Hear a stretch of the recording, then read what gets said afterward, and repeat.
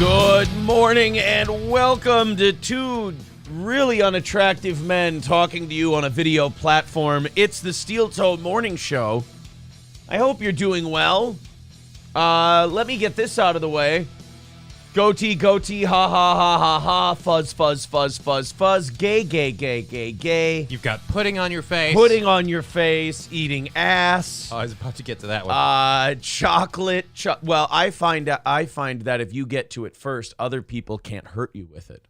I always found it was best to bring that up second. Yeah, just always. Number 2 was the way to go. Always get to it first so that they can't. Pride is for stupid people. Pride is for the weak. Welcome to the show. Oh my God, do we have so much? I have so many things written out to clip from today's show, which That's presumptuous. I know it's kind of a curse because if you write down 4 things, you're like, all of this is going to be great. Right.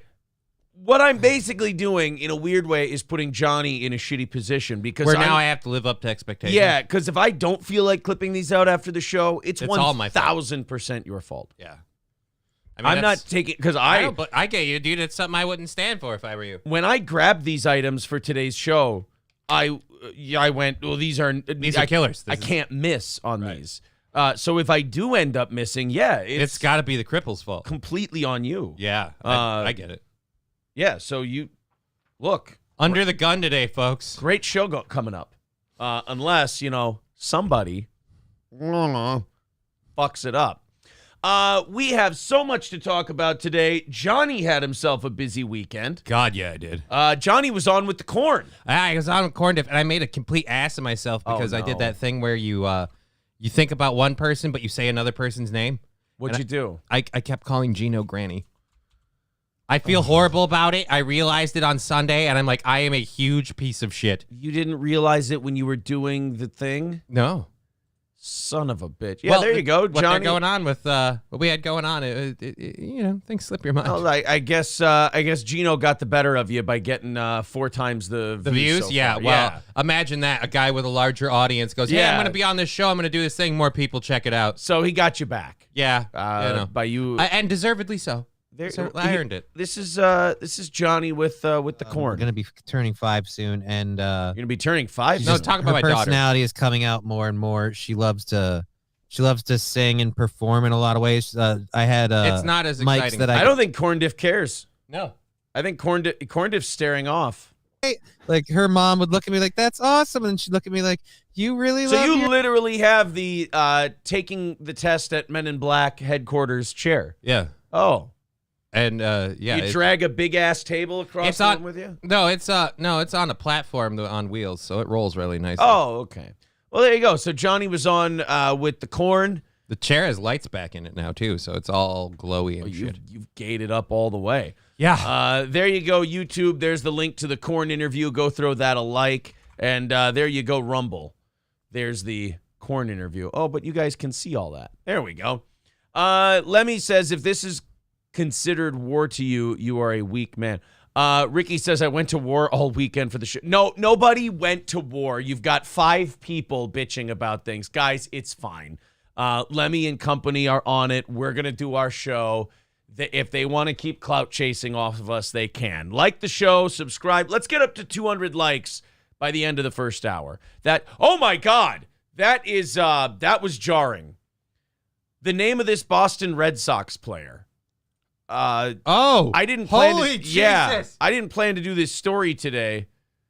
Enrique. Okay, no, it says it right there. Look, everybody. Look. We're not making this up. Look at what they call this guy. Now, I'm sure they pronounce it Kike because his name's Enrique. So I'm sure this Dodgers infielder's name is Kike. But it's jarring to see it spelled like that. I'm sure his agent doesn't approve. Oh, my God. Yeah, right?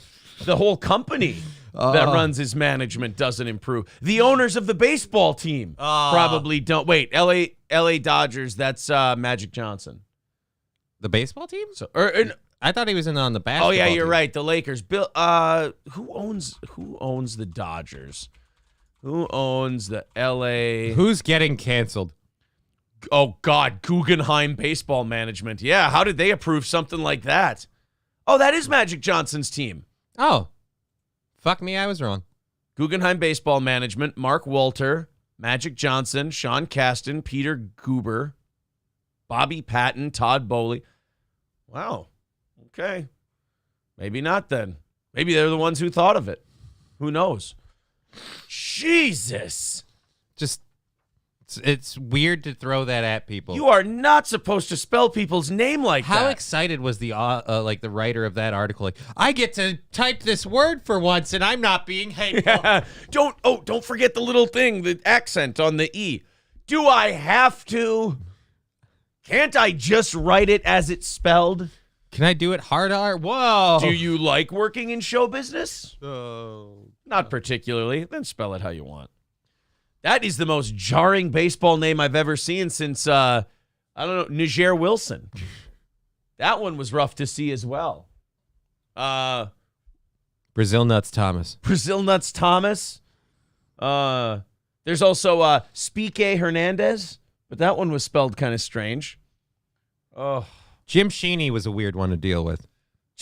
But that's a name. That's a last name. That's a last name. You can't fault the guy. That's a family for that. name. You got to carry that shit on. What are you going to do? There's so many that I just can't say. I'm just going through all of them. Who can forget the old third baseman for the San Diego Padres, Brian Niggums? Yeah. That was actually from a game that he was in. They go, and a ground ball to Niggums. Hell of a scoop. And the throw over to first is in time for out number one. The last statue says Brazil Toes Nickerson. Oh, yeah, you guys aren't going to come up with a million of these. Oh, yeah, I'm sure this won't get worse. Ryan the Garbage Man, yeah, one of the most it was an innocent player, but it didn't look innocent. Spade Jackson, spelled Spade. Yeah, that just seems weird.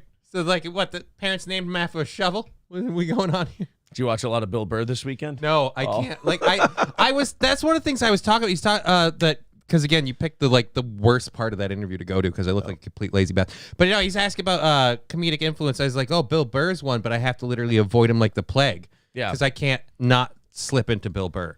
Stevie Lou says there was a guy named Coco Crisp, not a racial slur, but a cereal. He was a Cleveland Indian. Speaking of racial names that got changed later, when the Twins were winning their division titles, Coco Crisp played for the Indians, and better days for the Minnesota Twins. Didn't he have a wife named Cookie? Cookie Crisp? He did, yes. Coco and Cookie lived happily ever after a relatively successful career in Major League Baseball. Scooby Jooby Joo says, have you seen the French basketball player named Ho You Fat? Yeah, Ho You Fat's a real guy, too. All kinds of them. That was a weird thing to see right away in the morning. Jumped out at us. Kike Hernandez, definitely not spelled Kike. What do you do? That'd be funny if we're mispronouncing it in an attempt to be. Like, no, it's pronounced. Whoa. Yeah. Galloway fam, to answer your question, no. Become a member. That'd be fun. Let's talk about the other thing you had this weekend, which was you did stand-up comedy at a tattoo convention. Yeah, that's what we'll call it. It was an experiment.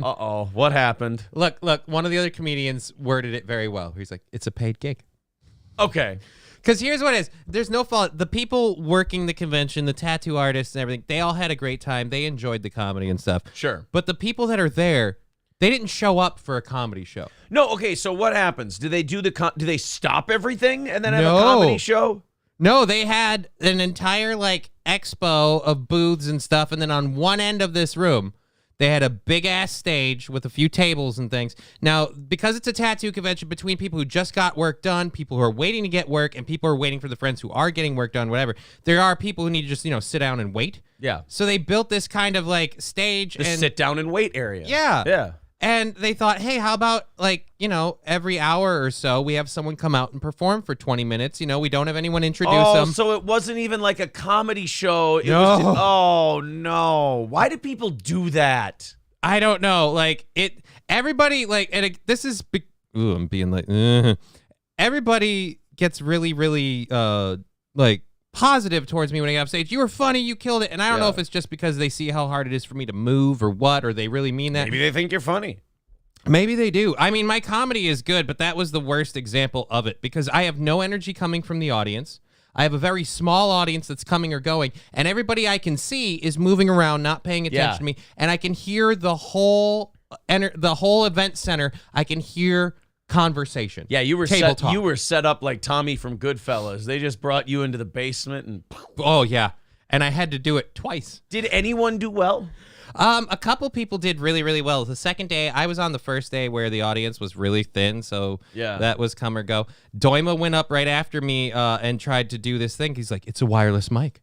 I'm going to go down and do comedy to the expo booth. So people were already like trying to think of gimmicks they could do to make kind this of not maximize suck. it. Yeah. And the best part was Doima starts doing it. He's making a joke. He's walking down. He's like, hey, man, this is a wireless mic. And we're going to move down with the people. And he gets down onto the floor. He's like, my goal here isn't even to make you laugh. It's just to make someone laugh too hard and ruin a $15,000 piece of artwork. And he starts walking around making jokes. Just don't. And like people were laughing and stuff. But like when he was really getting on a roll and it was going well, it's when it backfired, because then the artists are looking at him like, dude, don't. I'm working. And he's like, oh, okay. And he kind of like, he took the hint and he went back on stage. He did great up there. But it was just, day 2 was much better, but every comedian, like at the point, after your first set, your whole point was to make the entertainer table laugh. Why are we even doing comedy at a tattoo show? Like who worked that out? Who thought that was a good idea? I'm guessing it was the tattoo people. And again, they were very happy with the performances. Great. Everybody working there was very happy with the performances. And everybody got paid. Everybody got paid. The audience seemed to enjoy it. But like I said, the weird part is the audience were the only ones not in on the joke. Like, hey, we're going to have comedians performing while you look at people to doodle on you. Yeah, like, and these people are like, no, that's fine. I just came here to get a dragon on my ass. That's all I'm here for. Yeah, I'm good. Like that's the weirdest thing is like, if you're in a situation where you're like someone says, hey, a comedy show, and you're like, I'm good, that's not usually setting yourself up for success. And everybody there is like, I don't want to be rude to the performers, but I didn't come here for you. Like, it's a really weird thing. They had a what is it called? A sideshow performer. And that was the most painful thing of the entire thing. Ugh. Because the comedians, we all understood, like, this isn't an ideal setup for us. No. We're going to take lemon and make lemonade, and everyone did it differently.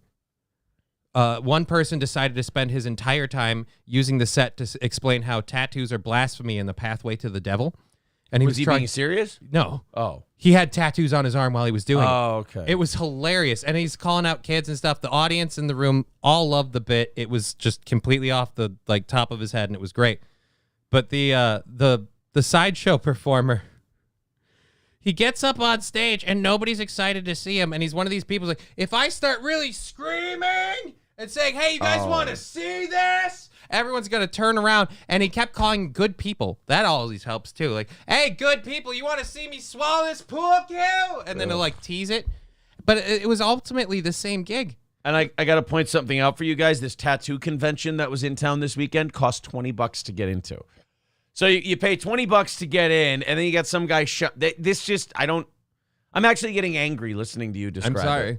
It was great to see the tattoo artists. The tattoo artists were great. I didn't get in to get a tat, unfortunately. I tried. But, it was fun. They had beer tasting and stuff later in the evening. They had a bounce house for the kids, which this is another thing that makes... So they just threw shit against the wall. This makes no sense. Yeah. Did it do well? I think for the tattoo artists, yeah. Every single one of them was booked solid. They had enough people and everything coming. Like I said, I couldn't get in to get one. By day 2, what is it? I came in 2 hours after it started on day 2. And on day 2, 2 hours after it started, every table had like piles of papers of people signed up to do tats. And it was all like, you could give us your name and number, and if we get time. But the artists, you could tell, are kind of burnt out from doing it for 2 days straight. And everybody's had lines, so they're taking extra time. So it's like, if you haven't gotten signed on already, it's kind of like, yeah, it ain't going to happen. Unless you're going with one of the tables where like, we're only doing pre-designed artwork that we've already printed. And I'm like, yeah, I didn't come here to get your tat. So we got tattoos over here. We got comedy. Hey, we got a sideshow guy. Hey, we got a beer tasting. Hey, we got bounce houses for those of you who want to permanently damage your skin and then let your children go somewhere while you take your eyes off them for an hour to get artwork done. I really hate this thing. Corn dip up in the chat. You got paid though. Yeah, I got paid. So you getting paid makes it all worth it, in my opinion. Oh, it was better than that. Not only did I get paid, I made a contact for a product I might start schlepping. And very good. And I hung out with our good friend Matt Wood a little bit. He was there. Matt as well. Wood's a good dude, yeah. And we were talking, and we did one of those things where he's like, "Hey man, you ever need any work? You let me know." And I'm like, "Dude, I have to work as much as I can. So if you ever need someone to work for you, you let me know." And it became a, "Hey, you get a hold of me." Yeah. And so now I don't know. There might be something there. He said he had somebody he wanted some work with. He's going to get a hold of me later. Who knows? There's the link in the chat to Johnny's corn diff interview. Very, very cool. Corn Diff's an amazing dude. I loved his Lego video. Wayne Kerr says, watch the corn diff video with Johnny. It was really good, except that weird egg chair. He has MS, but he's not 12. Hey, I upgraded to a real, legit, amazing, like gaming computer chair, and everyone asked for the egg back. So I gave the audience what they wanted. They wanted return to the show. And there you go. Everybody gets an opinion. I got to corner my first fighter. That sounds How did that go? That sounds really gay. There was a big boxing event at the Armory on Saturday. We dropped off the kids. We went to the Armory. We went to do the boxing thing, and yeah, I got to corner a fighter that I've been working with, that I've been sparring with, that I've been giving, good advice to, hopefully. Like right before the fight, did you just go, "Women weaken legs"? Oh, no, you do that in training before. Right. Yeah, okay. You give them the whole Mickey spiel. No, and 18-year-old southpaw heavyweight. My next, he weighed in at 208, and I said, well, shit, we're going to have you lose 6 pounds and go a weight class under. He fought a guy who was 265, he was a chunky guy. Okay, so he wasn't like built. He just there's a lot there. My guy's probably like 5'10", 5'11", 204, so he's kind of a tank. And he goes in, and you never know how it's going to work until punches start getting thrown. 2-minute rounds, about 45 seconds in, fucking drops the dude with a straight left hand. On the first round? And it was right what I taught him. I go, all right, this guy, we're gonna move our head. We're gonna do that. We're gonna keep our hands up. But I go, we're gonna give this guy is a little pop, pop, boom. We're gonna give him the 2 jabs. We're gonna give him 2 rights. He's southpaw. Jab comes with the right. I said, we're gonna give him 2. We're gonna throw his timing off, and we're gonna sneak that left hand in there. We're gonna disguise the left with the right. Boom, boom. Because what he's thinking is 1, 2. So you move your head based on that. But if you double jab him, you keep his head still. You throw off his pivot, and then he steps dropped into him. Just sent the guy flying backwards on his ass into the ropes, and I'm like, that a boy. And then he just kind of beat him around the ring for the rest of the 3 rounds. Didn't finish him. Okay. But got the decision, and we got the win. So and I will say this, a lot easier doing the training than the fighting. Yeah, and you finally got your first victory. The last one was a victory, and I don't care. I know, I'm just fucking. I don't care what them judges say. This is the man who won that fight. I watched those 2 movies, too. I got to watch Rocky with my boy for the first time ever. How did That's he like take it? A rite of passage. He loved it. He loved Rocky. But then we started Rocky 2, and he's like, Dad, are they going to fight again? Is he going to win? And I'm like, Bud, you have to watch the movie. It's He's like, journey. He goes, can we just watch them fight again? I want to see if he just wanted to watch the boxing scenes. So I think I have to maybe skip to the end of 2 and then watch 3 with him. Because remember, in 3, there's a shitload of boxing. Yeah. There's all of Rocky's title defenses. There's Mr. T beating him. Then there's all the training montages with Apollo. Then there's fighting with Mr. T at the end. So we'll see. We'll see. He, at 6 years old, I don't know if you really pick up on the intricacies of the Rocky side. Are you gonna try and? What if he starts wanting to be a boxer? Are you gonna be okay with that? Or? Oh yeah, I'll help him out. If he actually wants to do fights, like I'd rather he waited till he was 18, but we'll see. We will see. It's way too early in the game for that. I'm not going to ever get used to seeing that Red Sox baseball player's name. No, I saw it again, too. I'm getting ready to do our first story today, and oof. Oh, you know what, Granny? I'm sorry. Yeah, you're right. I just spoiled Rocky for everyone. Oh, no. For all of those of you who haven't found a time to watch that movie I'm really sorry for spoiling Rocky 1 and 2 and Rocky 3. I'm pretty sure I saw those movies before losing my puberty. I'm just... Before losing your puberty? Yeah, or virginity. Yeah, Jesus good job. Christ. Rostog's Broken Spirit says Clubber Lang versus Ivan Drago is the fight I wanted to see. Isn't there like one of the Rocky video games where you get to have all the guys fight each other, like all the people? I think it's Rocky Legends or something like that. But yeah, I don't know, man. Rocky 3 might, now that I think about it, might be the best one. A lot of people say Rocky 4, but that's like a Cold War action movie. Yeah, that's just because everyone enjoys the Rocky versus Drago showdown. Everyone thinks Rocky 4 and they just hear In the Burning Heart and they just get really excited. Two worlds collide, rival nations. And then you get all pumped up to watch us beat up those evil commies. But Rocky 3 might be the best because there's a shitload of boxing in it. Mm-hmm. There's a story arc, like Rocky was a protected champion. He's not for real, gets the shit kicked out of him, has to fight his way back. Apollo's there. I'm sorry. I am spoiling the shit out of Rocky. If you haven't watched it yet. You've only had 40 years to see that particular one. Because I think Rocky 3 was, 1980? So, yeah, you've only had almost 45 years to watch Rocky 3. My fault. Stevie Lou says, did he laugh at the take her to the zoo scene? No, but that is one of my favorites where Gazzo's talking to him about, hey, you got a date with that girl from the pet shop. Yeah, I do. Oh, how did you know that? You don't think I hear things? Hey, Rock, you should take. I hear she's retarded. Hey, why you got to talk like that? Hey, Rock, take her to the zoo. I hear retards love the zoo. We do. And then, you know what I find funny about that? And I noticed this because I watched them back to back, and I'm sure I've noticed it before. Yeah. But the guy in the car says retards love the zoo, and then he's mad at him for that. Don't say that, blah, blah, blah. And then in the next movie, where does he propose to Adrian? At the zoo? At the zoo in front of the tiger. Oh, maybe like a lady tiger, you know?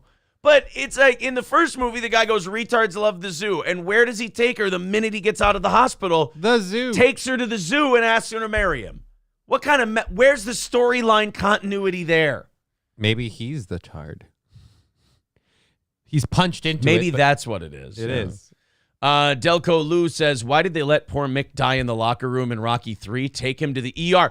I always wondered about that, too. I'm sitting here like, Rocky, before the fight, you have Rocky sees Mickey get thrown into the post, and he has the heart attack.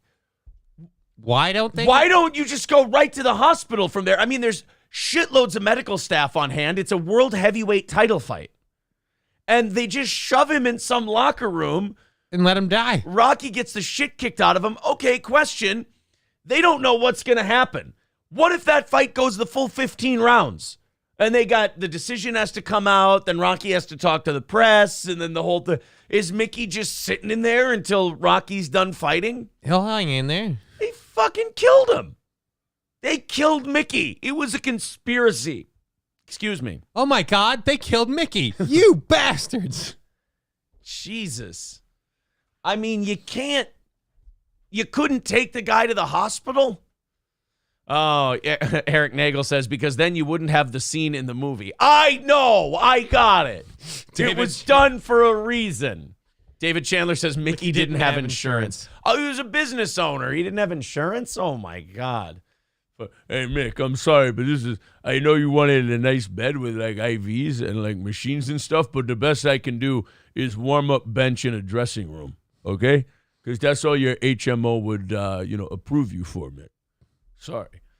And after that, we got to talk about this copay. It's like, it's the way they had Mr. Denslow die in Basketball, only this wasn't a comedy movie. Like, at least with Mr. Denslow, it was, the hot dog's going in, the hot dog's going out. He's looking at. But with this one, it was just they did it on purpose. You might as well have had Rocky pushing a hot dog in and out of his throat. Well, Ross Dog's Broken Spirit says, Mr. T offering Adrian a good time at his apartment is an underrated scene. I don't know. I thought that was a really good scene. I thought they gave that the respect it deserved. Balls Deep says, gotta pay your premiums. Yeah. Premiums. Michael B says, Mickey just did a reverse mortgage also. Oh, no. Well, that's one way to cheat the bank on the reverse mortgage, right? Look, I wouldn't push a single reverse mortgage if I thought it was cheating even one professional fighter. Look. This isn't my first rodeo. And I wouldn't advise you to get something if I thought you were a world heavyweight championship trainer who was going to be murdered. That's the other thing. Mr. T clearly murdered Mickey. There is no investigation. There is no court case. There is no nothing. Mr. T. He's just let out without bail. Oh, my God. It was a sign of things to come. He's from Chicago. Holy Clubber Lang. Jesus. Clubber Lang is from Chicago. I didn't know that part. At least don't remember. Mr. T shoved an elderly man into a post, triggering a heart attack. That man dies. At the very least, that man is like processed. Yeah, that's manslaughter. You may not end up charging him. You may not end up going through the process. Charges may end up being dropped. But you at least bring that man in. He killed a fucking guy. Yeah, you gotta fingerprint him and everything. Oh, but nope. He just wins the World Heavyweight Championship, makes millions of dollars, and then goes about his business. Eric Nagel says he should have had the alien robot from Rocky IV to defibrillate Mickey. Well, unfortunately, they didn't have that technology yet. That would be 2 or 3 years later although, wait a minute. Aren't the events of Rocky IV led you to believe that they take place immediately after Rocky III? Because you have the Apollo-Rocky sparring match afterwards. And then they played that one back into Creed when they go, they say there was a third match between you and Apollo. Who won? And what did Rocky say? I don't know. I didn't watch Creed. Apollo won. Apollo won the third one. Yeah, because Rocky's still the world heavyweight champion in Rocky IV. And he vacates the title. He gives up the belt to go and avenge Apollo's loss. Death, shall we say. Shane F. says, why didn't Rocky just bang Apollo after they both lost to Clubber Lang? Cuddle, end of scene. Hey, Apollo never lost to Clubber Lang. Rocky 1 is the best because without that, we wouldn't have Rocky 3. I mean, okay, fair logic, I guess.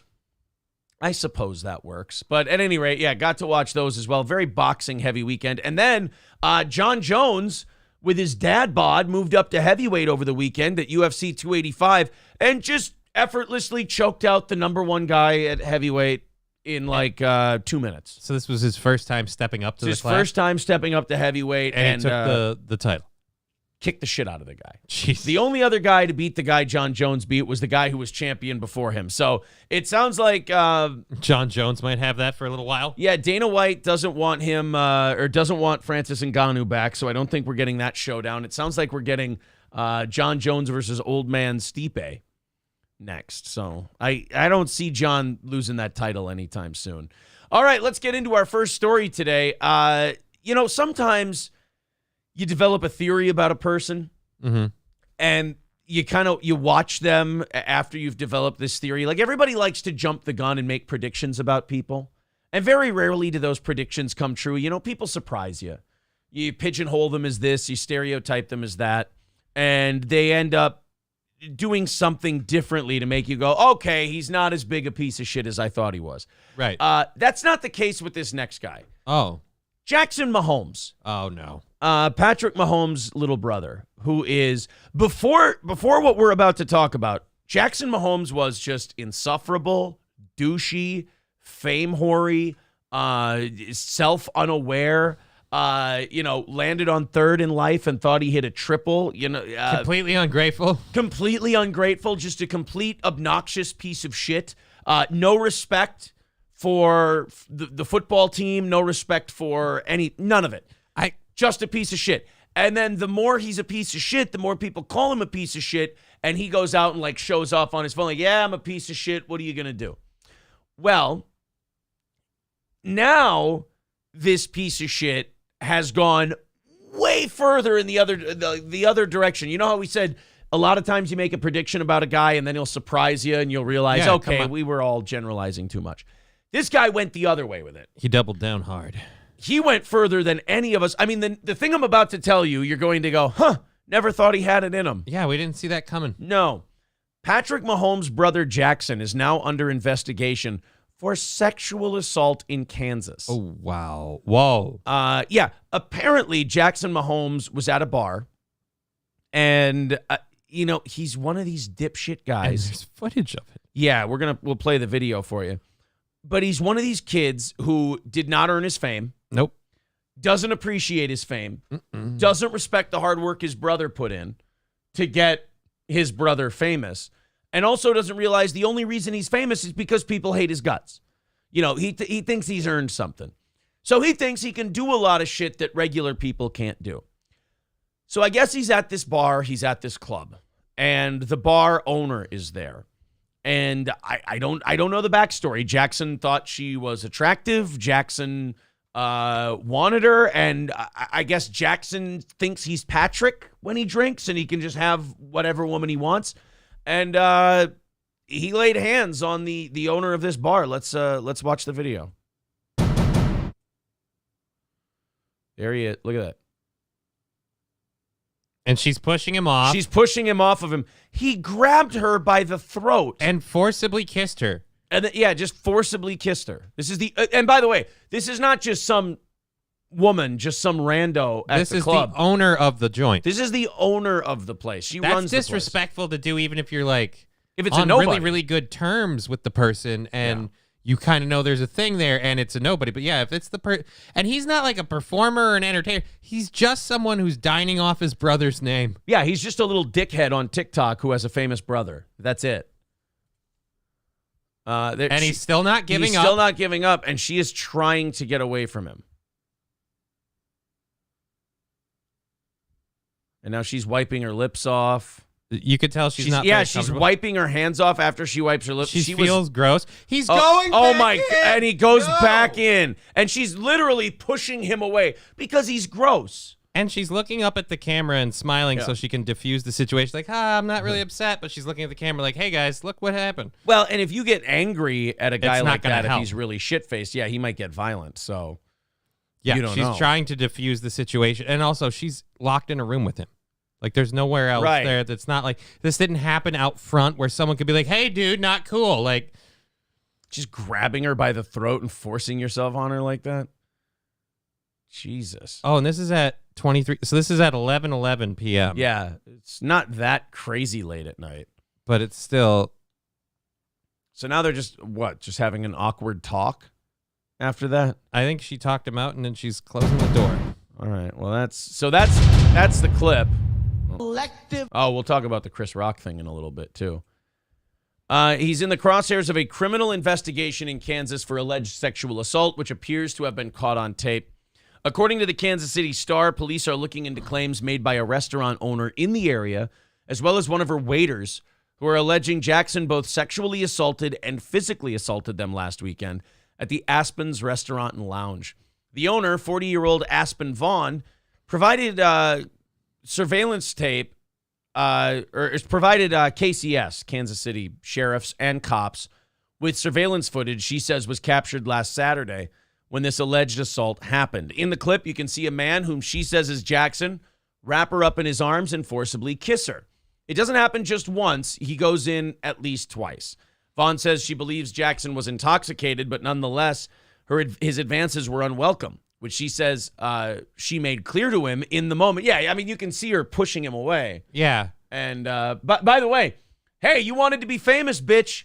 Here you go. You're famous. You're famous. This is part of it. You act like an asshole. You're going to meet stiffer. I think a lot of times you're going to meet stiffer consequences because if this was a nobody at the bar, she might just throw his ass out. Yeah, you're not coming back here anymore. We don't like you. But now all of us get to get in on this story because there have been plenty of people with their knives out waiting for a reason. Right. And that's the problem. When your whole thing is you want to be a heel, when your whole thing is, oh, yeah, you hate me, haters. Come on, hate me. When you make that your whole persona, get ready for the haters. You'd better live like a monk because everyone's going to be just watching tick, tick, tick, tick, tick for you to fuck up. And when you fuck up, they're going to, like you said, the knives are going to come out and they're not going to stop. I just feel like Patrick Mahomes is like so cool and successful and everything that like all of the negative shit on his side just kind of came over to his brother. And his brother just kind of, it's like a yin and yang thing. I mean, he does. And by the way, when you look at the kid, like me personally, I just kind of see like little douchebag.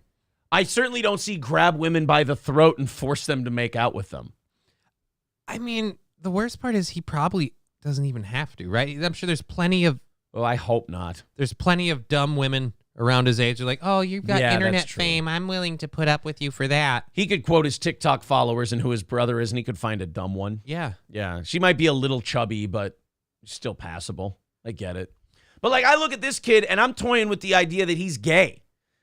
So I see this, and I'm like, okay, I knew that this kid was going to fuck up eventually. I didn't think he was going to fuck up with a chick. That's his best way to defend himself. No, it wasn't me, Your Honor. Clear. I'm not into women.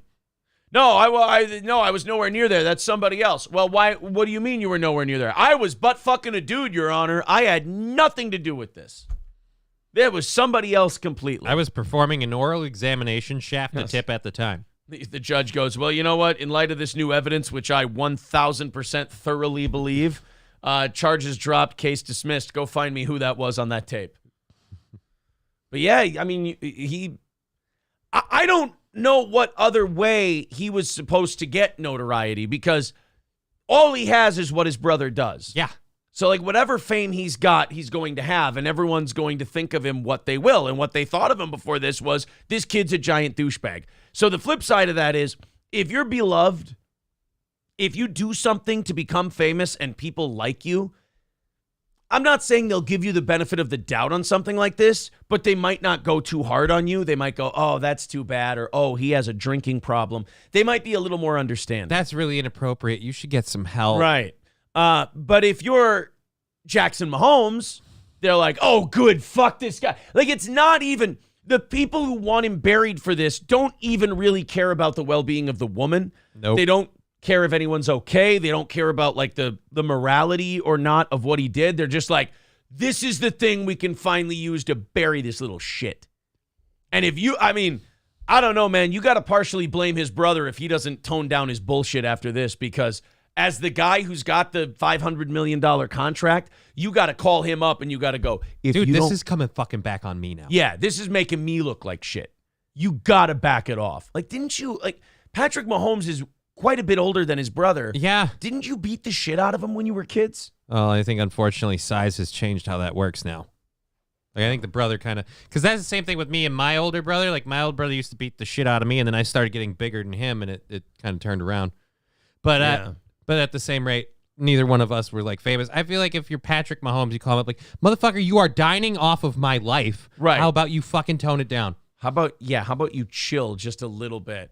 Brown Candy says he doesn't call out his brother because then he'd have to call out his wife. They both act the same. I mean, in fairness, his wife is just really obnoxious. Yeah, I don't think his wife is sexually assaulted. Yeah, she's not over there, like, grabbing bartenders' cocks and shit and getting thrown out of bars and stuff like that. I mean, his wife is just really annoying. Yeah, his wife just goes on the internet and goes, we kicked your guys' asses and you were all haters. Like, she finds a way to make the Chiefs shit about herself. Yeah. Which is obnoxious and it's hateable. She's a shitty super fan. Yeah, she's a really shitty super fan. But Jackson Mahomes is like a little piece of shit. Like, he's not just, oh man, he annoys me. He's like, He's the textbook fuck up brother. He's the would he be Al Donnelly or Mike Donnelly? He's Mike Donnelly from Black Sheep. Okay. He's just always fucking up, constantly screwing up, and then finally, I'm sure there's been people in Patrick's ear who have told him, this kid's gonna burn you bad one day. Like, you gotta get this shit under control. Big Boss Sperm Producer says, Citizen Manipulative made a joke. I don't care what the mods do, Big Boss Sperm Producer. If they thought somebody was fucking around, then they were fucking around. Don't bring it to the show, buddy. We're just trying to do a show here. So now the waiter alleges that Jackson and his crew shoved this guy out and told him to scram. Oh, watch your them's fighting words. Apparently, Jackson frequents this place a lot, and the owner's stepdaughter. At least that's what she's saying. But in this case, she claims he crossed several lines. Vaughn says she and her hubby kicked Jackson and his friends out after the forcible kiss, and that the cops were called shortly after. As far as we know, Jackson hasn't been arrested yet, but his attorney has spoken out and defended his client, saying he's innocent. Quote, Jackson has done nothing wrong. That's not what it looks like. Our investigation has revealed substantial evidence refuting the claims of Jackson's accuser, including the statements of several witnesses. We have reached out to law enforcement to provide the fruit of our investigation so that they may have a complete picture. of the manor. Like, look, don't you just really want to? He's so easy to hate. Yeah. Just that, like the fact that this is a shared picture. Yeah. Nothing about this is like the world needs to know. This is just look at my cool kitchen. Look at me That my brother bought me. Yeah. I really don't like him. I would love it if whenever because I don't think he doesn't ever get like interviewed or talked to publicly, right? It's all his TikTok and all that stuff. Like no one ever interviews. So. He's never in a situation where someone could be like, "So have you ever accomplished anything on your own? Like just fucking, have you ever actually done anything?" I really hope not. I hope nobody. I hope nobody with a show goes, you know, who do I want to interview Patrick Mahomes' brother. I need Jackson Mahomes. I hope nobody's ever uttered I just those mean words. like a, you know, like when they're interviewing the team for winning and stuff, and the people down No, there. no, Patrick. no. Like I'd love it if like an ESPN person, like Jackson Mahomes' brother, or Jackson Mahomes comes in and just, yeah, but by the way, why are you here? Have you ever accomplished anything? Yeah. And just fucking pitch them. What are you doing here? If I type in Jackson Mahomes interview and there's something, I'm going to be mad. Jackson Mahomes interview. Jackson Mahomes talks about his love life, calls out Alex Earl, talks TikTok and more. On Adam's Apple. On Adam's Apple. It's got 1,700 views. Oh, wow. Add like 5 or 6 zeros, and that's what his brother's interview's going to get. For you, man. Obviously, you're blowing up right now. What's going on in your world? What are you working on? He's not blowing up right now, and I understand the interviewer has to suck his dick a little bit. He's not blowing up. If his brother throws 25 interceptions and tears his ACL next year, this kid's nothing. You answer. Big things. A lot of stuff that's starting in the next couple of weeks with him. And Who the fuck are you? Is that the mom? I have no idea.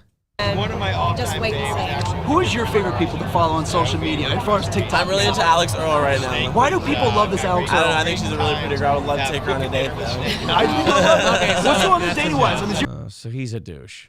I'd love to DMs take blowing it. up? Are people going crazy for you? I like to keep those to myself, but Her there's- personality. And I like to keep those to myself, but it's pretty fun. I hear it. What's the How do you talk that gay and you're that into pussy? No, I don't believe. You know what? Now after hearing him talk for 30 seconds, I don't believe that's him on the tape. This is the evidence they were talking about. We've had some evidence and Yeah. some witness.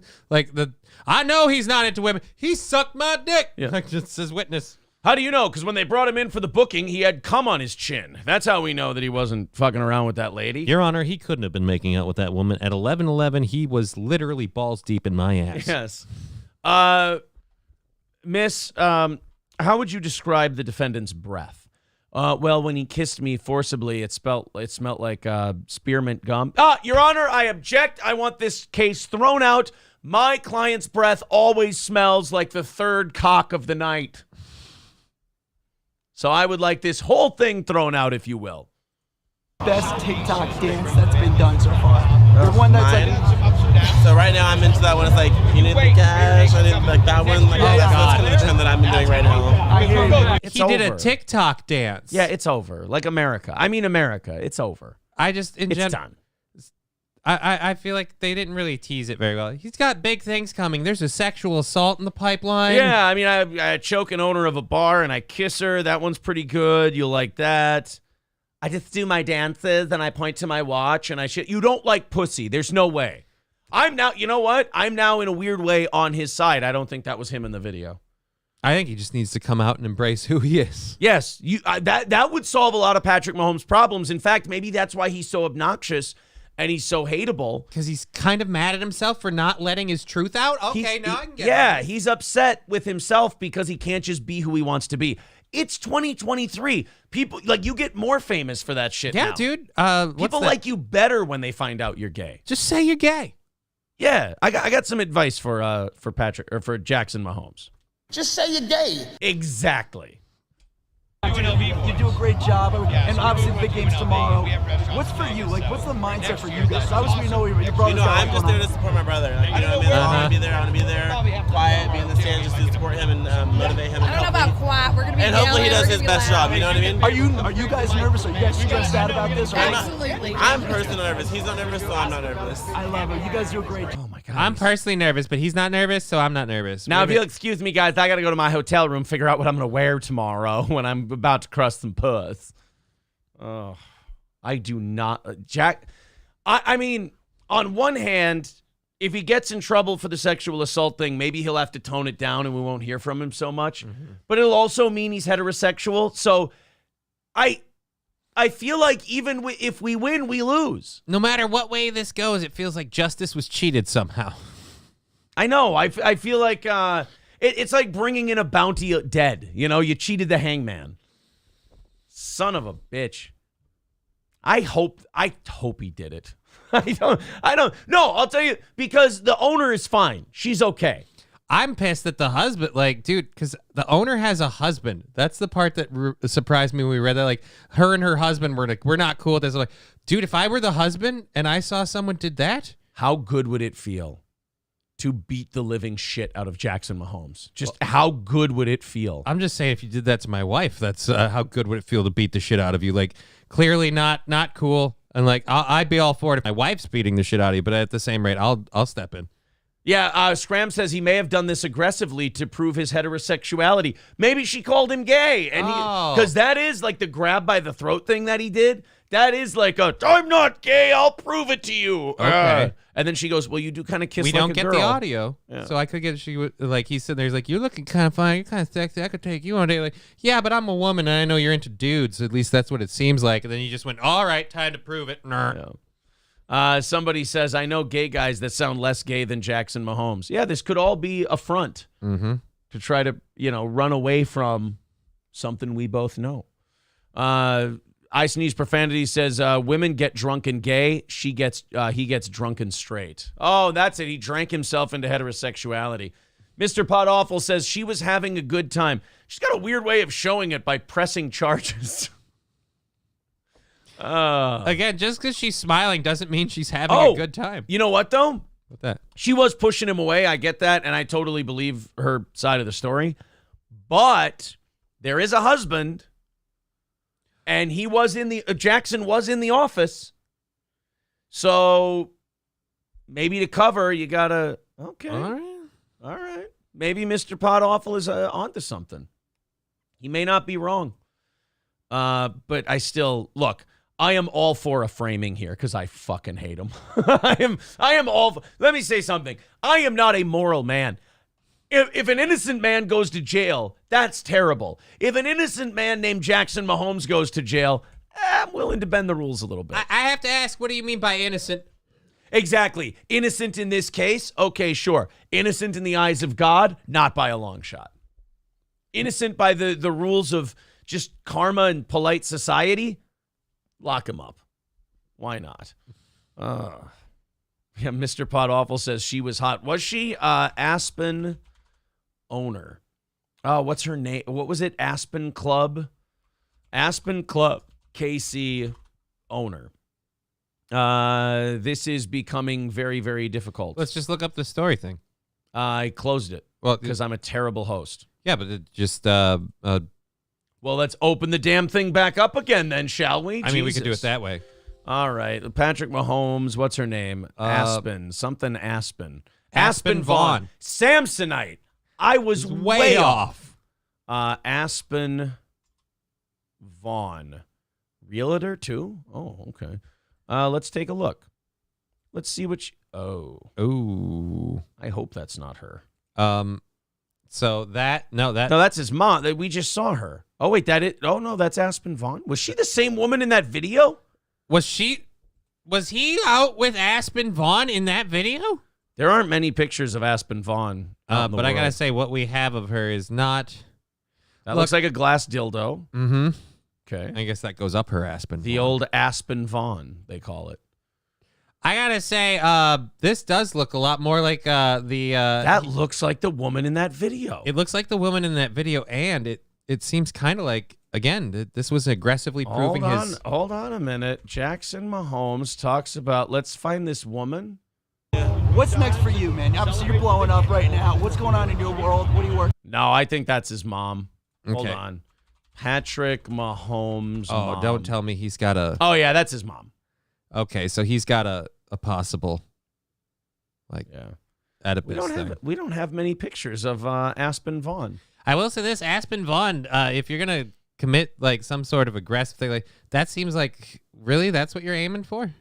I mean, that's a big hole to dig for that reward. Look, I'm going to go with, I think I'm going to settle on he's trying to prove he's not gay. I would agree with that. Yeah. And maybe she kind of made some insinuations and he had to prove himself. I will ask this question. Why was he in her office? He's trying to get her husband's number. Maybe that's it. Okay. And then, oh, yeah, he kept trying to get the husband's number, so she kept inferring that he was a homosexual. And then he had to prove, like, no, I'll make out with you too. So then he grabbed her by the throat and kissed her multiple times. Okay, it's all starting to come together. All right, that's the story we're settling on. Because he figured out, worst case, he can work it into a menage, and then he can still get in on that guy. Perfect. All right, guys, don't worry. We figured it out. It was he was looking for the husband's phone number because he likes to crush man ass. And then she accused him. And by the way, this is all theoretical. These aren't facts. This is just our reenactment. She accuses him of being gay. He gets really defensive because he's not ready to be out yet, even though we're all thinking it. Mm-hmm. Wouldn't surprise any. It would be like when Clay Aiken came out. You know, who gave a shit? We already knew. When Clay Aiken came out, it was like when a celebrity dies and you thought they were still alive, or you thought they were dead already. I mean, and you're like, oh my God, dude. You're like, oh my God, I didn't know they were still alive. Like when Clay Aiken came out, you went, oh my God, I didn't know he was still in the closet. Horrible job of hiding it. Same thing with like Lance Bass from NSYNC. Hey guys, I'm gay. Yeah, you're literally the only person who thought that we didn't know. The rest of us, we've been on that. Oh my team God, did you just find out, or are you just comfortable telling us now? Because if you just found out, dude, we could have saved you years of time. We just always read the internet comments. They've been saying it forever. We always thought it was a wink and a nod kind of a deal in every music video. We were like, oh yeah, that guy likes dick. Yeah, you know, like they're all saying I want it that way, and we know the way you want it is man ass, and that's fine. Wrong goddamn group, you piece of shit.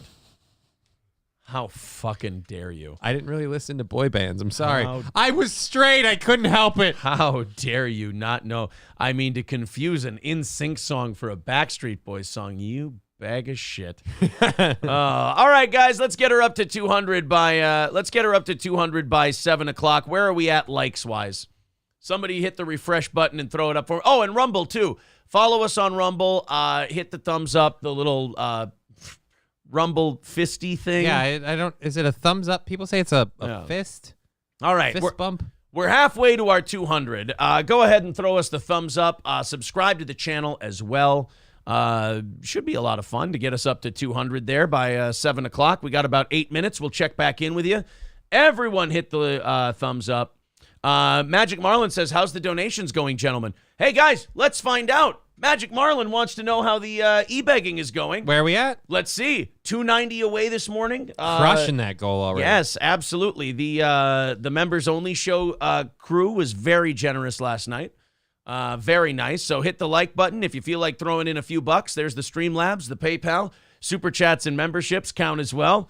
I know you guys like that, so I like throwing it out to you. You're welcome. Let's check in on Ohio, shall we?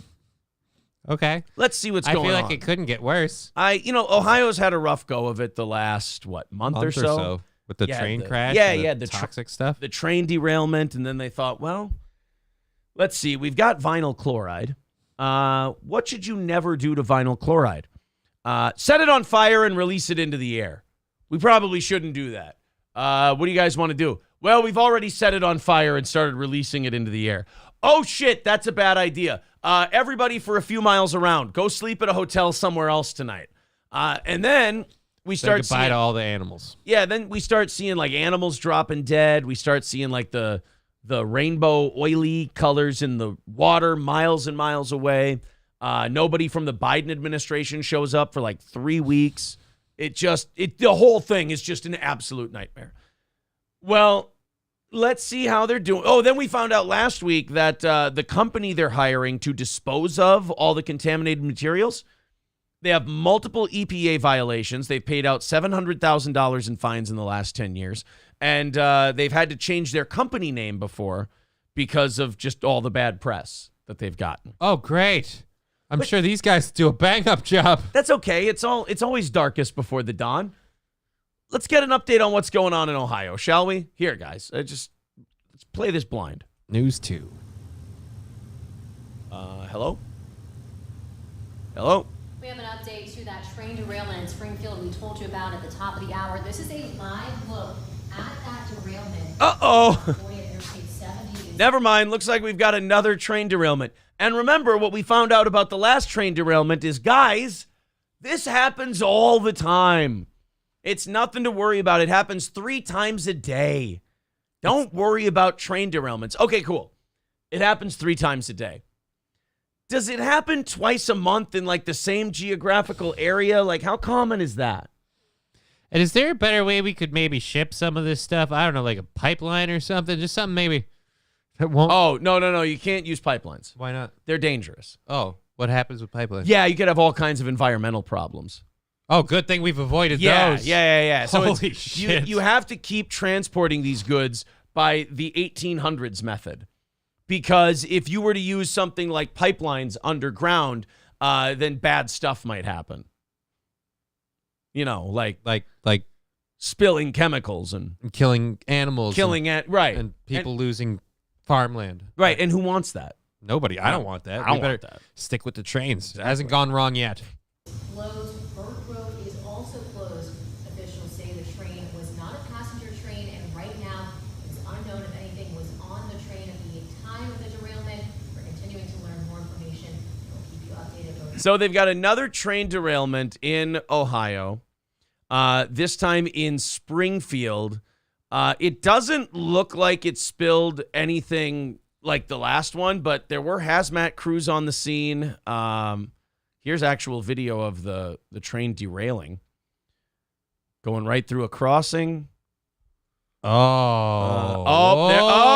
it goes. Oh, no.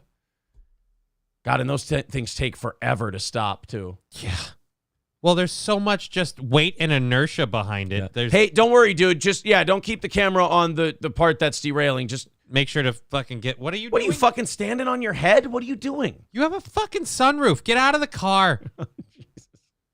So, another train derailment in Springfield. And by the way, if this one goes badly, we'll never know. Oh, like, yeah, they're not going to admit anything now. They're done, yeah. They had hazmat crews on the scene when it happened. But at the same time, because they were in the neighborhood. Yeah, they were already there. I mean, they were picking up a pizza and they figured, "Fuck it, we're here." Wes. Yeah. Oh, what? We had another train derailment. I'm already dressed from the last one. We were taking water and core samples. We can be over there in 5-10 minutes if you want. Oh man, Jesus. Well, hey, that's a different one. That's a new train derailment. Okay. And remember, they happen all the time. You know, these train derailments happen, like we said, 3 a day, 1,000 a year. Not a big deal. We'll get this one cleaned up. We'll get the trains back on the tracks, and we'll be good. So let's check and see how things are going in East Palestine, because that one happened a month ago. So we got to be ready by now. Ohio needs some good news. The president of U.S. railroad unions told Biden administration officials that rail workers have fallen ill at the Norfolk Southern derailment site in East Palestine, Ohio, in a push for more train safety. This kind of reminds me of that scene from Basketball. It really does seem to be raining shit on the state of Ohio. Leaders from 12 unions met with Transportation Secretary Pete Buttigieg and Amit Bozy, is that his boyfriend? Administrator of the Federal Railroad Administration in Washington, D.C., Wednesday to discuss the derailment, aftermath, and needed safety improvements. I believe also Captain Hindsight was at that meeting as well. Probably just as useful as Pete Buttigieg. It's almost like we got rid of all these safety laws, and then we started having unsafe issues on the trains. They never should have gotten rid of those safety laws. They should have had those back in place. They never should have set the cars on fire. They shouldn't have leaked all those chemicals into the air and water. Thank you, Captain Hindsight. No problem. He's going to be the next transportation secretary. My hope is the stakeholders in this industry can work towards the same goals related to safety when transporting hazardous materials by rail. Well, hey, thank God that guy's hoping, huh? All right. As long as hopes and prayers, people, we'll get it done. What would we do if Mike Baldwin, president of the Brotherhood of Railroad Signalmen, wasn't hoping? Of all the things that have happened in this East Palestine, Ohio thing, you know what we've been missing? Hope. I think we've finally put the final piece to the puzzle together. Today's meeting is an opportunity for labor to share what our members are seeing and dealing with day to day. The railroaders' labor represents are the employees who make it safe, and they must have the tools to do so. I mean, in fairness, it's really hard to give them the tools they need when the people in charge don't even know what the hell's going on. Like, they don't know what's in the air. They don't know what's in the water. They don't know what's in the ground. None of it. So how are you supposed to give them what they need when you won't even tell people what the hell it is? Half the time, it seems like you don't even know. Yeah. Captain Downside has Down syndrome. No, Captain Hindsight. Totally different. Gutierrez. What, no South Park fans? All right. Go ahead, hit the like button. If you feel like chipping in, please do. As we said before, 290 away from today. So that, look, checking in on Ohio. We got people getting sick still in East Palestine. The workers are getting illnesses. This is going to be like 9/11, where like years later, guys are like, I worked down at Ground Zero and I've got a spot in my chest about the size of a silver dollar. What do you want me to do? Like, I don't know. To be honest, we've never seen anything like that before. And the worst part is this whole thing, could have maybe, I don't know, been avoided. Right. Was there any other way to dispose of the tankers stuff? Honestly, I think scooping it all up into Tupperware and just handing it off to somebody might have been better than what they did. Like, did we have to set it on fire? Like, I remember something about an explosion. Like they were worried about an explosion or something. Because they would have sent shrapnel flying for miles. Yeah. So couldn't we have taken the stuff out of the tankers and put them into other? At this point, dude, a vacuum cleaner sounds like it would have been a better deal. A shop vac. None of you had a wet dry vac? Yeah. Jesus. A shop vac could have done a better job, I think, at this point than the people in Ohio did. Hey, we've got noxious chemicals and they're lining the ground. What do you want to do? Any way we can set it on fire and release it up into the air? That sounds like a really bad idea. We really don't want this explosion. It would send shrapnel around and the chemicals would disperse. Oh, let's just turn it into an aerosol. Yeah. Won't go anywhere now. Good luck to the people of Ohio. But if there's ever been more needed proof that God doesn't give a shit about Ohio, it's this East Palestine train derailment, because nobody is helping them. Everybody is fucking up at every turn. TDR Shit Show says, watch the Perry interview yesterday. Great interview. Thank you. Yeah, we have the Perry thing up there. Go check that out. And when you watch those clips, make sure you leave a thumbs up. That's incredibly helpful. Thank you guys so much. If you're on Rumble, go ahead and follow there. If you're on YouTube, subscribe there. Thank you guys very much. 290 away from doing overtime today. And how close are we to 200? We're at the end of the first hour. We like to be at 200 likes before the first hour is up. So let's rally it up a little. 130. Oh, guys, get going. You've got this. Got solid numbers. Got a couple hundred over on Rumble to add to this total. Keep hitting like. Fire off that thumbs up. Keep hitting refresh. Keep letting me know where we're at. Let's get to 200. It's great for the algorithm. It helps the show. It helps with all of that stuff. It helps more people find Steel Toe. We got to keep this thing growing, guys. Mick Luck says, take my like. All right, 135. Get her up to 200, boys and girls. That's where we like to be at the end of the first hour.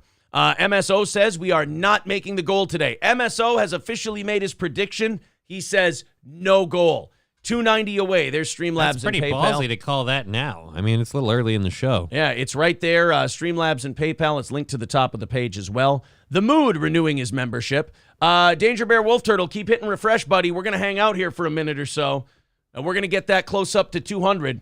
Everybody hit the thumbs up. Thank you to Lip Ripper for 290. He says, goal smashed. Oh, I'm sorry. Different 290. But thank you. Thank you very much. I like the spirit of what you're doing. 145. People saying F-U MSO. Some people still haven't figured out MSO's gimmick. His gimmick, yeah. Quite yet, no. 150. All right, keep those likes coming. Keep them going up. 153 up to 200. Let's do it. Great for the algorithm. Great for the show. And if you're a big fan of the show and you haven't hit subscribe yet, absolutely hit subscribe. Let's pump that like number up to around 200. Keep her going, boys and girls. Boomanis with $5 says, get those likes up and we will make overtime. Absolutely, sir. 285 away. Stevie Lou says, wait a second. Has MSO ever predicted you will make the goal? Hold the phone. It's almost like it's a bit. Yes. All right, guys, we're getting to 160. We're over 160 in likes. Get them to 200. Don't be lazy. Hit that thumbs up button. Let's get her moving. We're over 160. Keep it up. And over there on Rumble, you do the same. Thank what do you you very say? much. Thank you, guys, very much. We got to get to 200. I got to keep doing a show here, but you guys keep us going. Joe Rogan's dad. This is another one we had today that we'll end up clipping out. Joe Rogan's dad has been going hard at Joe for a while now. Well, Joe has been pretty open about his upbringing. Joe, I guess, didn't have... according to Joe, Joe did not have a good father. He's accused him of being abusive towards the mom, walking out on them. He's never had a lot of good things to say on his wildly popular podcast about his dad. Some people, they can only take so much of that shit before, Well, maybe don't watch the show, Joe's dad. Clearly not for you. Well, he's gone on, I think, TikTok now, TikTok or YouTube, and he's decided that he's going to fire back at Joe. I would have thought that when Joe was a tiny podcaster doing this in his living room with shitty mics, that would maybe be the time to counter this. Maybe not when he's become the biggest broadcaster in the entire world. But at least, you can strike back with the social equalizer that is TikTok. That is TikTok, yeah. So this is Joe Rogan's dad, and the guy, he does look like wrinkled, age-advanced Joe Rogan. There's clearly a resemblance. There's a resemblance Yeah, there's there? a resemblance there. And he basically now just, cuts wrestling promos on his son. So let's check it out. His dad and his sister have been pointing the finger and going hard at Joe. Here's a sample of it. Lied about me. Your father. If you lied about your father, what do you give up the world? I'm tired of it, Joe. I just had enough. If you can't talk to me face to face, you're a punk ass. You know what? Joe is completely out of line. To call this man somebody who has anger issues and is overly aggressive, completely out of line. Yeah, I can't. He just seems like a good salt of the earth guy. I couldn't see someone more mellow if I tried. No, this just seems like a real measured individual who just wants to talk to his boy about something little. This is the embodiment of tranquility. Yes. And why are we decked out head to toe? We're addressing our son publicly, and we're just decked out head to toe in Steelers gear. Did he just do this after the game was over? Hey, I'm going to address the shit my son's been saying about me for the last 15 years. We got an onside kick coming. I can't just do it now. He didn't know about it until the tailgating after the game. Hey, have you heard what your son's been saying? What? I'm going to fucking stop that punk ass. Yeah. Get me on TikTok. Get me on TikTok. I'm not even changing first. That's all you are. You got all the money, everything, but you know what you don't have? You don't have no heart, and I'm going to tell you something else you don't have. You ain't got two balls. Wow, breaking news. Joe Rogan has one testicle. He does not, look, it's his dad. His dad would know. Does not have two balls. His dad took the other one. By the way, I love when people do this. You should talk to me, Joe. You piece of shit. You chicken shit nutless wonder. Why don't you talk to me? Why don't you communicate with me face to face? You piece of monkey shit. You little fuckface. I hate your guts. Why aren't you talking to me? It's oh my God. Is Joe's dad on Reddit a lot? I have no idea. Sounds like a Reddit tactic. I fucking hate you. Why won't you talk to me? Because I'm watching you lose your mind. I can't stand that you're saying all this shit about me, saying I'm a horrible person. Why can't we have some communication, you fucking punk ass? You got no dick. Why won't you talk to me, you dickless asshole? I don't know, Dad, because maybe people are watching you be the thing I've been claiming you are for the last 15 years. Oh, you got all the money. You got all the fame. You know what you don't have? You don't have any heart, you fucking testicle-lacking son of a bitch. Okay. All right, great. Good. Yeah, this is the kind of video that makes Joe pick up the phone and go, Dad, you seem upset. What's going on, man? Talk to me. Oh, nothing. Just watching my son be a worthless piece of monkey shit with no balls of dick. You eunuch. Dad, I got to go. Does that flaccid member even there? Or did you cut the thing off already? I want to talk to your father because you couldn't handle me. 81 years old. Well, no, it was actually when you were 40 years old and you were punching him about the head. That's what he couldn't handle. I'm sorry your son couldn't take a punch at an early age. But don't worry, he's been working, and I think his ground game has improved. So Yeah. if nothing else, he can handle you now. Aren't you going to thank me, Joe, for getting you into jiu-jitsu? It was you not being able to move your head when those punches were coming at you that made you go into martial arts. And I don't even get a thank you. My knuckles still hurt, Joe. You have a career right now because I was willing to punch you in the face. Yes. I did the things other dads wouldn't do for the sons they loved. You couldn't handle this guy right here. And when you said I beat up kids, I beat up other women, Joe Harrison was, when you farted in your house, they knew next door.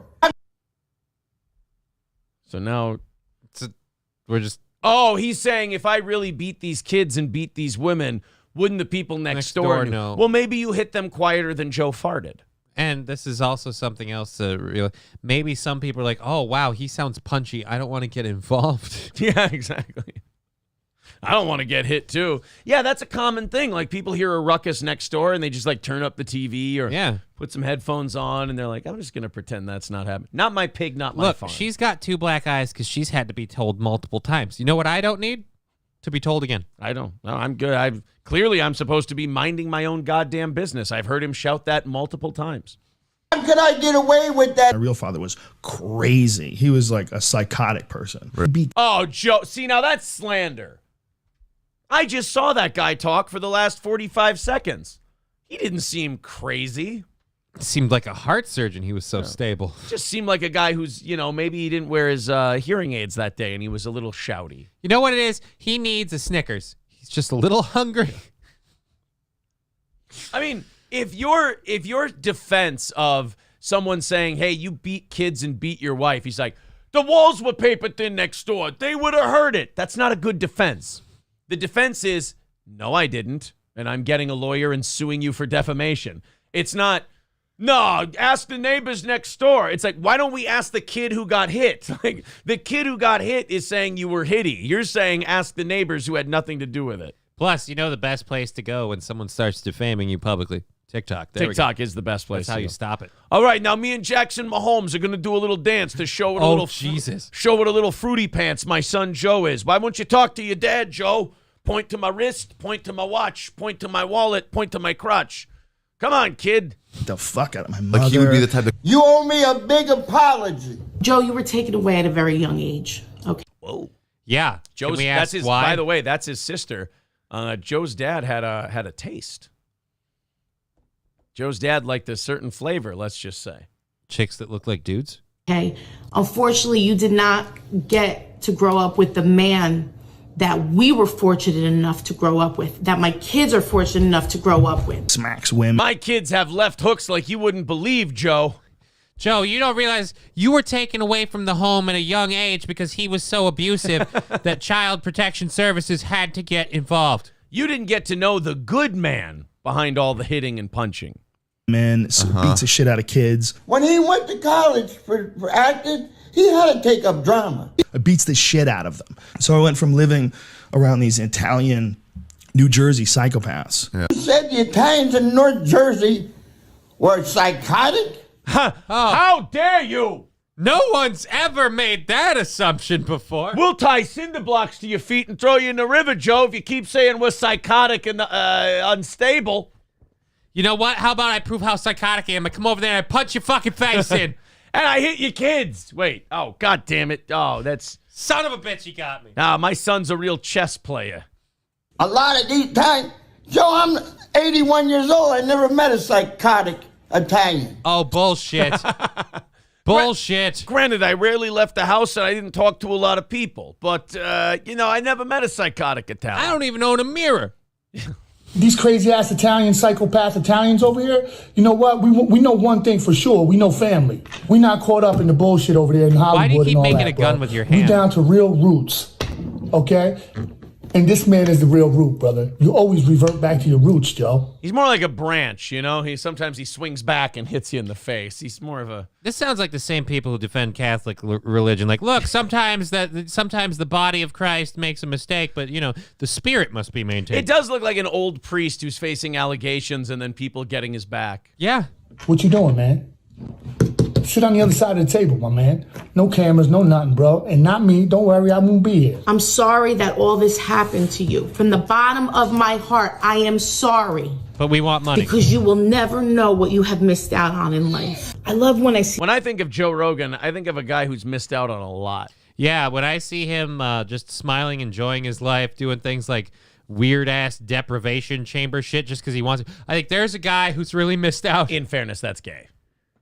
I mean, Joe does a lot of gay shit. But my point is, he's doing whatever makes him happy. That's true, but we gotta stop some of these. What's he missing out on? The bounce house? We do have to stop some of these Joe Rogan fans. Some of them are... Oh, they follow this shit like it's a religion, yeah. Some of them are the reason why cults work. And thank God Joe hasn't become irresponsible with the power that he has, because he could convince those people that there's a spaceship behind a meteor, and, you know, there's... You think he hasn't been irresponsible with the power he has? I don't. Brendan Schaub. Damn it. Okay. Well, okay. In that case, maybe he could have used his father's guidance. The machine. Joe, that kid's a retard. Let him get his brains punched in. Just save the world a lot. It'll be good for him. Yeah. See the comments. They just want the money. They want the money bag. I have a box, Pandora's box. Whoa. And if I open it, Joe, things would get really ugly. But see, we don't roll that way. I hate it. I hate it when people do that. When they do the thing like, I got a lot of bad stories about you when you were a kid. Be a shame if I were to tell them, but I don't do that kind of thing. Ugh. No, you. What are you talking about? Italians are crazy. We talking about family over here. We love the family. You got to go back to the root like this guy. Oh, but by the way, if you betray the root, we do have this whole section of material. You thought we were friends, Joe. Well, it turns out we've been keeping your receipts, and it might be time to air a few. You know what I'm saying? I can't believe Joe Rogan doesn't want to deal with these people. You're saying, people out there, the comments, we read the comments. Oh, we're just after money. That's all we care about. If that's all we cared about, we would have sold your dirt that we're trying to blackmail you with right now. Yeah, I don't know if this is working out the way they thought it was supposed to. I'm sure they had an idea of how they wanted this whole thing to go. Mm-hmm. I don't think that was... I mean, if that was the intention and they knocked it out of the park, that might be worse than what the truth of it is, which is, just misfired a little. Didn't say things the way we wanted to say them. A little bit of bullshit. Toastmaster says, this kind of crap is why I don't talk to my family. I think Joe's doing the right thing, just ignoring them. Yeah. Just continuing on. Like, if you're Joe Rogan, you don't need this shit. You got plenty of stuff to keep you busy. Maybe I'm a piece of shit, but I'd fucking pay him to just shut up and leave me alone. Like, because you could afford to. Wouldn't even miss it. Yeah. Like, here's $100,000. Go fuck off and leave me alone. I wouldn't even do that. I just let them make their TikToks. Like, it's not going to hurt him. He's got tens of millions of listeners. He's told the story 1 million times. Maybe a couple 100,000 people will see this on TikTok. And most of the people who see it are just going to make fun of those people anyway, because the dad is not exactly doing a great job to dispel the myth that he's a little high-strung. The whole family isn't. Am I wrong, or did they quasi-threaten to whack him if he doesn't? They did. I love how he's like, oh, yeah, they're all New Jersey Italian psychos. And like, oh, yeah?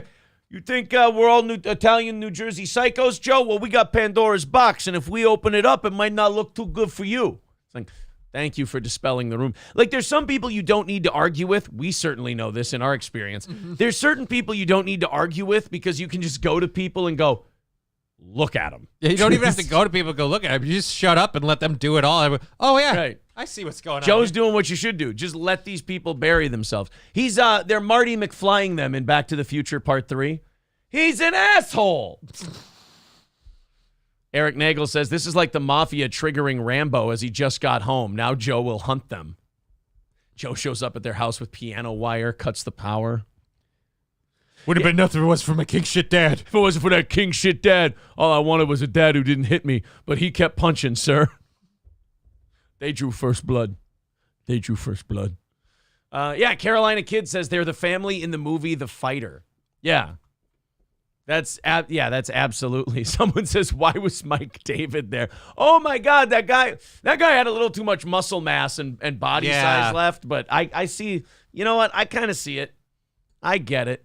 Somebody said we're in the 180s in terms of likes. All right, let's throw her to 200 before we move on to the next thing. Dave Phillips goes, you don't just turn it off, Dad. You hit me, I didn't hit you. 184 for likes. All right, 16 more. Let's get to 200. Then let's work towards 300 on our way to 8 o'clock. Everybody hit the like button. Take a little break. Help Steel Toe get and over 200 people on Rumble at the moment. You guys hit the boxing glove, hit the thumbs up, the whole deal. It helps. It helps a lot. We appreciate it. 195. Holy shit. Here we go. On our way to 200. Everybody finger the thumbs up button, and there we go. We're over 201 on our way. Jackson Mahomes? Yeah, on our way to 300. 285 away from today's goal. 30 minutes of overtime if we hit it.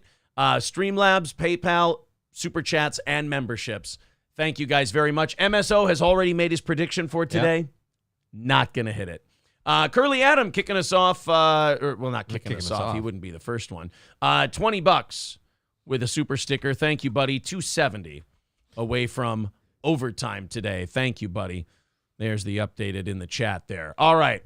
So I don't think Joe Rogan will be responding to his family anytime soon. Nope. I don't think they're going to get. I certainly don't think they're going to get that sit down with Joe that they. Yeah, because I really feel like, well, we should sit down and discuss things. Clearly, I've gotten some things wrong when someone goes, "Hey, look, I got this dirt in a box, and I'm gonna let it out. All right, you come over here and sit down." And then Joe, the problem is when you take someone who's been on the air for a long time, and you threaten them with secrets, it's usually not going to work because one thing a good broadcaster does is they talk about themselves. They tell stories from their life, everything else. That's why when it was the Iowa thing or it was any Twitch drama or anything here or anything on the radio, people do the same thing. They go, look what I uncovered from a long time ago. And I can be like, yeah, here's the clip on the show when we talked about it and joked about it. It's one of the number one things we bring up when someone's like, hey, so tell us about yourself. Like, well, have you done a Google search? Yeah, just do a Google search. It's pretty much I love how people do work to like research someone and what they find online. Hey, I bet you didn't know that this was out there. Like, well, I was there at the time, so I was I was a little aware that moment existed. It's kind of what happened. Well, and yeah, this is kind of Joe's family's problem and people in general is like when you have no sense of humor and you're just out to get somebody, you kind of make yourself look like an asshole because Joe looks at everything they say and he goes, yeah, I've talked about that. Or like every time we get in some kind of drama or issue, we go, yeah, we joked. Here's the clip. There you go. There's us talking about it. We kind of keep this stuff up for most people to access freely on their own time. Good job, Woodward and Bernstein. You're really doing the Lord's work there. Chris Rock did a special on Netflix. Yeah, I didn't get to watch it this Saturday. I was so busy. I will say I kind of admire what Netflix is doing because Netflix is having serious problems, and instead of like going down with the ship and just going, no, it's not our fault. It's it's cyclical. This whole thing will come back. Netflix is trying to do different stuff. And one of the things they're going for is live streaming. And I think this was the first time they did a big live streaming event. It was this Saturday, Chris Rock's new special. So he did his special live. And now the thing about this special is everybody wanted to see it because A, Chris Rock's one of the best comedians of his generation. And B, people wanted to hear what he had to say about the Will Smith thing. In fact, most people, the only reason they watched it was for the Will Smith drama is they wanted to hear about the Will Smith thing. So we got some clips here for you, about 2 minutes of Chris Rock going at Will Smith over the slap. And, Chris Rock's one of those guys who's worth probably well over $100 million. He doesn't need smoke and drama and problems and all that shit. He's above it. But he's also a comic, and comics have to be honest, and they have to talk about like things that have been very public. Richard Pryor had to talk about the crack cocaine freebase setting himself on fire thing. Sam Kinison obviously had to talk about a lot of stuff. George Carlin had to talk about a lot of things. Louis C.K. has had to address all of his shit in his stand-up. And it usually makes them better if they're willing to just address it and deal with it. Right. So now you have Chris Rock, and he had to address it. And he also had to make it funny. And by the way, he looks young as shit. He does. He looks really good. He's probably in his, mid-50s? Yeah. At this point? Dude looks younger than I do. Bigger and Blacker was 1997, 1998, around there. So that's 25 years ago. Yeah, and I'd swear that this is almost the same guy. Yeah. He's at least 55, I would say, at this point. All right, here's Chris Rock talking about the Will Smith stuff. Her son's. Wait, what do you want to do? No video, maybe? Yeah, maybe no video in case Netflix gets touchy. Yeah, we might get popped on this one. You guys don't need to see the video anyway. Okay? Now, I normally would not talk about this shit. But for some reason, these niggas put that shit on the internet. I have no idea why two talented people would do something that fucking low down. What the fuck? We all been cheated on. Everybody in here have been cheated on.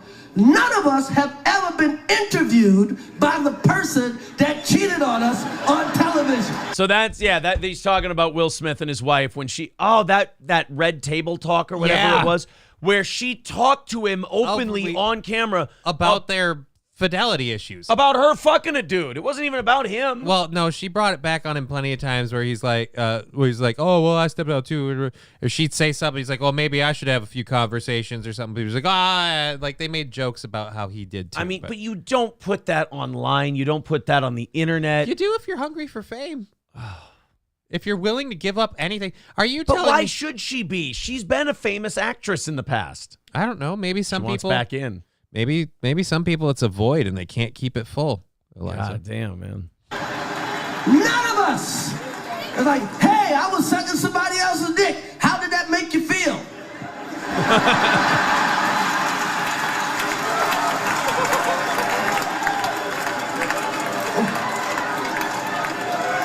Why the fuck would you do that shit? She hurt him way more than he hurt me, okay? Okay? And by the way, he does that shit. Everybody in the world called him a bitch. I tried to call the motherfucker and give him my condolences. He ain't pick up for me. Everybody called that man a bitch. Fucking Charlemagne called him a bitch, and the Breakfast Club called him a bitch, and The View, and The Talk, and every rapper, and the Drink Champs called him a fucking bitch. Everybody called him a bitch. They called his wife a predator. Everybody called him a bitch. Do you think he's enjoying it a little bit? Uh-huh. Because he's been really disciplined. He has been saving this for the stage. He hasn't given interviews on it. He hasn't done, tell-alls about it. He gets to get it all out right here. The only way you've ever seen it happen or heard any opinion he has on it is at a performance. Is here, yeah. That's literally it. Everybody.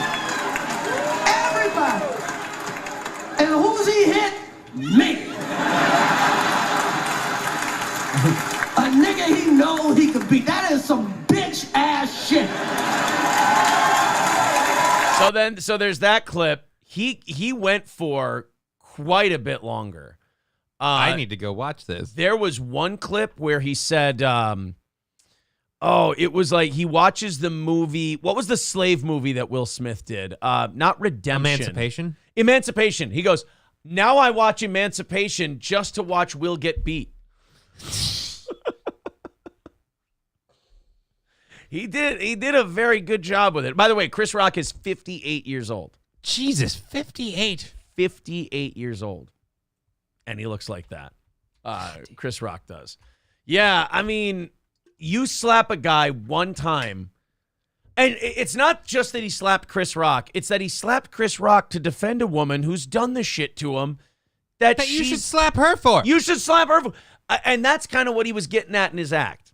The thing he was getting at in his act is that he feels like he got hit by Will. He was a stand-in. That was stored up energy from all this other shit that went on. Putting up with everyone else calling him a bitch. A bitch. And the thing about it is, Chris Rock made fun of her being bald. And people are like, oh, well, she has alopecia. First of all, she's the kind of person who would say she has alopecia and then cut all her hair off. Right. So I don't buy that alopecia took all her hair. I don't buy it. I do buy that she maybe has some kind of condition. And before it could hurt her, she just shaved it and cried victim. And to accentuate it, she just shaved all that hair off. Again, I could be wrong. But then Chris Rock makes a G.I. Jane 2 reference. Which was hilarious. Will is laughing until he looks over and sees her face, and she's Sourpuss City. She's mean mugging. So then Will goes, "Oh, yes, dear. Absolutely, dear. Uh-huh. I will do anything for you." And walks up and slaps him live on television. Oh, yeah. Shaft says, yeah, her condition is called cunt. Excuse me, Shaft. I believe the medical term is cuntitis. Let's be respectful a little bit here. Because, yeah, if you're so sensitive about your whole hair situation, then why don't you keep it to yourself and wear a wig? None of us would notice. Right. None of us would notice. She wants, she strikes me as but the that's type. the problem. Right. None of us would notice. Dave Phillips. See, sometimes it just gets really childish. Dave Phillips goes, she probably has a smelly vag. Now, see, how does that help? How does that help? It's apparently scaring away the hair. She probably, oh my God, maybe that's what it is. She has a smelly twat, and that actually just, the scent and the odor burned out all her hair. I'd hate to sleep in that bed. Oh. She Dutch ovens you and you die. He hits Chris Rock because of all the shit she put him through. Chris Rock then gives him a year and then goes on stage and completely lights him up for 5 minutes. And that's all it takes. That's the problem with going up. Like, it may feel good in the moment to go up and hit somebody in the face like that. But now, for the rest of eternity, it's just going to highlight what she's done to you. You don't slap a comedian, because now, for the rest of his life, that comedian gets to make jokes about you forever and ever and make you look foolish. Yeah, the punchback is going to be worse. Right. If you hit a comedian once, you have to keep hitting him. You have to travel town to town and beat the living shit out of that guy over and over I don't and know over. That we should like, give that advice. let's say he plays at a tattoo convention. You have to go to the tattoo convention and you have to punch him in the fucking head. Let's say August 12th, he goes to Stoney's. You have to go find him there and you have to punch him in the face really fucking hard. Otherwise, he's going to get to make fun of you forever. And let's say he's one of these people who can't even walk very well. You walk up to him. You stand above him, and you go, I don't care. God doesn't either. And you punch him square in the jaw. Right, because he can't stop you because he's a cripple. So he's an easy target. You can punch him in the face whenever you want to. And then you can literally walk away. See? It's easy. Like Michael B. Let's say his legs don't work. Let's say he's got a condition. It's called he's a dick. Punch him right in the mouth. You have to do it over and over and over again. Big Boss Sperm Producer says, I'll make that Johnny famous. Serve him hard time. You don't want the Big Boss Sperm Producer coming after you. He's one of the most nimble big men in the business. From Cock County, Georgia? Yes, the Big Boss Sperm Producer is from Cock County, Georgia. It's a completely different place. Guys, hit the thumbs up, hit the subscribe button, share the show with your friends. Let's keep this steel toe thing growing. We crossed over 9,200 subs last week. We cross over 9,300 subs this week. Awesome. As this show continues. We've been maxing out over 200 on Rumble. We've been maxing out over 600 on YouTube. We've never had the show have that many people at one time. So thank you guys. So amazing. Yeah, thank you guys very much. Keep hitting like, keep hitting subscribe. And if you feel like throwing in a couple of bucks, that's always nice too. We got a good overtime plan for you today. If you'd like to be with us there as well. There's all the information is pinned to the top of the page. Super chats and memberships count as well. You remember the Steven Crowder, Daily Wire, Jeremy Boring, the whole blow up there? Yeah. Not as Revenge of the Sis has pointed out. Not Boring Jeremy from the Quartering. As Revenge of the Sis has pointed out, Jeremy Boring is the CEO of the Daily Wire.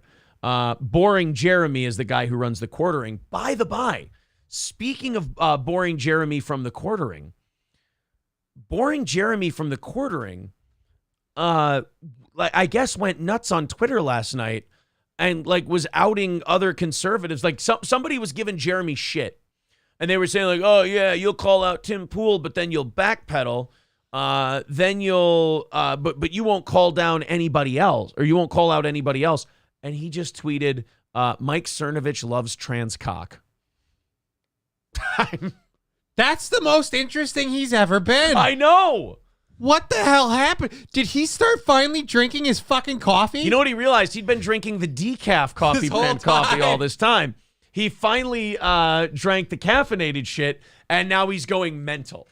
And then he started yelling at people for saying they were going to unfollow him, and he's saying, I'm gonna be fine and fuck all you people and blah blah blah. Like it was the most interesting I've ever seen Jeremy be.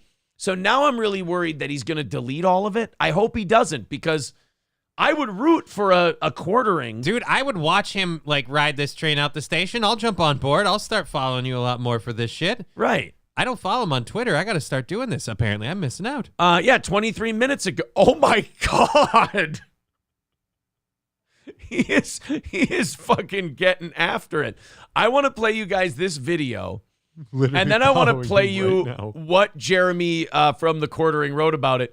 We could be seeing Boring Jeremy having a heel turn or a leaf turn? No, a metamorphosis here where he's actually a likable popping out of guy. the caterpillar. Let's watch this video, and then I'll tell you guys what Boring Jeremy said 20 minutes ago. It's officially been 1 whole week of me living with HIV, and my first day on medicine. I felt better than I have in weeks. Seriously, my energy is back. I feel more like myself. I also officially know the person who gave it to me. I'm not mad at all. It's just he didn't know. He didn't get tested in time, and that's why I have it now. I don't care if you didn't get tested in time. I'm mad at the person who gave me HIV.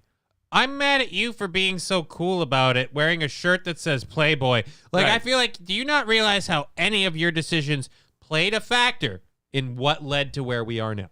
April asked me a question this weekend that literally had me checking the house for cameras and microphones. She asked me, we were Do you coming. need to mute the mic? I want to know about this. No, we were coming home from, it might have been the boxing thing. I can't remember. Okay.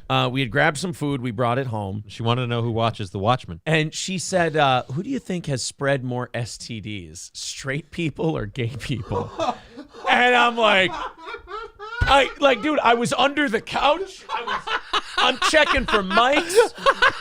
I'm looking up in the cupboards, are there cameras? I grabbed the children's toys and teddy bears, and I was looking to see if their eyes were funny. I'm like, are you setting me up?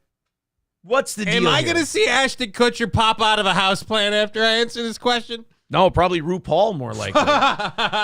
So she goes, who do you think spread more STDs, straight people or gay people?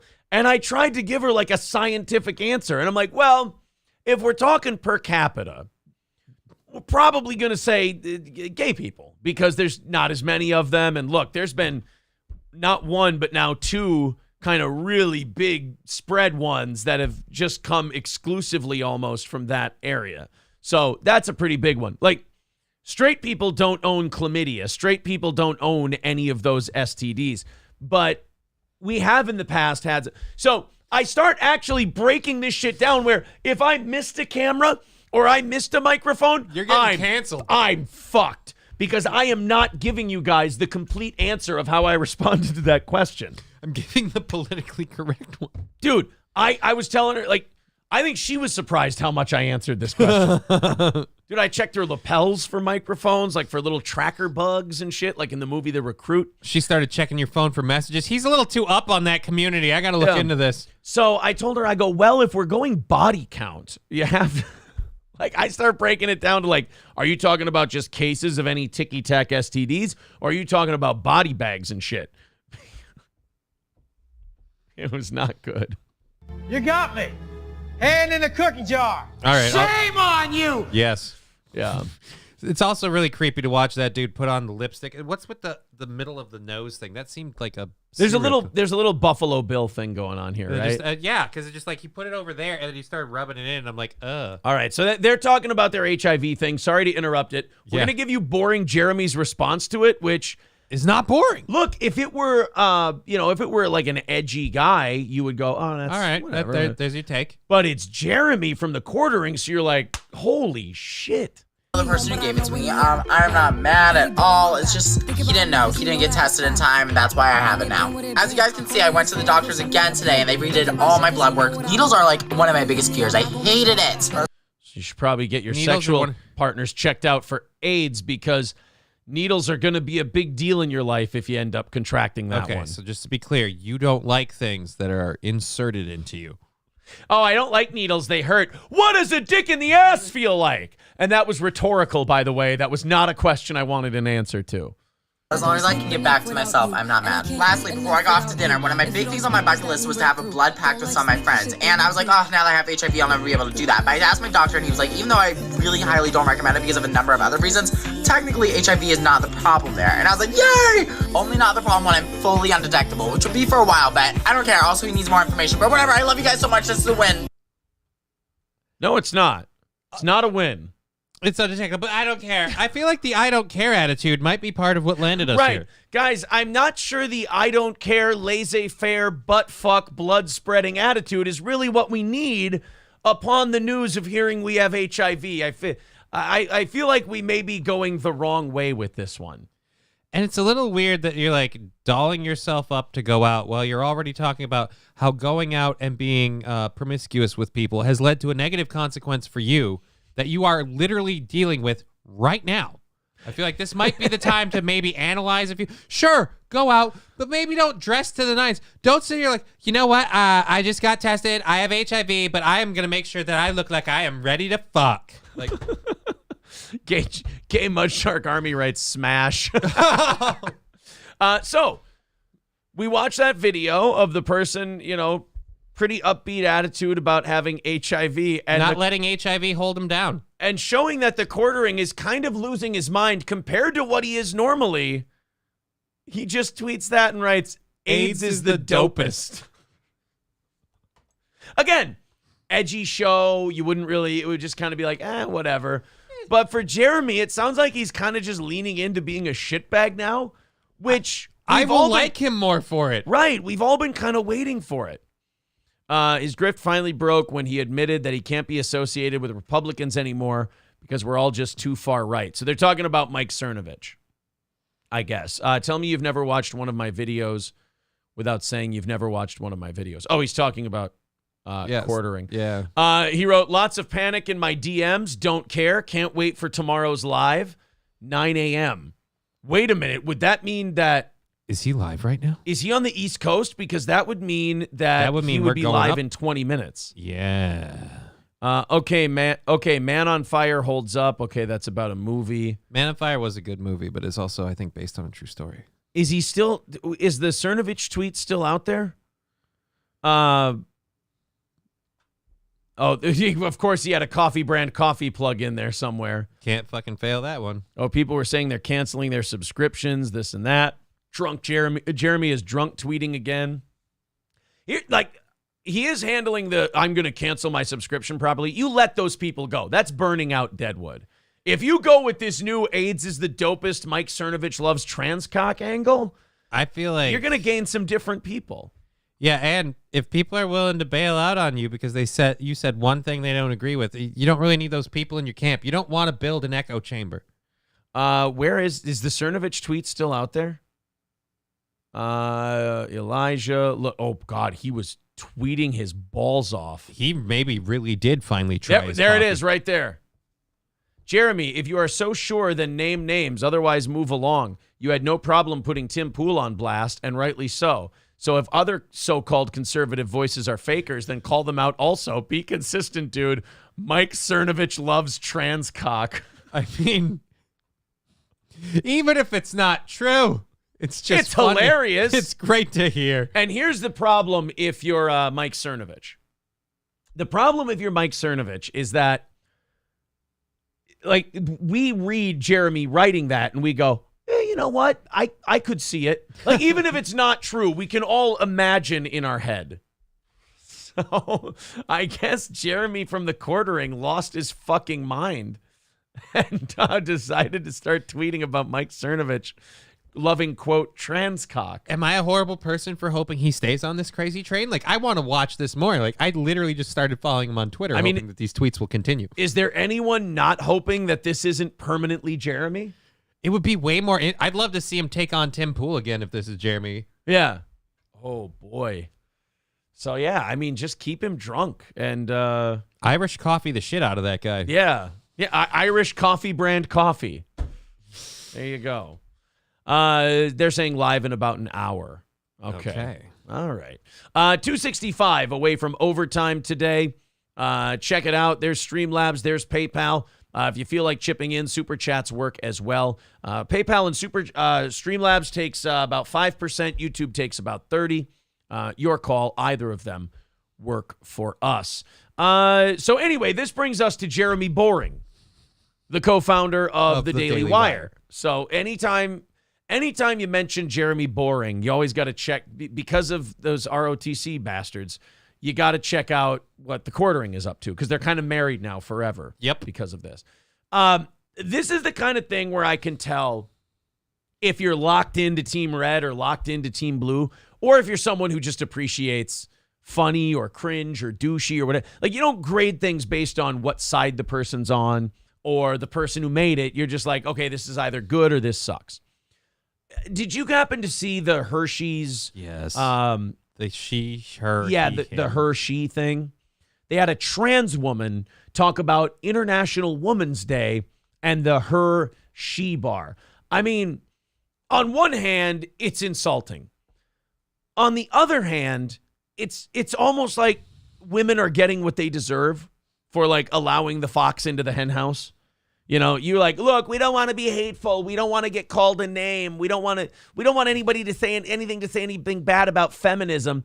So feminism kind of embraced it, and now it's just completely steamrolling them over. I kind of like it. I don't think it quite happened like that. I think what it a lot more was is as the LGBTQ community started coming out more and more, women were all like right there, like, oh, and we're allies, and we love going out with gay guys and hanging out at the gay clubs. So they were just, part of the group. Like, we're not in your club, but we're a club adjacent. And so then when that club formed a new faction, like, and now we're in your club. But wait a minute, what? Well, yeah, just kind of they Trojan horse their way in. Well, Jeremy Boring, the co-founder of the Daily Wire, he decided to hit back at Hershey's. Okay. By selling his own chocolate bar. Oh, Jesus. You know how you own the libs, Johnny? You sell your own chocolate bar. I mean, if there's anything more cringe than like the he, him, her, she, this, that kind of a thing, it's when conservatives try to do like parodies of it. No, you don't understand. We're tired of it. Yeah. It's not that we're tired of it and we'd really like to hear jokes from the other side about it. We just want it done. We'd really like everyone to just exhausted. Yeah, just stop talking about it. But the Daily Wire decided, hey, you know what, guys? Remember, we're conservatives and we're fighting on the right side of the culture war, so don't we need our own chocolate? Remember, guys, there's only 2 chocolate bars. We don't need new chocolate bars. We don't. In fact, we thought the chocolate bar idea was really stupid. We thought Hershey was doing a really dumb thing. You don't get back at that by doing a dumber thing. By doing another dumb thing. So you can kind of tell like who's just all the way team right and all the way team left. I'm going to show you guys this commercial. I can't promise I won't pause it. And then you guys go ahead and tell me if this is something where you're cheering and you're going, yeah, fucking good for you, Daily Wire. You guys rule. Or you're cringing so hard your teeth are about to crack. Let's check it out. International Women's Day is upon us again. And I love an international woman. But our friends over at Hershey's, they don't even know what a woman is. They've hired a biological male to be the spokesperson for their Women's Day campaign. See, now, right now, this just sounds spurgy. And the way that they filmed that, what are you talking at? What you look like you're looking down at the chocolate bar. Well, it's almost eye level. He's like 5'6". Yeah, but I mean, they switched to a second angle, but he doesn't switch his talking. But just the idea of him going like, Hershey doesn't even have a biological woman. It's like, yeah, I know you're not, Inspector Clouseau. We got that right away. They kind of were brandishing that fact way out in the open. Yeah.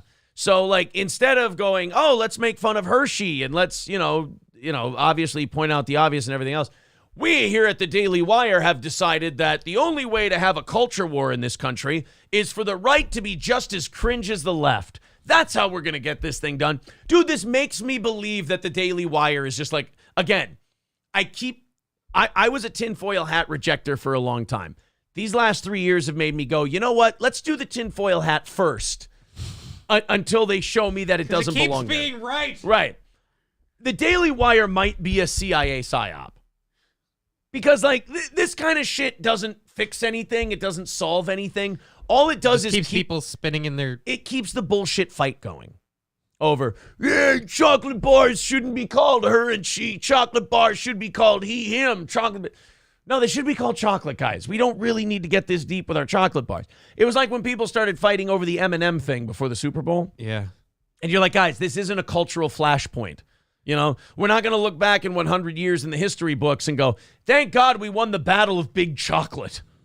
You know, this country was really on a clear path until that damn Hershey's commercial, but thank God the warriors at Daily Wire decided to sell their own chocolate bar. And lo and behold, they had no idea the mess they would stir with candy-covered chocolate. And they're calling that campaign, and I swear I'm not making this up, Hershey. Hershey. It's humiliating. And it's the reason that I'm launching Jeremy's Chocolate. We have... By the way, if this was a joke... It would be hilarious. Maybe. I mean, I'd still think it was cringe that we're addressing the Hershey but thing. It's at least a funny joke. But at least it's a joke. Guys, when he says he's launching his own chocolate to own the libs, he's launching his own chocolate to own the libs. And it's going to sell, though. That's the part that's... His audience is going to buy this to strike back for social justice. Boomers and are... get diabetes. Boomers are going to buy this. Older Gen X is going to buy this. And then, like, the conservative Zoomers who get, like, whipped up to this shit in college, they're going to buy it. Oh, cool. You have the... Hey, listen. Guys, girls, whatever. If you see anybody with a Hershey or a Jeremy's chocolate bar and you fuck them, you're part of the problem. You have now injected yourself into politics. Do not reward these people with anything carnal.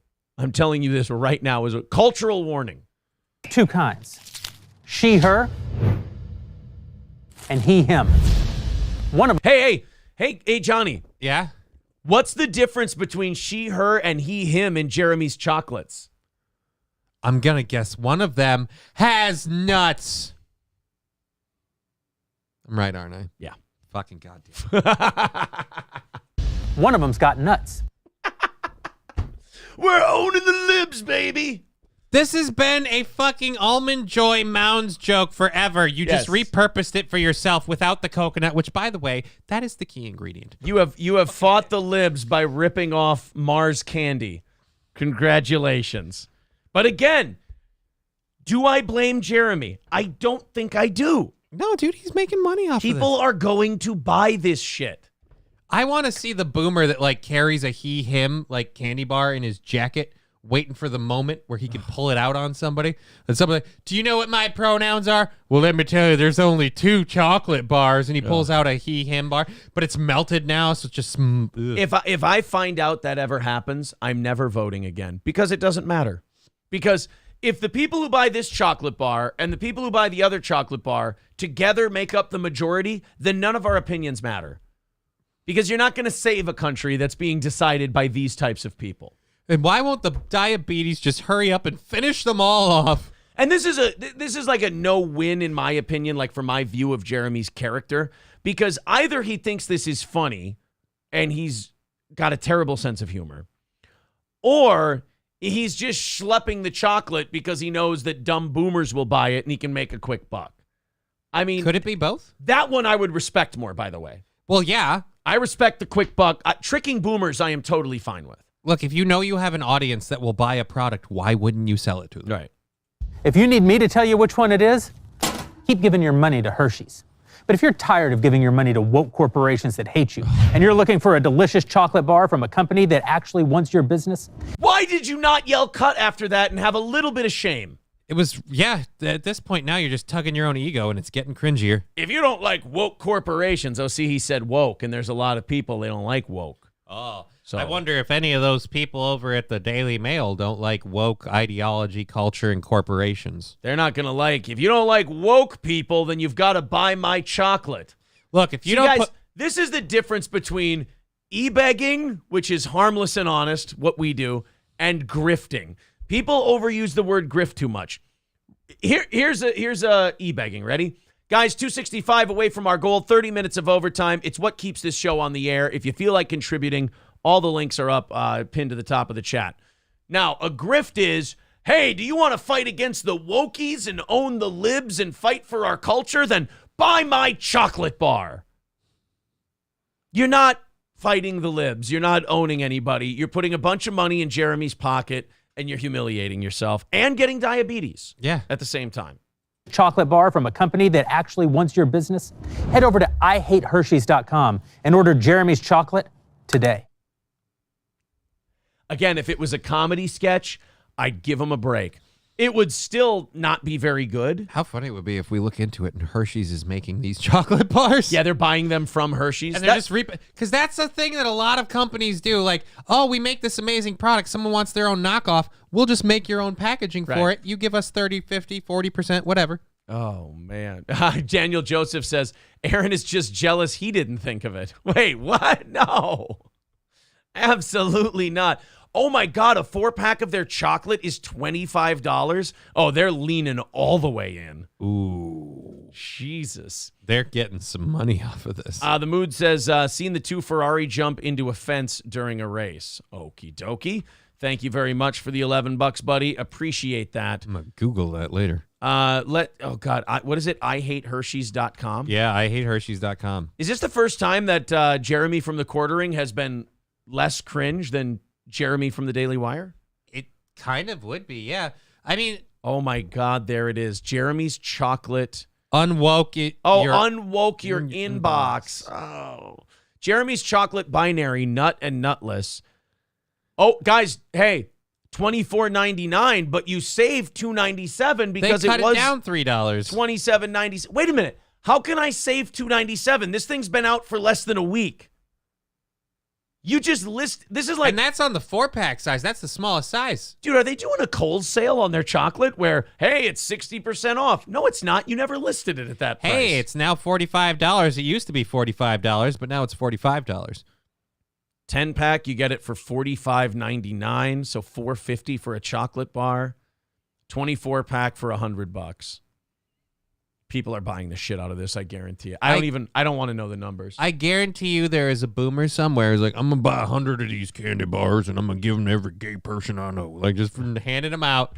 Like, this would be like someone going to a Biden event giving out candy bars that say, let's go, Brandon. Just like, this is where it's going to go. This is the new let's go, Brandon, is, the he, her. The gender shit.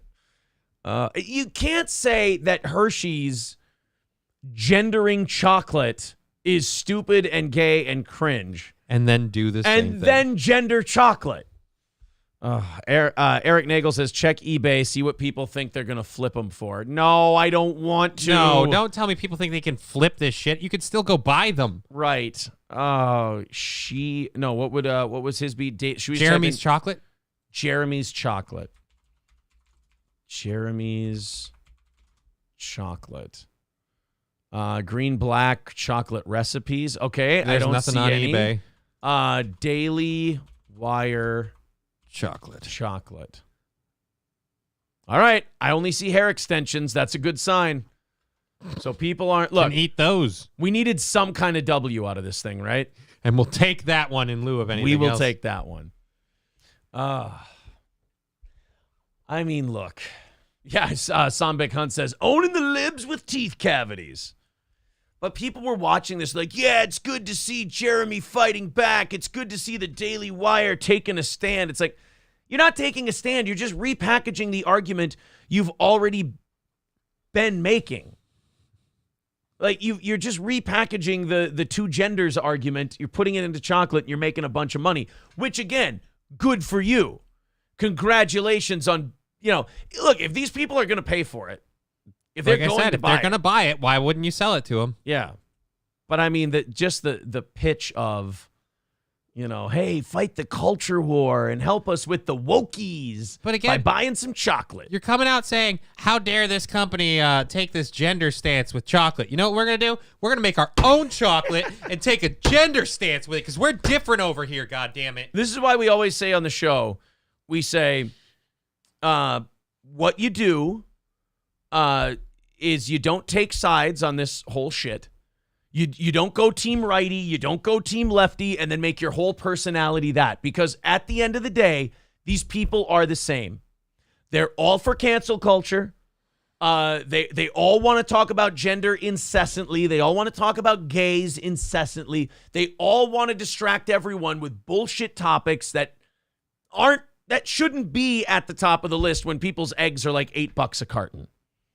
You know, they want to distract you with this horse shit and then make you fight each other. And then buy a chocolate bar while you're here getting all worked into a lather.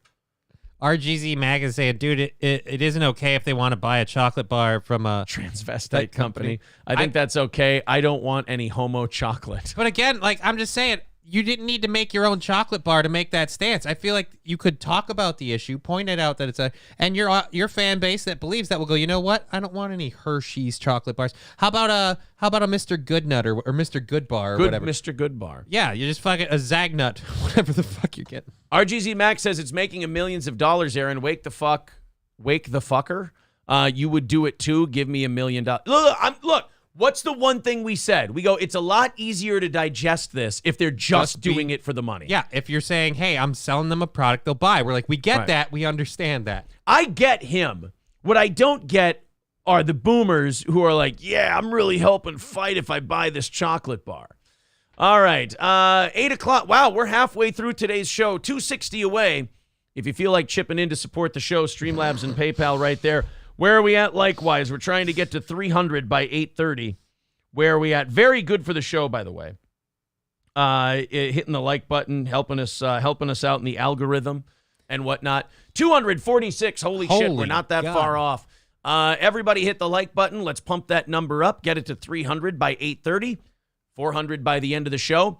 MSO has already called it. He said you're not going to hit it today. Not going to happen. So if you want to throw a couple of bucks in, there you go. Your favorite e-beggars, the most honest e-beggars you're going to find on the internet. We do our show. We rattle the can aggressively. We hope to knock that out. And in exchange, we do an extra half hour for you. If you feel like it, thank you very much. I usually think, we've made fun of guys like Peter Popoff on this show before. Mm-hmm. We've made fun of faith healers, people who claim that they're taking away people's cancer by touching them on the head and shouting Jesus 3 times. Right. There is one guy who actually made me a believer. There's one guy that, when you see a magician and you can explain the trick. Yeah. You're like, I know what that guy did there. Mm-hmm. This Christian pastor, this faith healer, exorcist, whatever you want to call him. This is to me, to faith healing, what the bullet catch is to magic. I can't explain it. The guy clearly did something amazing. Who am I to tell him that he's a fraud? Mm-hmm. Peter Popoff, it's easy. They caught him using the radio transmitter and the prayer cards and all that stuff. How this guy worked the magic that he worked, I have no idea. This next one's called Christian Pastor Heals Woman from Oral Sex Demon. Why would you? First of all, from the entire male populace, fuck you, dude. I think that demon is just doing the Lord's work. Yeah, I don't think that was a demon. You exorcised an angel out of existence. Congratulations. Enjoy your time in hell. How does it feel to jump the shark as a pastor? Well, here's a pastor healing a woman. She has an oral sex demon. This woman, for the life of her, cannot stop sucking dick. This may have been the biggest spiritual cockblock ever performed on mankind. I need to meet some of these women just so I can help them. Well, you better find them before this pastor does. Apparently, yeah, they're going to be a dying breed now. Yeah. Here we go. This is a Christian pastor healing a woman from an oral sex demon. Look that demon. Look that demon. Look, oral sex. Oral sex demon. You see oral sex? Look, oral sex. Look. You oral sex. Use oral sex. Let that sperm of that man out. Ah! She's spitting into a napkin. I want to see the preacher. He's actually jacking off. Yeah, I don't know, but He sounds familiar. He wants her to spit the sperm out as though she's been sucking dick so much, and then like a squirrel storing nuts in her cheeks. It's just going to expel. The sperm just stays in her mouth until she's faith healed, and then she spits the sperm out. Is it his sperm? I don't know. They say suck the one that brought you is usually the way. Is that what they say? Yeah. You oral sex. Use oral sex. Let that sperm of that man out. Out! Out, you demon! Out! Let go, let go, let go. Let go. Delivered me 2 Sundays back, then a demon came with his penis and put it in my mouth. Victor, I want that one if you have time. I like the other part. Just let it go. And I keep hearing that "let's go" guy you talk about. Just let's go, suck a dick, let's go. He does kind of sound like "let's go" guy. Victor, I'm going to play this one more time because I want that drop really bad. He came with his penis and put it in my mouth, and then he came again and he slept with me last week, and I told the pastor that I need deliverance again, and since then my private part has been itching. It's been itching. She fucked a dirty dick and now she's got an STD and she thinks she needs a pastor. That wasn't a demon. That was a drunken hookup, lady. Yeah. Boy, that is the most clever way I've ever found a guy to run away from a pregnancy before. I am a demon. I am actually a sex demon, and I'm here to take your vagina. And then she gets pregnant. She's like, well, obviously the demon isn't going to raise my child with me. What do I do? And now my vagina is itchy. He gave you crabs. So wait a minute. You got chlamydia, and it was the demon who did it? That's what I'm gathering. There was an oral sex demon. Put his dick in her mouth. Came back, did it again, and now her private parts have been all itchy. You know, because of the devil. She wasn't complaining at the time. No. In fact, all she was saying was, oh, God. Yeah. It's been itching. Yes. He just hit her on the head. He slapped the STD out the bitch. Oh, I came to you with chlamydia. I left with no chlamydia. He bopped me on the top of the head. Him hit a button, and the chlamydia fell out of my cervix. How hilarious would it be is right as he bops her, she's wearing a skirt, and just like the cream pie falls down to the floor. Bing. Yes. Okay. Who are you? Who are you? Who are you? Who are you? Oh my gosh, she's having an orgasm. Who would have thought that was the spot? Jesus. No wonder nobody could find it. Who are you? Look at that demon. Look at that demon. Look at that demon. Look at that demon. Look at that demon. Look at that demon. Who are you? He's got his cock out. He's just waving. Look at that demon. Look at that demon. Look at that demon. That demon is here. Oh, look at that demon. Oh, to all skeet, motherfucker. Look at the demon. Look at that demon in the eye. Oh. He's only got one of them. Look right at it. He's terrified of dick. Who are you? Speak. Speak out. Who are you? Close your mouth. That's what got you in this problem in the first place. She looks like she's coming right now. Yeah. You.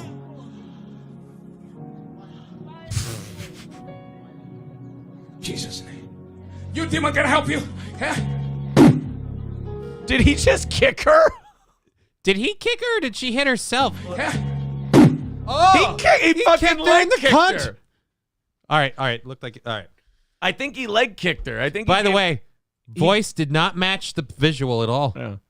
Fucking calf kick over here. Help you. Huh? Now he's going to take her into a full party.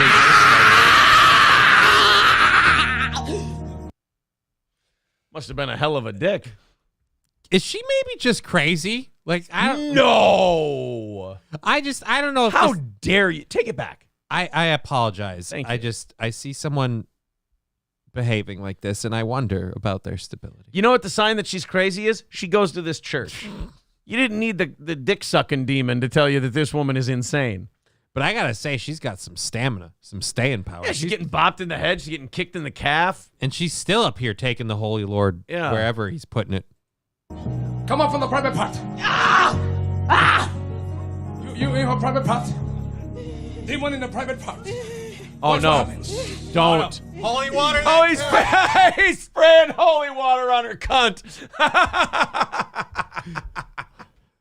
It's getting hot in here. Okay, this guy needs to be running the Daily Wire. Yeah. I mean, this is amazing. Move over, Jeremy. You ain't got shit on this guy. He's putting Banaka on these bitches' cunts and convincing them it's Jesus telling them to stop being a whore. It's weird because it's menthol, too, so it's cooling. This guy back here is like, well, I know who I'm not hitting on tonight. I mean, that is the cleanest vagina in the room right now. It was freshly washed. It's got Febreze on it. Oh, is that holy water, Pastor? No, it is Febreze. Your cunt stinks, and it's stinking up my entire church. Fire! Fire! Fire! Come out from the carpet! Come out from the carpet! Come out from the carpet! Come out! Out! Are we from the carpet? She's screaming like when the coyote gets dropped in the pot of hot boiling water. It looks kind of like, I don't know, this seems inappropriate at a certain point. Is she pleasuring herself? I can't tell if this is joy or pain, but I feel like this is the same noise she makes in the bedroom. I'm experiencing nothing but joy. I mean, but fantastic to me. He just keeps a little spray bottle of holy water. Pterodactyl twat over here. In case he needs to, spray down somebody's twat. Go, go, go, go. Let's go. Let's go. Let's go. Let's go. Vacate that vagina. Let's go. You've been sucking too much dick. That's okay. Let's go. Let's go. Let's go. Go, go. And then he hits her again. And she gone dumb. Oh, nope. Oh, there she goes. What is your name? Oh, now she's fine. Okay, now she's calmed down. You see, the crotch goblin died from the... it's kind of like when you wash out a wound and the bacteria dying hurts really bad when you get all that antiseptic stuff in there. Her vagina was burning really bad because the demon's death is painful because he's clawing around and scratching. But now she's totally cool again. Right. Does he slip her the $500 here, or does he do it in the back after the service? I mean, I think he does it in the back, both Okay. for her and after this. Ed Citronelli Ministries. Jesus. Rosamond Daniel. Rosamond Daniel. What happened to you today? So you delivered me today, and then when I went to the bathroom, I think 15 minutes later, some white stuff came out. Oh!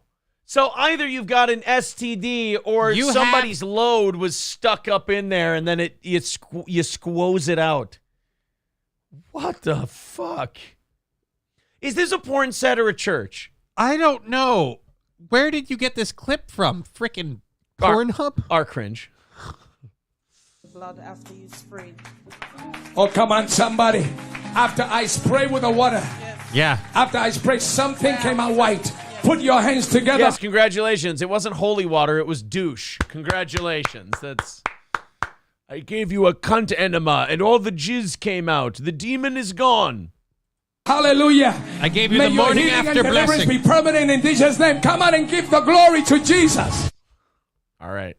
Glory to Jesus. I'll bite. Hey, I just saw you on that faith healer. Heard your vagina's vacant at the moment. Yeah.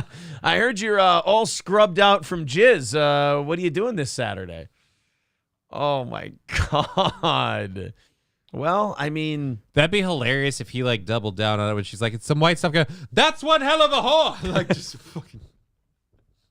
Wayne Chambers says, hey, I think she might be a plant. A milkweed. She might... That might have been the worst acting I've ever seen. Oh, my God. Well, I mean, I really hope that oral sex demon is gone. It's weird that the white stuff was coming out of your vagina, the oral sex demon. You think it'd be in the mouth. And yeah. Well, I don't know. I don't understand demons.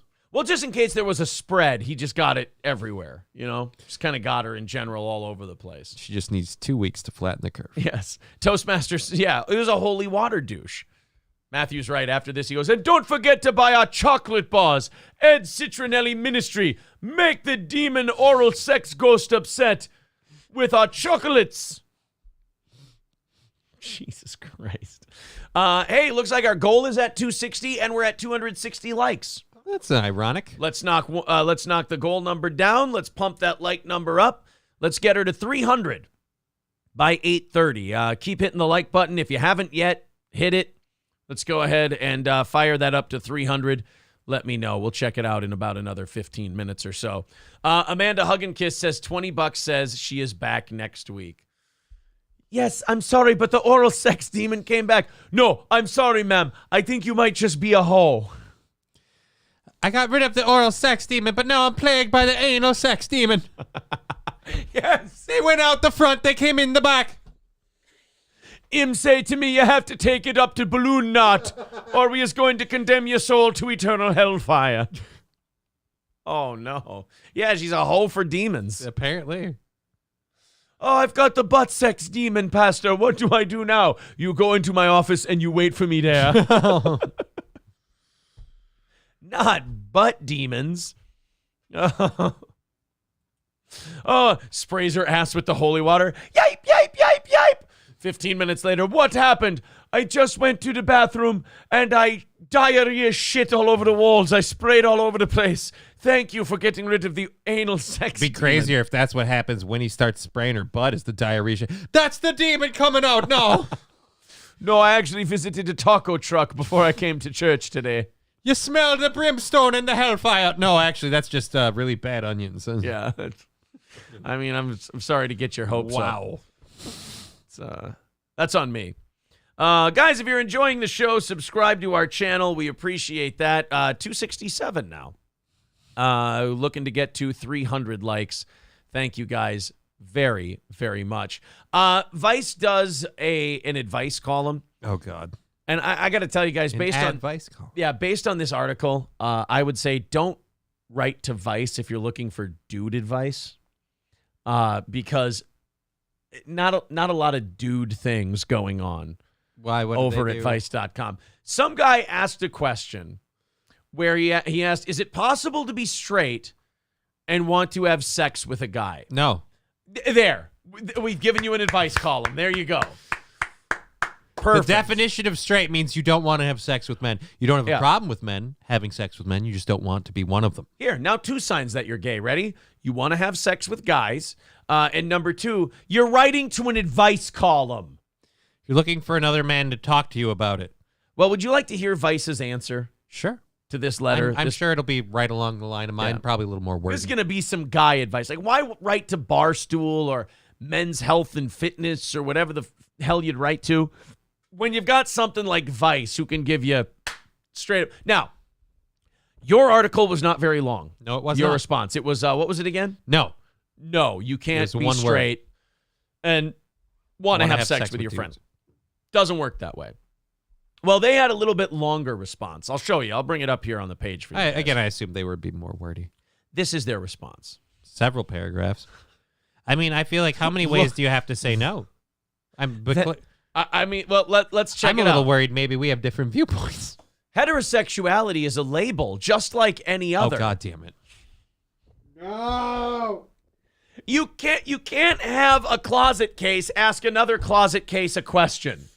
Either that or it's a gay dude answering his question and he just wants to recruit you over. Either way, you don't go to this guy for a response. Don't you have like an uncle who can who's the one who got him started down this road? Oh, you know what? You're right. That terrible advice. I'm sorry. Heterosexuality is just a label like any other. It's one you pick to define your sexuality for yourself and communicate it to the world. Basically, if you think of yourself as straight, you are. That's completely valid. Also known as true. No, that's not valid at all. You can't just say, oh, I'm heterosexual. Now, would you go ahead and shove that giant rod in my asshole? That's no. Look, I think having sex with women is gross, but I'm straight. So what's up, Tom? Yeah. Like, no, that's not how it works. No. Hey, you want some pussy? Oh, no, I love cock. Oh, you're gay. How dare you? I am a heterosexual man who has sex with other heterosexual men, I'll have you know. And I think boobs and pussy are icky. I'm not going to do any of that gay stuff. Just two dudes plowing each other in the butt like men. I am a heterosexual man who thinks pussy is gross and smells funny, but I love my nose face first and a nice ass. If that makes me gay, and everyone just goes, yes, it does. I'm sorry. I'm just a straight man who firmly believes in sucking other straight men's dicks. Exact. Just like dudes, like a camping trip in an Ang Lee movie. This label doesn't automatically exclude your desire to have sex with a guy. since labels are descriptive, not prescriptive, explains clinical psychologist Stefano Verza, who specializes in LGBTQ plus issues. In other words, the label only describes your reality. It doesn't predict what will happen in practice in your life.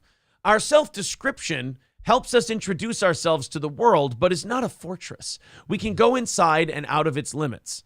It's also possible that these desires might make you question your sexual orientation in the long run. So I have a feeling that this guy came to this advice column very confused. And he left way more confused than he came into it, which was not what he was looking for. I doubt it. I think he just wanted someone to give him a pass. He was just looking for someone to go, yeah, no, it's fine. Totally cool to Yeah. want to fuck your friend. Yeah, it doesn't make you gay. No, but it does. It makes you really gay. It makes you remarkably gay. See, that's why I'm saying, like, he came to this person, and then this person saw someone he could recruit over and just went, no, it's totally fine. In That's fact, totally normal. why don't you butt fuck your buddy? Who knows? Maybe over time you'll change your sexuality. Wouldn't that be fun? Yeah, but isn't that also kind of the point? You're making your own argument against you because you're going, hey, look, some people, they identify as straight, but that's not a fortress. You can go in and outside of it. And then once you go in and outside across those boundaries enough, you might realize, hey, I'm not straight. Like, no, wait, you just hold on. Irrational Time says you can pick your nose, you can pick your friends, and now you can pick your sexuality. Yeah, see, this is where the hypocrisy kind of comes in. Remember the whole argument about gay and straight was like, hey, I'm just born this way. It's not a choice. It's not a choice. I like putting my dick in butts. It's just the way I am. I see a nice, tight sphincter, and I go, boy, would I like to punish that thing for being naughty. And now you're saying in this advice column that, hey, you're straight today, maybe you're gay tomorrow. Hey, man, everybody's gay once in a while. So I'm confused because I don't know if you know this about me, but from time to time, I've been accused of saying things that could be construed by some as perhaps controversial or hateful. I don't want to, but the rules keep changing on me. I see a guy sucking a dick, and I just go, well, there's next? There's a homosexual. But if that guy takes the dick out of his mouth and goes, that's the sound it would make. Hey, excuse me, man. I identify as heterosexual. Well, now I'm canceled. And I was just trying to make an observation. Why was I walking into the room where that man was sucking a dick and then staring long enough for me to make a prediction about the whole thing? That part's not important. I was just wondering if he was providing his services for anyone else. I like having sex with chicks. Exactly. Exactly. Oh, man. Now, there are plenty of tards out there living really kick-ass lives. Yeah. Or you know what? This one might be more appropriate. And I got news for you. That means you're gay. Mr. B Nice says gay sex and e-begging are the same. You don't know if you're good at it until you try. Exactly. You got to ask a few times an hour. Yeah. You got to ask 3 times an hour, and then that way you know if you're good at it or not. Like today, clearly we're not. Yeah. Offer a reward. 260 away from today's goal. If we knock it out, we add another 30 minutes onto the end of the show, and we got a good overtime for you. 260 away. There's the Streamlabs. There's the PayPal. So you can go ahead and chip in if you'd like. Otherwise, Super Chats and memberships work as well. 278 likes. Only 22 more. If you just came in, hit the thumbs up button. Subscribe to our channel. Keep us growing. Keep Steel Toe moving. We're less than 20 likes away from hitting 300, and we wanted to hit that in the next 8 minutes. So if you're so inclined, thank you very much. Everybody hit like, and let's go on a tear. What do you say? Okay, I know I'm straight. I listen to Clam Radio. Clam Radio?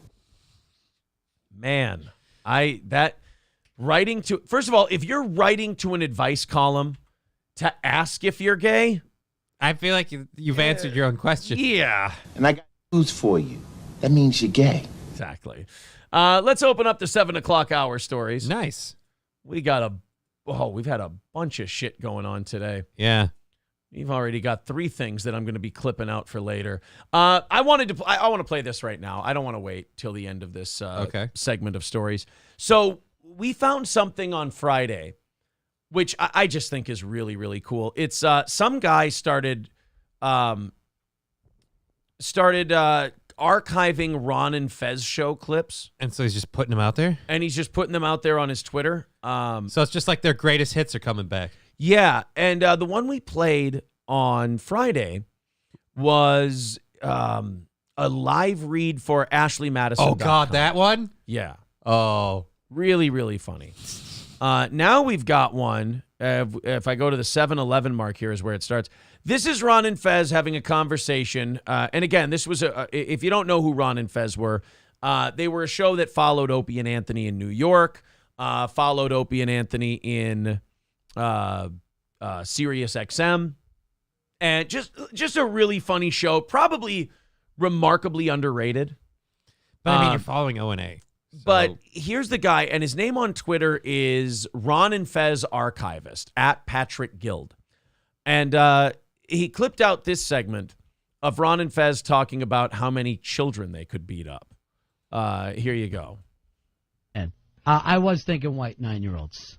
I wasn't thinking of any street smart kids who could really handle themselves. And I'm also not going girls because they're much bigger. That's oh yeah, girls at that age. They've they've had a few periods under their belt. Oh God, why you be gross? They're ready. They've bled before. They're not scared of the sight of blood. Squeamish, right? They're just like steroid calves. One of the things you have to remember also, one of the kids are going to kick you in the shin. And once they kick you in the shin, now you're going to start hopping up and down. Here's the thing, Masipo. The kid who kicks me in the shin is getting fucked up. He's getting it 3 times. Because I'm going to blast that kid making an example out of him. And I'm not shutting up. I'm yelling, this is what you get. And I'm throwing elbows. I'm throwing knees. And I'm gonna tell you the truth. You're going to see some kids getting shattered.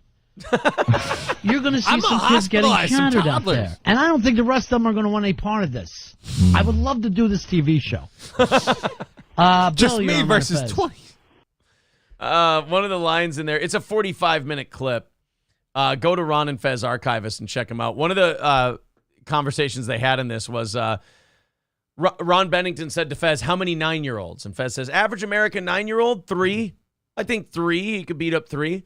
Ron says, are you kidding me? There will be a pile of 9-year-olds. A pile. I'm going to say I'm closer to 1,000. If they're retarded, I'll take 1, maybe 2, because they have superhuman strength. I love how he thinks that if they're mentally handicapped, they're going to be more physically able. Yeah. What if they're in, like, Downsy and stuff and in a wheelchair? Now it's just fun. There's all kinds of, caveats that we could throw into this conversation. But if you think of the average 9-year-old, yeah, I could take him. I feel like, because I have a 9-year-old. Feel like I punched her before. She's about to be 9. She'll be 9 in a week or so. I feel like 2 weeks from today, actually, she'll be 9 years old. Cool. I feel like I could really fuck a lot of them up. I just feel like, okay, is it a bunch of them at once and they just rush you? Because then maybe now they could get I can get a handful. I can get a handful if a bunch of them rush me. But like if it's one at a time and I have to get tired, I'm going to say I could fuck up 100 9-year-olds. You and your friends might get me in a rush, but not before I turn you into a permanent 4th grader. Right, like how do you? What are the rules? Because if it's 1-on-1, like if I can get the first punch in, I win. Right, you got a reach advantage. Because we're both gonna hit the ground, but I'm gonna get back up. Yeah, that's all it is. Well, how about we play it this way? They get to go one at a time until a hand or a knee touches the ground. Then they can rush you because then you're fucked. Yeah, then I'm done for good. So one's got to get like a nut shot in. One's got to get a shin shot in. I feel like you protect the balls fighting 9-year-olds, right? Like just instinctively. It's not like they're going to punch up for your chin and get the sweet spot. No, they're going for the ball bag, all right? That's right there. They're at nut punching level. Mark Atkinson says, am I wearing gloves to protect my hands? No. You can't even wrap them. It's just bare fists. And 9-year-olds have soft faces. Like you can really... Their bone structure's moldable. Come on. You need gloves? What are you, a pussy? I don't know. I feel like if it's one... Like I said, if it's a rush, 5 tops. Because I'm going to be able to boom, boom, throw some elbows, throw some fists, maybe... Probably not going to be able to get many kicks in. You're saying you're going to get like 5 before they take you down? Yeah. Okay. Yeah, and then after they take you down, it's like a zombie swarm. You're fucked. You're finished. But one at a time, Do you think you get 100 before your arms get tired? One at a time, I can take them all. No numbers. Bring it on. One at a time. I'll fucking serve them like fucking McDonald's. Okay, now wait a minute. Once you knock one of them down, do they get to get up and keep trying? I'm assuming I'm just punching them straight the fuck out.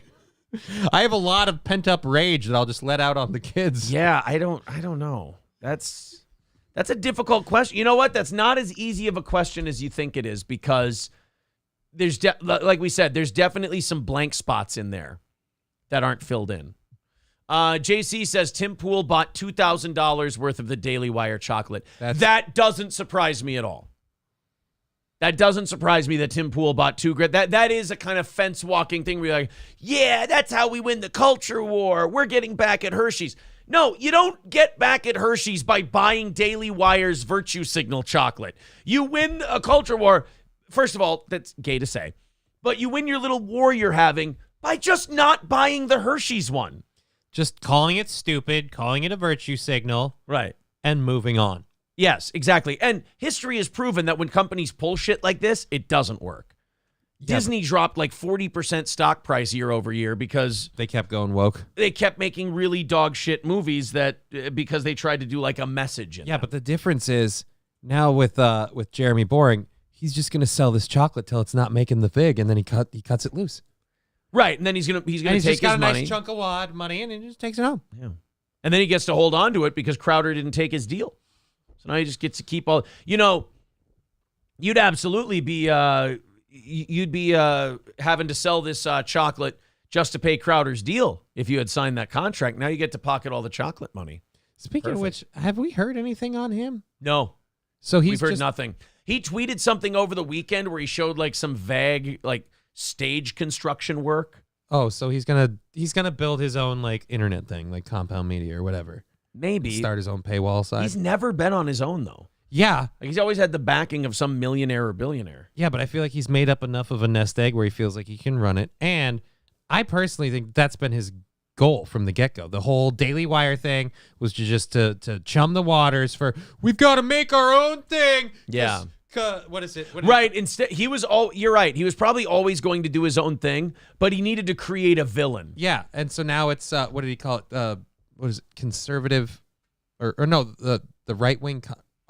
Something con? Stop Big Con. Stop Big Con. Yeah. There we go. You don't come up with that thinking, oh, you know what I'm going to do? I'm going to fight this battle with this one guy, and then when he kicks me in the teeth, I'm going to walk away. No. You set that up as... Right. So now the conservative guys, the Blaze, the Daily Wire, they're Big Con. And fight it. You got to go to Crowder. That's what I hate. Like, Crowder never stands on the fact like, hey, we do a good show. You want to subscribe? It's always, save the culture, save conservatism, save this, save that. Why not? I mean, why not just be a filthy e-beggar like me and say, thanks, Scarface, for the $4.99. Jeremy has been doing this for a while. He started a razor company after the toxic male Gillette commercials. Boomers buy it all.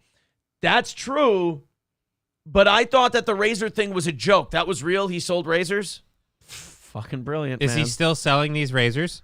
Because I guarantee you something like this, you're working with people that you buy in and they're providing you a product at dirt cost. You're selling it at whatever you're selling it. And when it literally is more work than it's worth, I'm doing the Daily Wire. So crash this. I'm going to go back to fucking just quoting my shit. Yeah.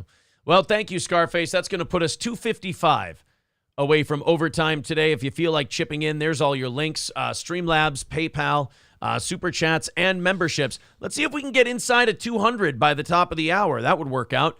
Speaking of which, it is just past 8:30. Did we get to 300 likes? If not, I think we can get there in the next minute or so. Everybody hit the like button, share the show, subscribe to the channel, all that good shit.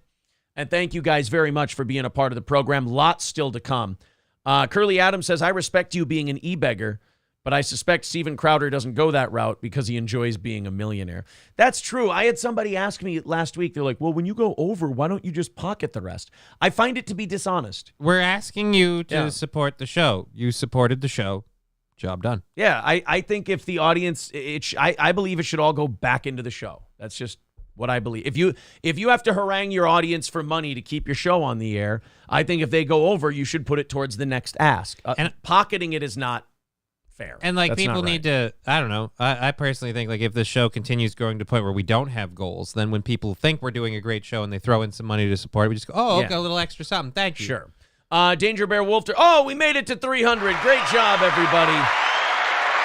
300 likes. Everybody keep hitting the like button. Let's make sure that like to dislike ratio stays high, helps the algorithm, all that shit, all the YouTube games that you have to play, I suppose.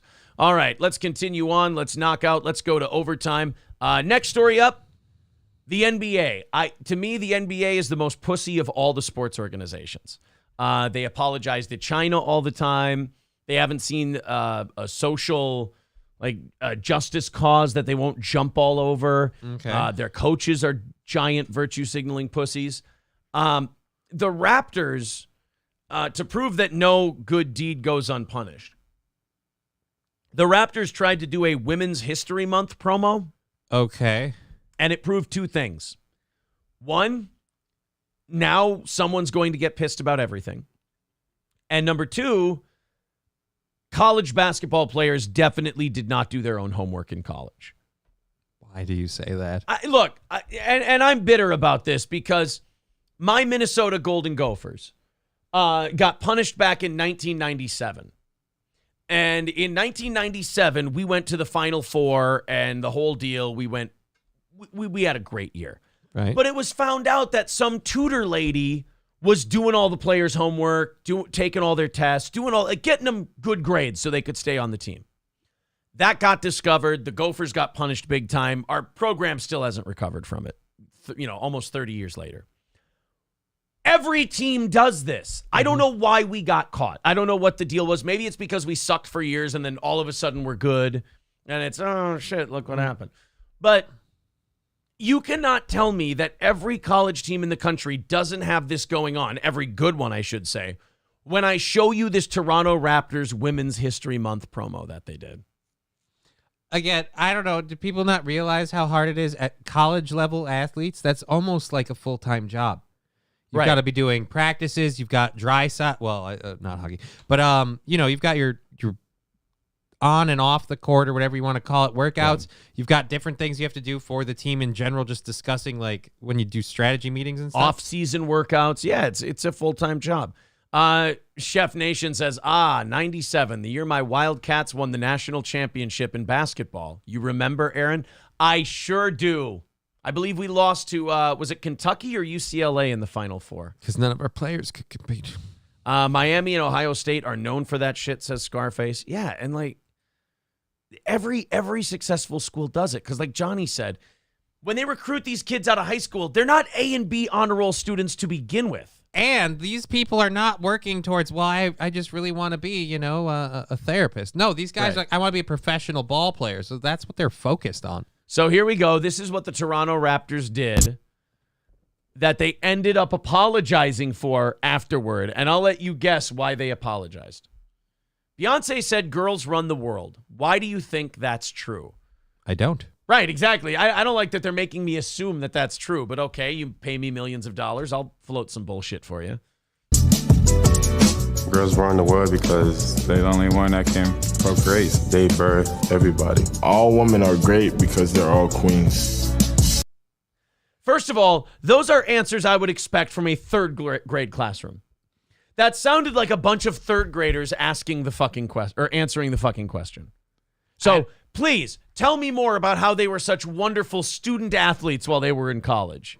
Please, I would love to hear how those were D1 college level intellects. I mean, girls are good because they have the babies. Girls are good because they are queens. Girls are the best because they smell good. Wow. Girls are the best because after they touch my penis, they make me a sandwich. Let's remember, this is just the guys that they could use. Let's think about the players who were just drooling on themselves and that they couldn't use them for the promo.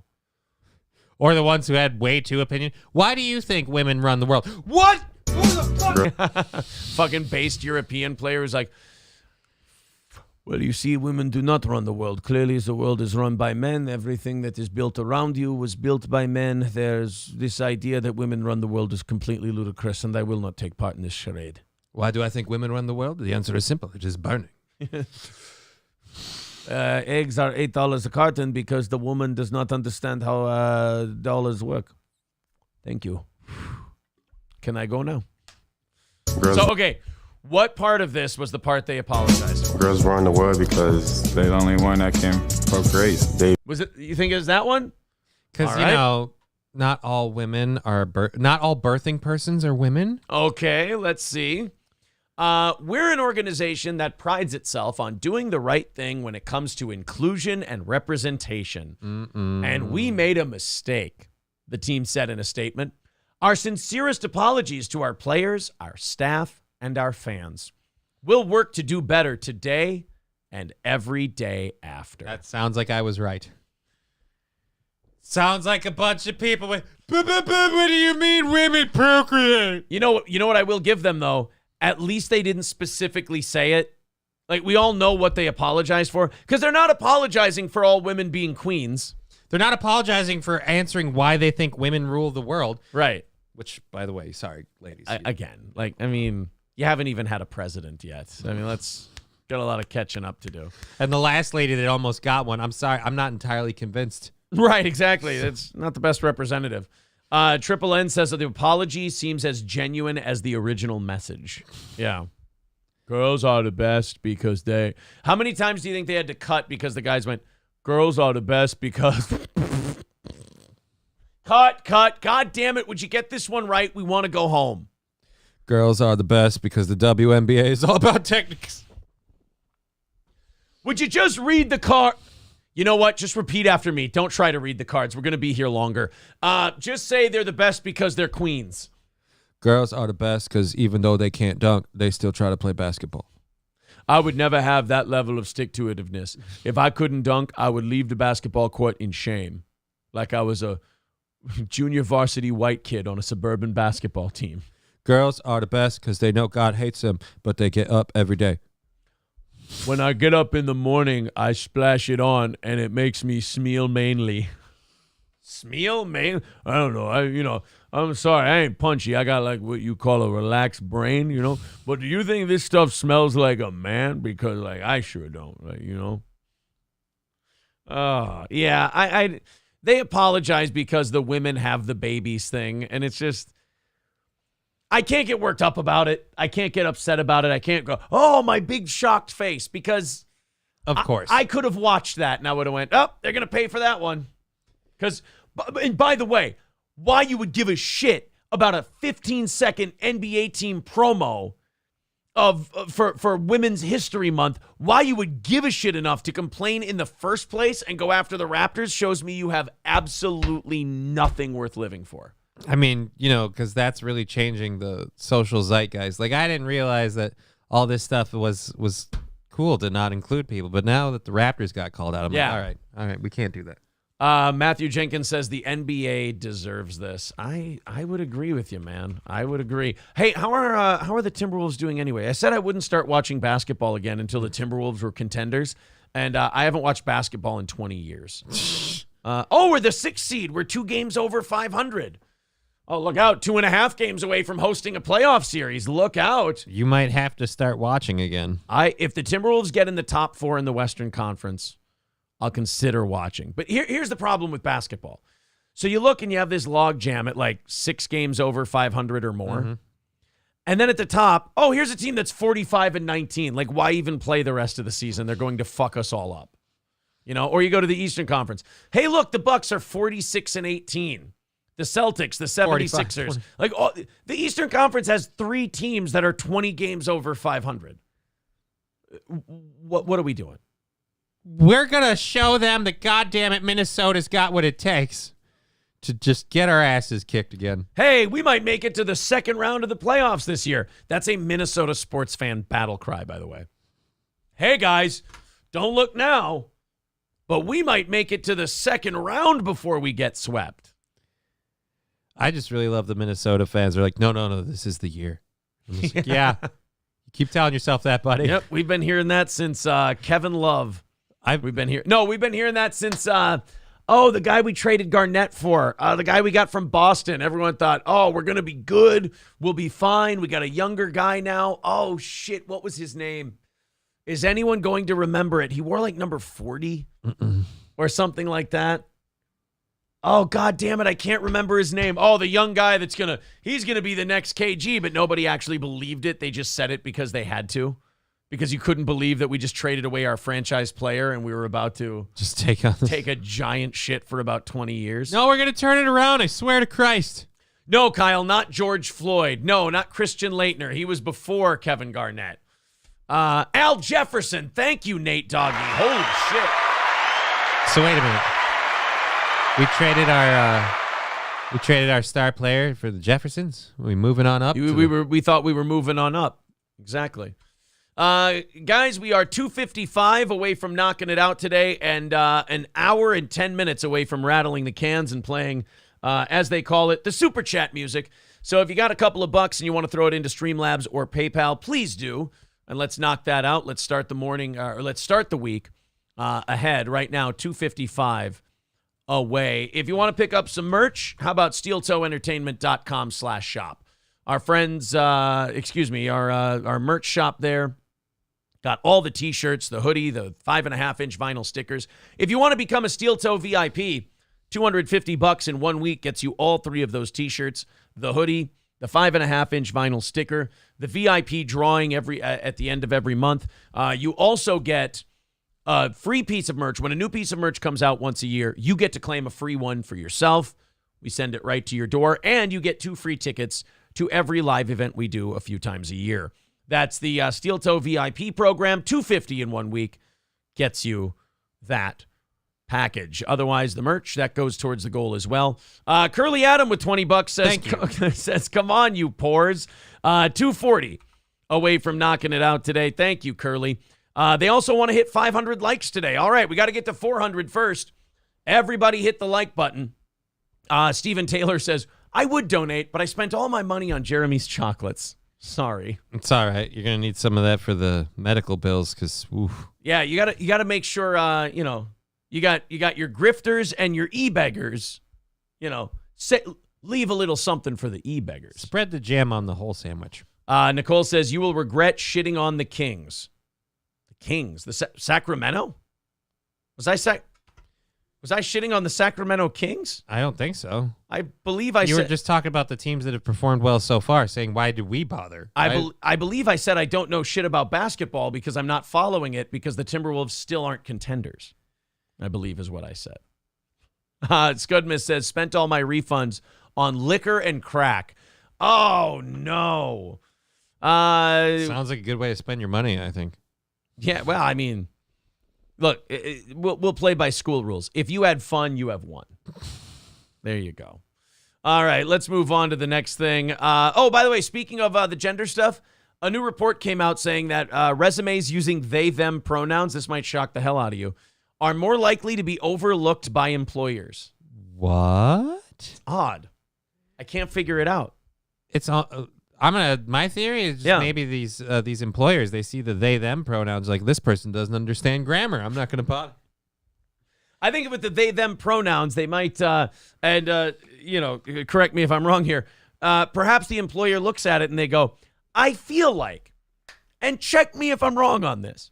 I feel like if I hire this person that says he, him, I feel like if I hire this person that doesn't write down their pronouns, and then I have this person who writes down they, them, I think, Sumbic stole my bit there. I think we might have a bit of an HR problem more likely with this one than the one that's not writing down its pronouns. Why? In my mind, if you write down your pronouns at all, to me, that is a red flag to the HR department. It's a red flag. But again, why? I mean, just what are you saying that somehow because they have to make everyone understand how they're different and special and identify as this unique thing, that somehow they're going to come back in and make everything about them and all? Every meeting comes back to how the fucking salad bar isn't trans appropriated or whatever. I mean, I don't think I feel like you're the just tongs look like dicks, and that's part of the patriarchy. All kinds of problems.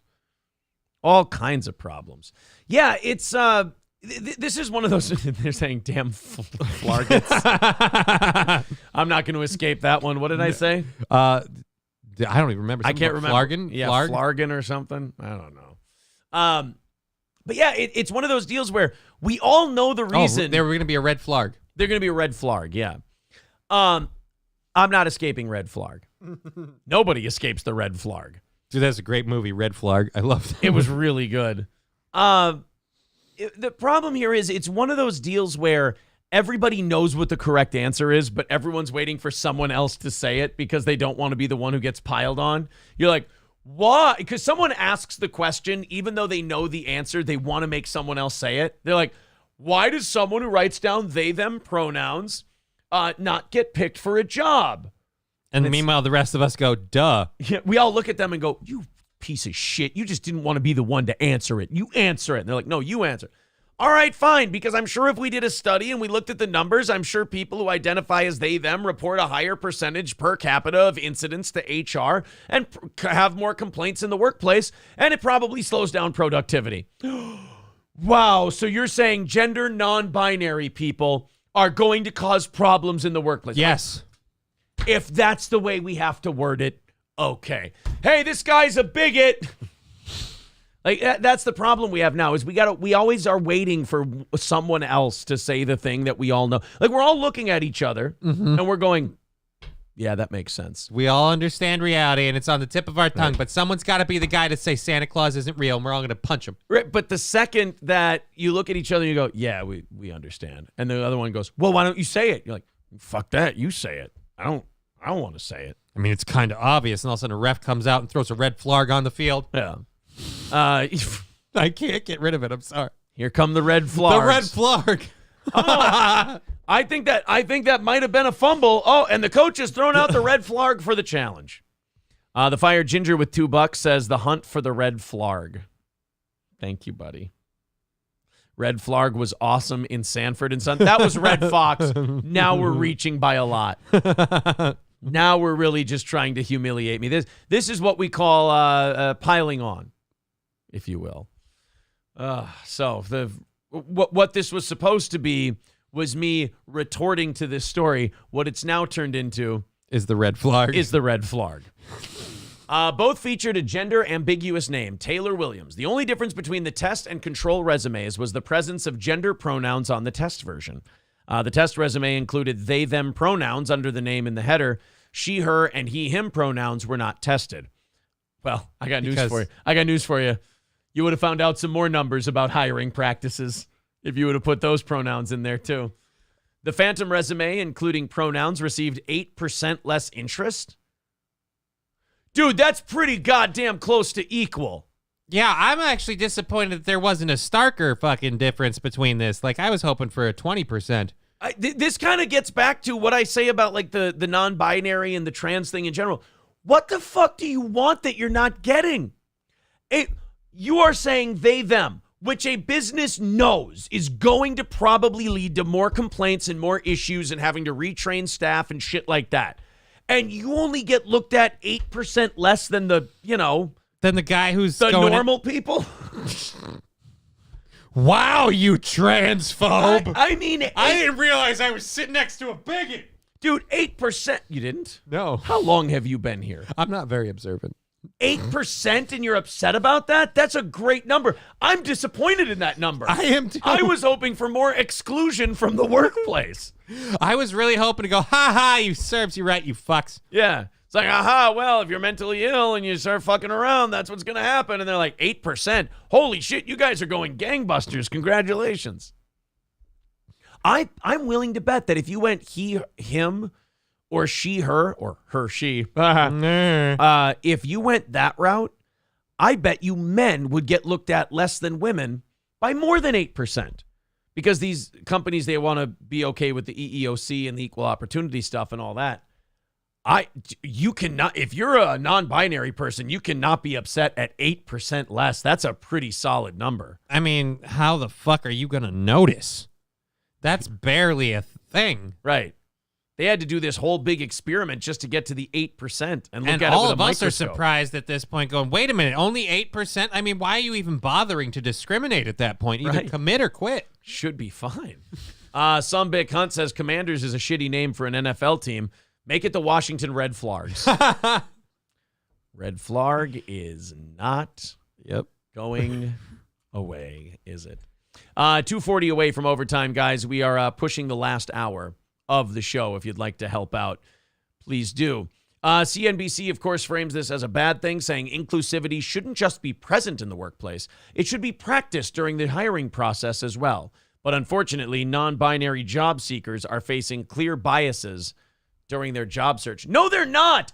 8%, especially given, the tendency for there to sometimes be more problems. 8% is like really good. It's really good. Zelna McGee, that sounds like a made-up name. Senior Director of Learning and Development at Centerfield Media, Business.com's holding company, says that inclusive hiring practices in workplaces have to be intentional about minimizing bias. That's funny because I always thought that workplaces just needed to enhance the bottom line and hire the best employee. Yeah, I thought it was about making the best product and the most money for your company and workers as possible. That's really interesting. I see. I didn't know that. And I run a business, so that's something I probably should know. We need to hire some trans people. Hold on, let me mute the mics. Do we have to? Well, I mean, I suppose I could get a surgery. I'm a team player. I mean, they sometimes create a lot of problems. I'm not using my dick anyway. Why don't we just take it off? All right, let's unmute the mics. All right. Sorry, guys. Little inside baseball there. It's something that you guys... just workshopping some ideas. Yeah, you didn't really need to be privy to it, as it were. Let's watch this guy humiliate himself, all for the sake of love. I like this guy. He decided to, instead of going on dating apps or to send Rhino writes, "We heard you." What? Oh, no. Son of a bitch. I got to get that button fixed. I used the hard R. Oh, it wasn't muted. Shit. So this guy in Wisconsin, I guess it wasn't going well on Tinder. It wasn't going well at the bar. It wasn't never going goes well on Tinder. Yeah, it wasn't going well anywhere else. So he decided that he would put up a billboard of himself. Okay. To see if he could get some pussy. Which... Just rolling in now? I don't know who I'm more concerned about. Am I more concerned about the guy who puts a billboard up to get pussy, or am I more concerned with the woman who fucks the guy because he put a billboard up? No, because that lady thinks he has money. He took maybe. out a That's good point. giant, like, fucking highway-wide personal ad. That's true. All right, let's check it out. Let's see if this guy's problem is just the fact that he hasn't gotten the word out that he's single yet, or if there might be something else. Let's go to Janesville, He just doesn't Wisconsin. understand technology now. That's all it is. 5 reasons you need to try our Restore. 1, it can help Hold grow your on. hair in 3 to 6 months. Hey, targeted ads, huh? Fuck you. You son of a bitch. Eyes on apps and social media. One Janesville man is hoping to turn some heads in a different way. So this billboard on Milton Avenue advertises a man named Robert as Wisconsin's #1 eligible bachelor. Our Catherine Merck asked, Do you have to look so divorced, though? Like, we don't have to give it away, bro. Wisconsin's #1 most eligible bachelor. That's not a brag at your age. That's saying that other people had the chance. Nobody's been interested. Looking for a local, honest woman. Ew. An honest woman from Janesville? I mean, you're going to have to lower your standards on the looks part, I think. the 43-year-old about his unique approach to finding love. Oh, Jesus. Both literally and figuratively. Robert says this billboard is his way of putting himself out there. You cheap fuck. You even bought the digital one. Come you didn't on. even buy a dedicated billboard. You bought the one that they give away because they can just roll it. You know, they can put as many of them in there as possible. When we were putting billboards up here when we left radio and letting people know where we were, they tried to pitch these big time. The digital ones. Yeah, the digital billboards. Oh, it's so cheap. I'm like, yeah, I've driven by those billboards. They suck. I never see the same one twice. And I also don't take the time to read them. Right, exactly. Because they change. So I'm like, whatever, I don't care. Hopes that people who drive by here take his message as a sign. I'm just looking for that special someone. Meet Robert. Oh, I get Jesus. home. Oh, no. Matt, what's happened to What's you? happening here? We got the cowboy hat. We got the sunglasses. We got a tie on, but we've also got the leather jacket. I mean, It how seemed like many the shirt signals? wasn't tucked Yeah, in. how many signals are we sending here?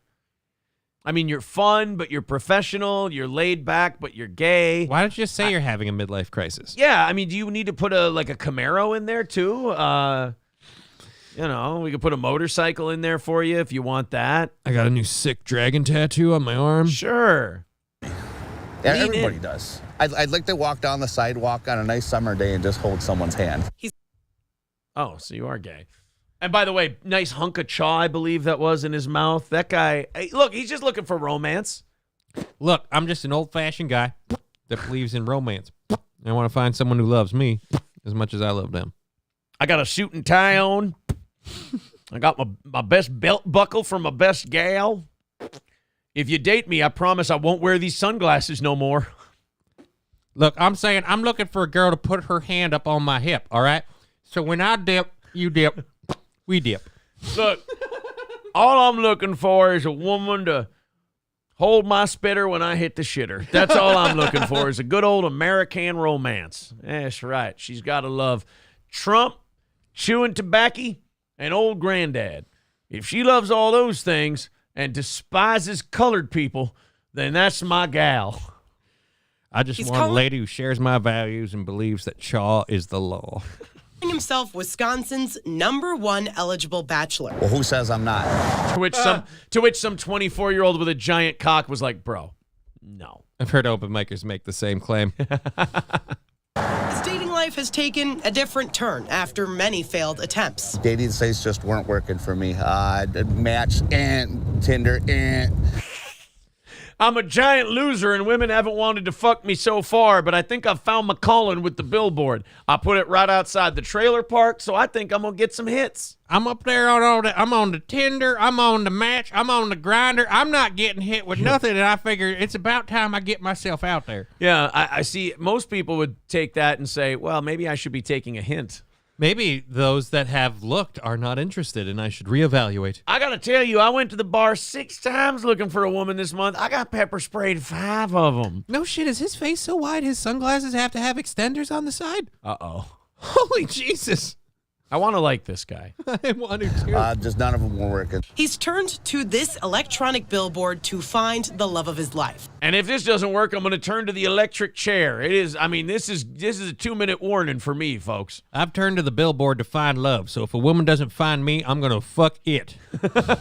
By calling this number, he tells local honest women to leave him a message. I love to laugh. I love country music, and I love movies. I love to find that special someone out there. Are you her? Wait, this guy likes country music? Get the fuck out of here. No way.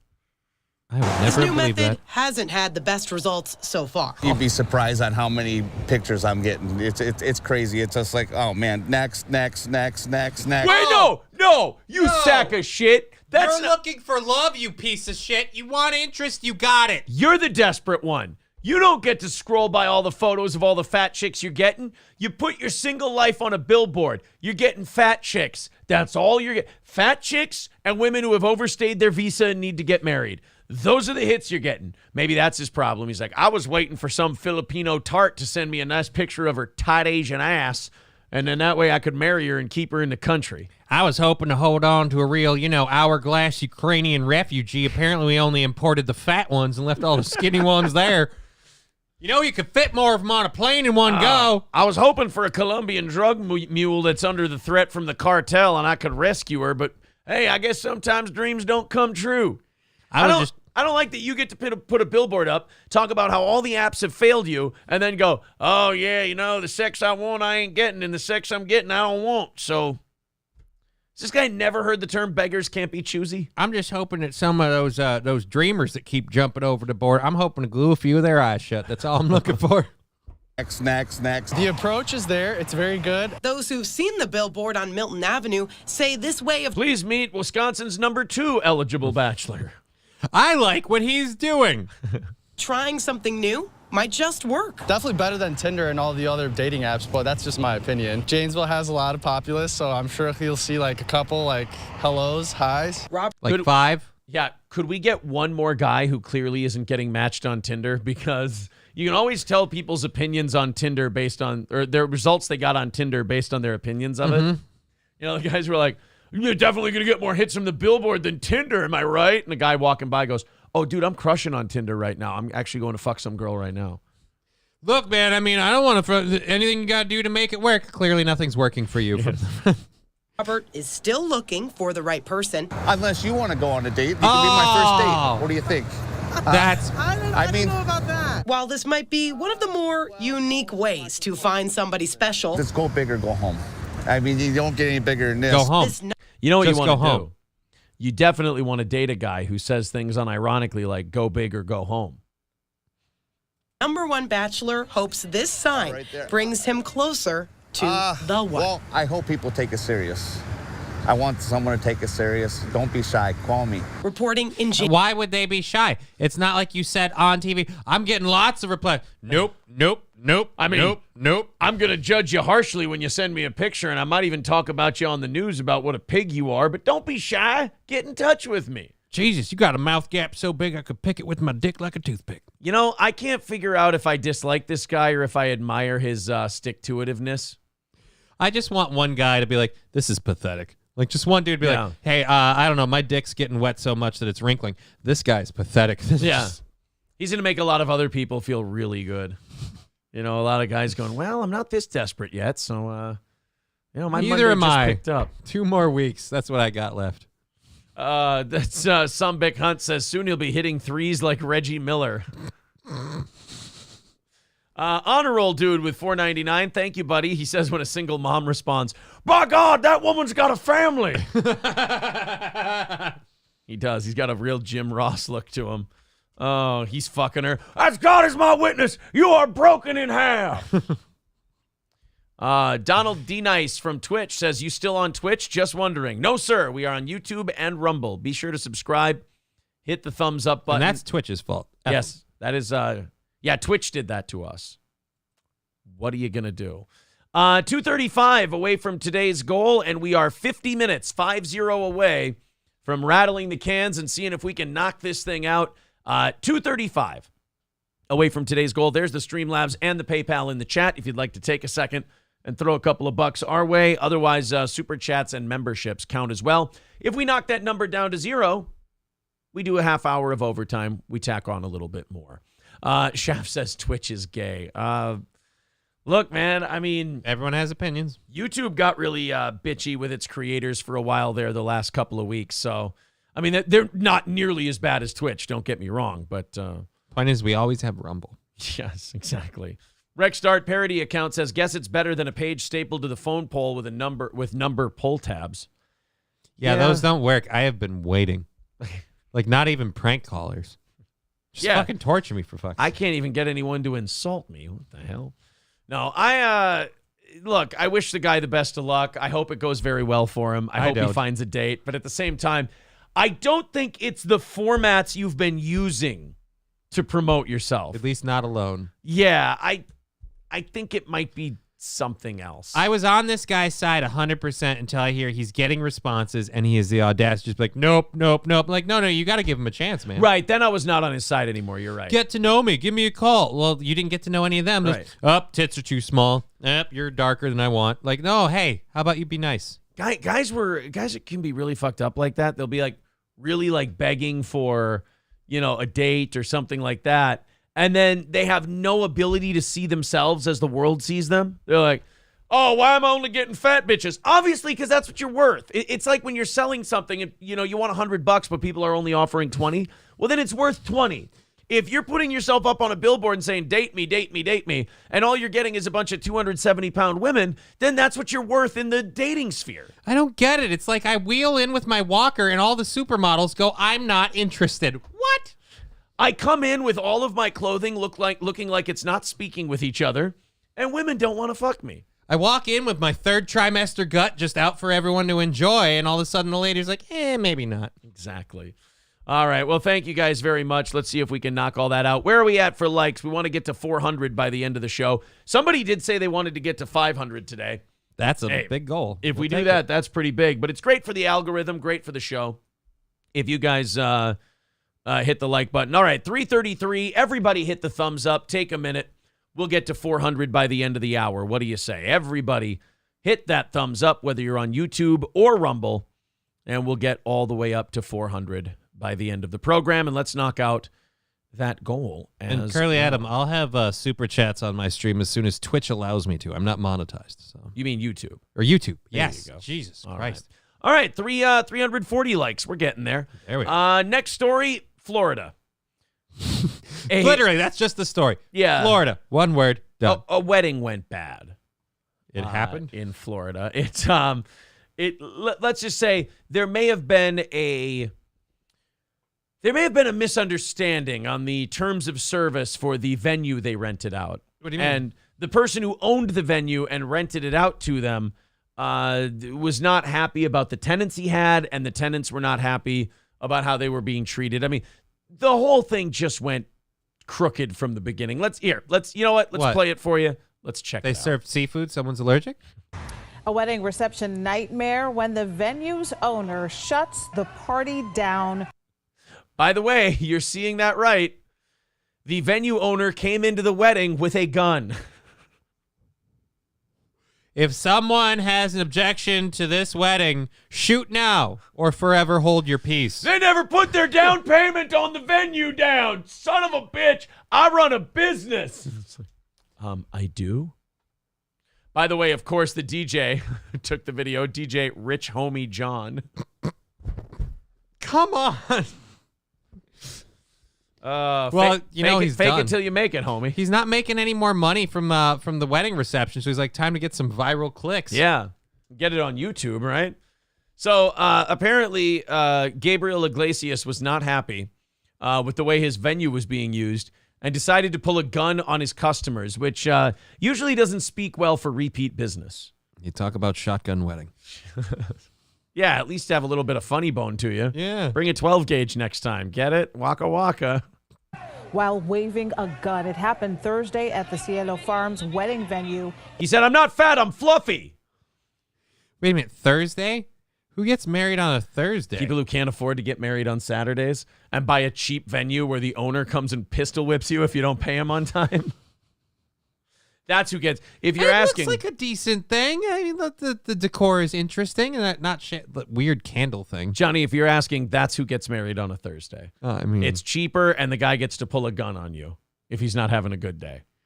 We just go to the courthouse. Right. In Southwest Ranches, an altercation reportedly occurred because of a time dispute between the owner and the wedding party. Police say 2 people have been arrested. Was the owner one of them? Yeah, I hope the owner was one of them. So a time dispute. So apparently their wedding was going long. They showed up late, and they thought they could just keep the extra time. I don't know what it was. Well, the owner didn't like it, and he didn't come in holding the contract. Instead, he came in waving a pistol and deciding it was time for everyone to go. Now, I don't know what the people are arguing with him about. A guy comes in waving a gun. I'm packing up my shit and I'm leaving. I'm not willing to get shot over fighting for an extra 15 minutes of venue time for my wedding. On mine or anyone else's wedding night, I have one goal about blowing my load. If someone else is going to unload theirs, I'm getting out of there. All right? Yeah, all my guests can get shot. I don't give a shit. Yeah, I'm done. I'm getting the hell out of there. I got someone I can go have sex with. No, thank you. Thank you very much to Mike's Tool Repair with $5 over on PayPal. Thank you, buddy. Maybe getting a rally started here. We are 2:30 away, and we've got about 45 minutes until we rattle the cans and try to knock that number out and add another half hour to the show. 2:30 away, Streamlabs, PayPal. There it is in the chat. 350 likes on today's video. Let's get to 400 before the end of the program. Russell Brand went on Bill Maher's show over the weekend. Okay. And they were having one of those, Fox News bashing sessions. And I don't know if you know anything about Russell Brand's current situation. I know he was really bad with drugs, and then he got himself clean, and he went to the other way where he was super not religious, but now he's not based. Okay. But he's not a big time lefty. He's kind of a what's the word you would use? He's kind of an idiot. Floating. No. He's actually pretty good. He's actually kind of floating around, just kind of calling it like he sees it. I actually started to respect him more. Yeah, I really like Russell Brand. I think he's huge on Rumble right now. He's one of the biggest channels on Rumble, I think. Correct me if I'm wrong. Sorry, Mike's Tool and Nail. Thank you, Mike's Tool and Nail, for the for the $5. I appreciate that. They're saying libertarian progressive-ish or kind of a moderate. Okay, it's kind of centrist. Well, this was him on Bill Maher. He was on with a guy from MSNBC. Okay. And the guy from MSNBC was doing the cheap applause thing where, you know, Fox News is shitty and blah, blah. I'll say this for Fox News. At least when I turn on Fox News, they'll tell me what they are. Yeah. Like Fox News will just, you know, hey, we're trying to counter the liberal media bias or whatever their whole angle is. All right. Well, you're the conservative guys. Nobody's confused Sean Hannity for a liberal. Nobody's confused Laura Ingraham or Tucker Carlson for a liberal. So obviously, I'm getting the conservative point of view on this channel. My problem with MSNBC has always been they act like they're so much more, you know, they have so much centered, or we're not biased. We're just giving you the news. Right? We lean forward. We don't lean left or lean right. We lean forward. And, you know, Fox News is this biased demon, and they're getting right-wing talking points out there, while at the same time pretending they're not getting left-wing talking points out there. So Russell Brand heard this on Bill Maher's show, and God bless him, he just couldn't let it go. John, I've not known you long, but I love you already. But I have to say, I mean, you've never seen the Charlie Brown? It's disingenuous to claim that the biases that are exhibited on Fox News are any different from the biases exhibited on MSNBC. It's difficult to suggest that these corporations operate as anything other. By the way, Bill Maher's audience is still, like, while Bill's kind of all over the place still, his audience is left. So hopelessly left-wing. You heard the little smattering of applause. Yeah, for it. I'm sure it didn't get half of what his dig got. Right. For what is an opinion that I feel like most people kind of know. Yeah, Fox News is right. MSNBC is left. That's not a controversial statement except in this audience. Or to an MSNBC It's difficult person. to suggest that these corporations operate as anything other than mouthpieces for their affiliate owners in BlackRock and Vanguard. And unless we start to embrace, and also, mate, like just spiritually, if I may use that word in your great country, we have to take responsibility for our own perspective. I've been on that MSNBC, mate. It was propagandist nutcrackery on there. I went on a show called Morning Joe. It was absurd the way they carried on. Morning Joe. Yes. Yeah, I don't know what it was. It wasn't morning. There was no one called Joe there. No one could concentrate. They didn't understand the basic tenets of journalism. We've watched that clip on the show before plenty of times, too, where, I mean, they are just embarrassing to watch when they had Russell Brand on. Yeah. He's trying to talk about Edward Snowden, and they go, no. We can't talk about Edward Snowden. We can't talk about any of that. That's not, anyway, how evil is Bush and how good is Obama? No one was willing to stick up for genuine American heroes like Edward Snowden. No one was willing to talk about Julian Assange and what he's suffered trying to bring real journalism to the American people. And I think to sit within the castle of MSNBC throwing rocks at Fox News is ludicrous. My friend, Make MSNBC better. Make MSNBC great again. My friend, I would love... So...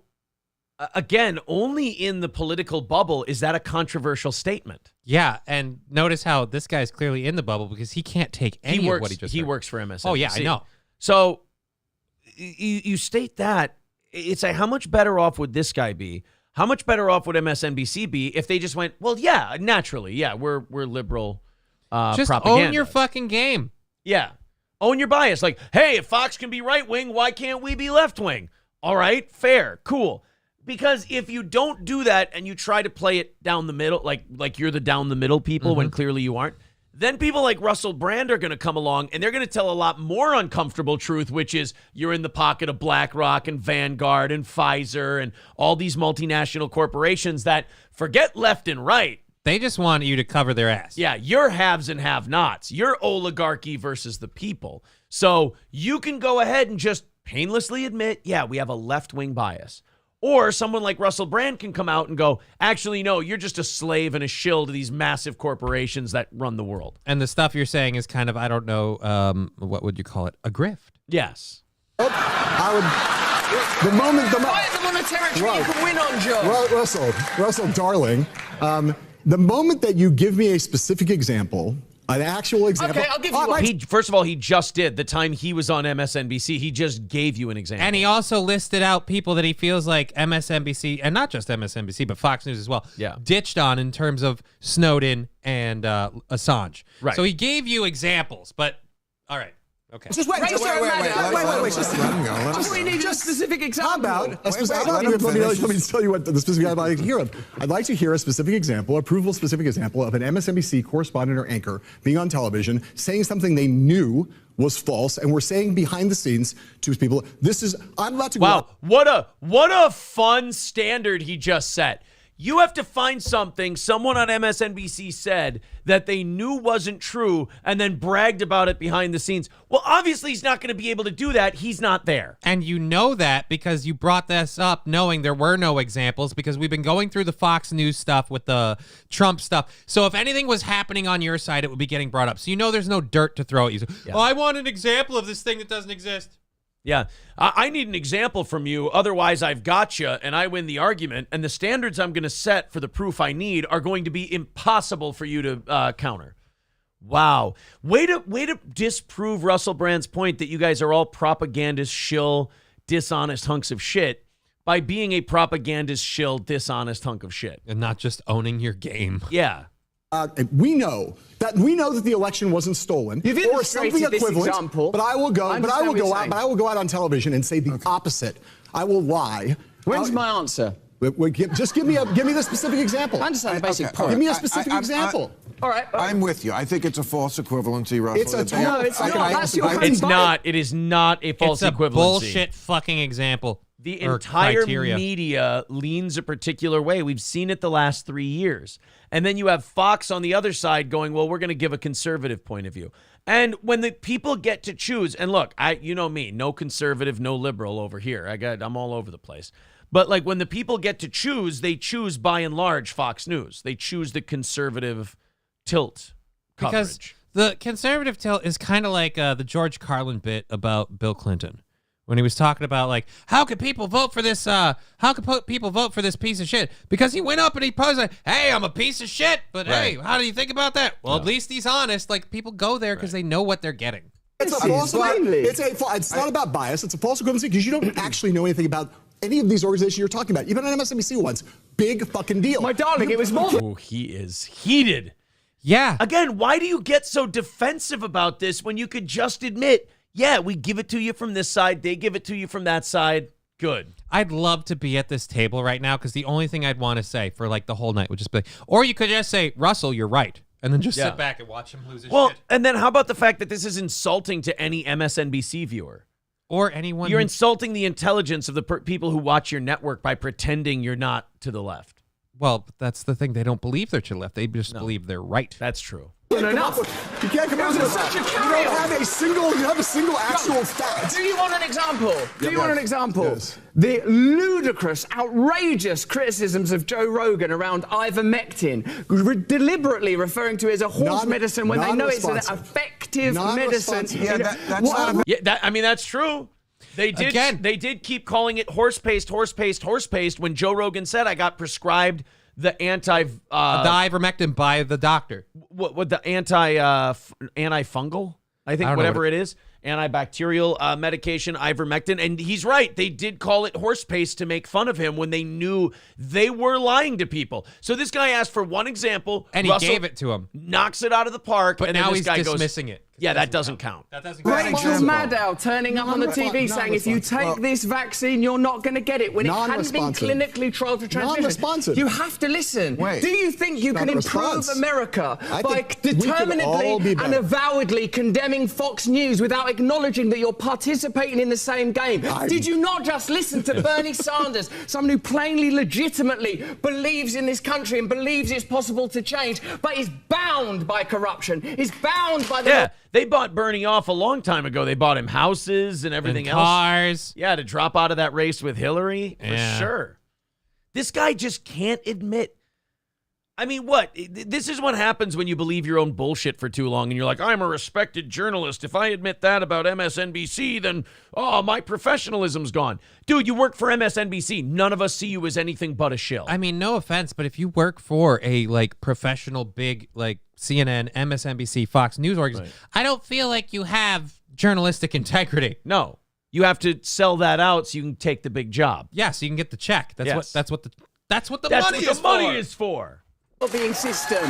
Surely it's clear to you, Bill, as one of the great pundits and experts and comic voices, that systemic change is required. Money has to be taken out of politics. We need new political systems that genuinely represent ordinary Americans so that we can overcome cultural differences. And bickering about which propagandist network is the worst is not going to save a single American life, not improve the life of a single American child, not going to improve America's standing in the world, and the world needs a strong America. I'll tell you that. I mean, I find myself in pretty much 100% agreement with Russell Brand. Yeah, and the audience turned on his side by the end of that rant, too. Yeah. Somebody did say, JC says he loses me with the Bernie thing. Bernie would ruin this country if they didn't stop him. I get it. I understand that part. He believes in Bernie, but I'm he's not a also big not Bernie wrong guy. about Bernie being bought off. Right, he's right about Bernie being bought off by the system, and though. Locked down by corruption. Yeah. Yeah. I mean, the Bernie thing, yeah, I agree with you, JC. Like, if you left it up to Bernie, there'd be a lot of really bad moves that we'd make. But I will say this about Bernie Sanders. I think Bernie Sanders' ideas come from a genuine place. I just think they're terrible ideas. I don't think he realizes how they don't work. Yeah. And then also, like, people are saying Russell's sort of calling him out, too. Right. He's saying that Bernie's a game player, too. Bernie played the game, and he got 3 houses, and he got cars, and he got money and all that stuff. So he kind of sold it out as well. Eric Nagel says, I don't blame him for leaving Katy Perry now. Yeah, you got Russell going on Bill Maher going, this country needs to be strong, blah, blah, blah, blah, blah, blah, blah. And then you got Katy Perry. Some guy goes on American Idol and says, I'm just sad because I was in a school shooting. She's like, America's failed us! I'm way more sad than you are. I am so mad too. Or as I called it in the clip that we put on the best of yesterday that I put up. By the way, we've got so many clips now that I think I'll probably just do a best of on Sunday mornings or Saturday mornings, whichever one you guys want. Just to throw it out there. Just to get all these clips used up. But yeah, like I called it in the clip. I said, Katy Perry steals a school shooting victim's sadness. Yeah. Because that's kind of what she did. A shooter came in and he shot a bunch of my friends. But it's about me! Exactly. Nicole Magenta says, steel toe licking boots of globalists? I didn't think that we were kind of calling out the media and all that, but no, we weren't really licking Russell Brand's boots so much as saying, oh, I agree with him here. Yeah, I don't. That's one of those things when you don't have a hard, firm point and someone says something that you agree with, you can go, oh, I agree with that guy. Yeah, I don't think we were, doing any boot licking for globalists. I mean, if you want bootlicking in that clip, like Russell Brand, and you have to understand this, Bill, because you're one of the great pundits of our time. Like, he was sucking a little Bill Maher dick there, yeah. Yeah. Trying to get Bill on his side with some flattery. It could work. It could work. It could. I think the one guy, the John Heilman or whatever his name was, that was the guy licking globalist boots, if anybody, in that conversation. All right, guys, we are a whopping 2:30 away from getting overtime today. If you feel like chipping in, there's Streamlabs, there's PayPal. Let's see if we can go on a little bit of run. We got a half hour before we play the music and rattle the cans. Let's see if we can get within striking distance by the time we get there and get the week off to a good start. MSO has already made his prediction that we're not going to knock it out today. Let's make MSO wrong again. Streamlabs, PayPal, links are right there in the chat. If you feel like contributing, go ahead and give it a click. Also, like the video, like the stream, subscribe to the channel. Hit the like button. Let's get to 400. We're getting close to 400. Let's get there. And then somebody wanted us to get to 500 today. Go for it. You're one of the couple hundred people over on Rumble right now. Hit the thumbs up, follow. Sounds good to me. Nicole says, Kevin Brennan's makes your goal in 30 minutes. You're licking globalist boots. Well, that's fine. I hope everybody who does a stream does well and makes lots of money. I don't want anybody to, be homeless. I hope they do very well, Nicole. I don't know where your animosity is coming from. That's also, great. They don't really lick globalist boots because they don't really talk about anything. Yeah, no, they just take the money on the show Yeah. and then they sell it again on premium stuff. So good for them. Good for everybody, man. I don't know where your animosity is coming from, but I hope you find a little bit better happiness in the future because, Nicole, nobody likes a woman who's going to be all scowly. You're going to get wrinkles right here, and then the guys aren't going to like you. You got to smile a little more, honey. Otherwise, the boys are going to think you're an angry woman, and nobody wants an angry gal. Yeah, because it's not like you can rely on your personality. What are you going to do, Nicole? Just hit subscribe and love the show. He says, no, I watch all the time, Aaron. I actually like the show, but do some research. Oh, Nicole, we do a fucking comedy show. I'm not doing the research. I refuse to do the research. That means I'm taking it seriously. Yes. Here, I do my research. I watched, what's his name? I watched Russell Brand's Point. I thought he made some decent points. I thought the other guy looked like a douchebag. It was entertaining for me to watch. That's where I ended up. Now, Nicole, I want you to put a smiley face in the chat right now. Nicole, put a smiley face in the chat so I know you're smiling. Smile. Come on. Smile for me. Smile for me. You're so much prettier when you smile. Oh, I want the goddamn smiley face emoji. Guys, put the smiley face emoji in the chat. Show her how. Oh, there she goes. She's smiling. Okay, good. Nicole's smiling. If Nicole's smiling, there's only two things that make me smile. Nicole being happy and the goal getting knocked out. Thank you to Nicholas for $5 over on PayPal. Appreciate that, buddy. 225 away from getting the 30 minutes of overtime and helping keep this show going. We appreciate that, everybody. There's all your links for you. 225 away. I think you might have heard this over the weekend. Instead of like giving them away, handing them out to people, letting people take them home, this is like, to me, this sounds like capitalist spite. Yeah. Like we failed at something, so just fuck you. Nobody gets it. Funko is not being able to, is not having a lot of success selling their collectible pop vinyl toys. So they're throwing $30 million worth of Funko Pops into a landfill. Like even the NFL, when they make T-shirts for both Super Bowl teams, they send the leftovers to like third world countries and shit. Yeah, they send the left. Oh, guys, thank you very much for all the emotes smiles in the chat. Yes. Nicole says, Aaron, you are good at constructive criticism. No, I'm not. I'm terrible at it, and I meet it with hostility, but I'm glad you're still a fan. I like you too. Anyway, they take those, the loser shirts, and they send them to Africa. And a bunch of African kids get them. And you see a bunch of kids in Chad and Nigeria, and they're just wearing their shirts and dancing around, and they don't know that they fucking lost the Super Bowl. Who gives a shit? So now Funko is just dumping these $30 million worth of Funko Pops in a landfill. Somewhere, Jeremy from the Quartering is crying his eyes out. I am too. Because all Jeremy from the Quartering would like is a couple more Funko Pops for his background. I wouldn't mind a few more. I got like two Deadpool ones. I got a DBZ one. I have my $30 million though.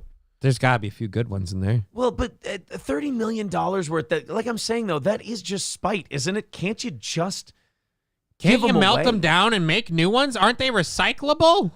God damn, man. And also, that's a donation. You can write that off.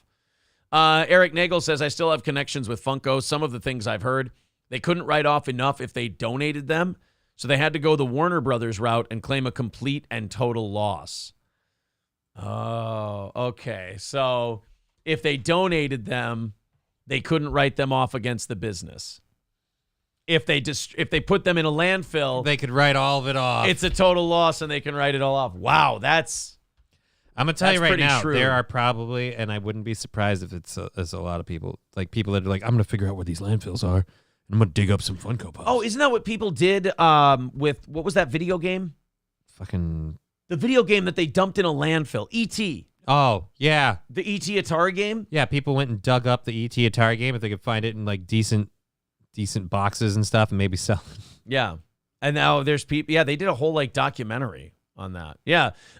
E-Rock says they'll dig up the Funkos like the E.T. dump. Yeah, those will be worth big money someday if you're willing to go trash picking. Some of them will. Some of them won't. That's the problem with Funkos. Like, they don't make... I'm talking about the dumpster ones. Like, if you get the ones out of the landfill, there will be like a lore and a story behind them. You might be able to get a buck or two. Maybe, but it's also like I said, part of the reason they have all these is because they saturated the market with way too many of them. Yeah. Like, a case in point, there's like 4 or 5 different Deadpool ones you can get. Like, just in general, your favorite hero has more than one Funko Pop. It's like, oh, what are you gonna do? Collect them all? They Beanie Babied it. Yeah.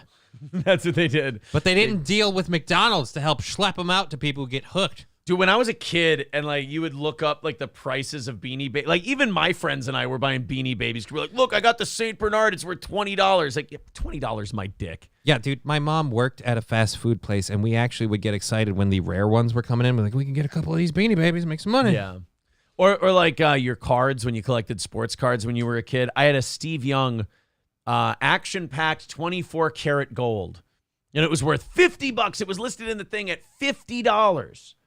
And I was like, oh, my God, I'm going to get $50. And I took it to a card show, and the guy's like, I'll give you 20 for it. And I'm like, wait, what? And that's when I got a lesson in capitalism. If they say something's worth 50 and some dickbag at a card show buys it for 50, how's he going to make any money on it? Yeah. Buys it from you for 20, sells it to his guys 50. for 30 or 40. They got a $50 card.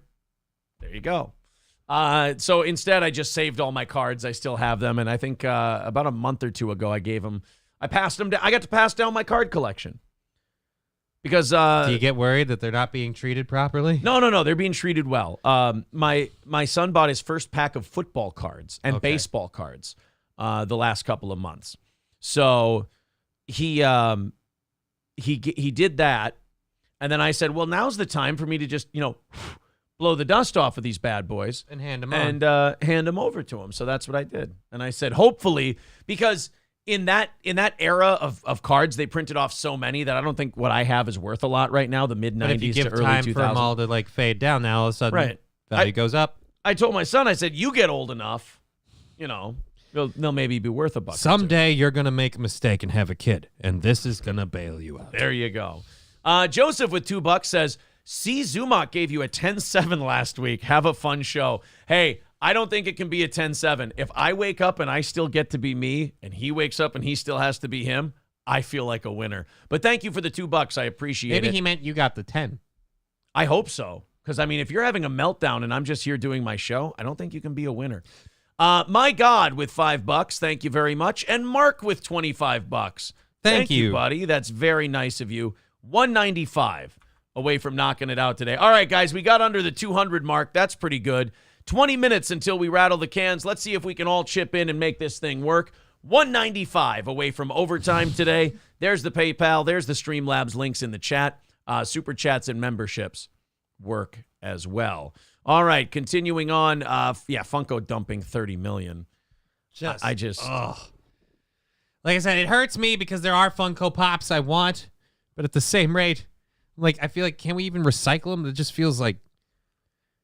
In fairness, when their accountants are doing taxes and they get to take that $30 million chunk and just go wipe it off the books, that's going to feel kind of nice. That's going to feel nice for them, not for the environment. You're just looking. When you do your taxes, if you got enough money as a company and you look at those taxes, you're trying to get that number as close to zero as possible so you don't have to pay anything on what you take out. You're like, look, I just want to get enough off the books so that I don't have a big tax bill at the end of the year. That's all. Or you can just take whatever profit you made, pay your taxes on it, and all right, be happy, fine. I guess it's their call.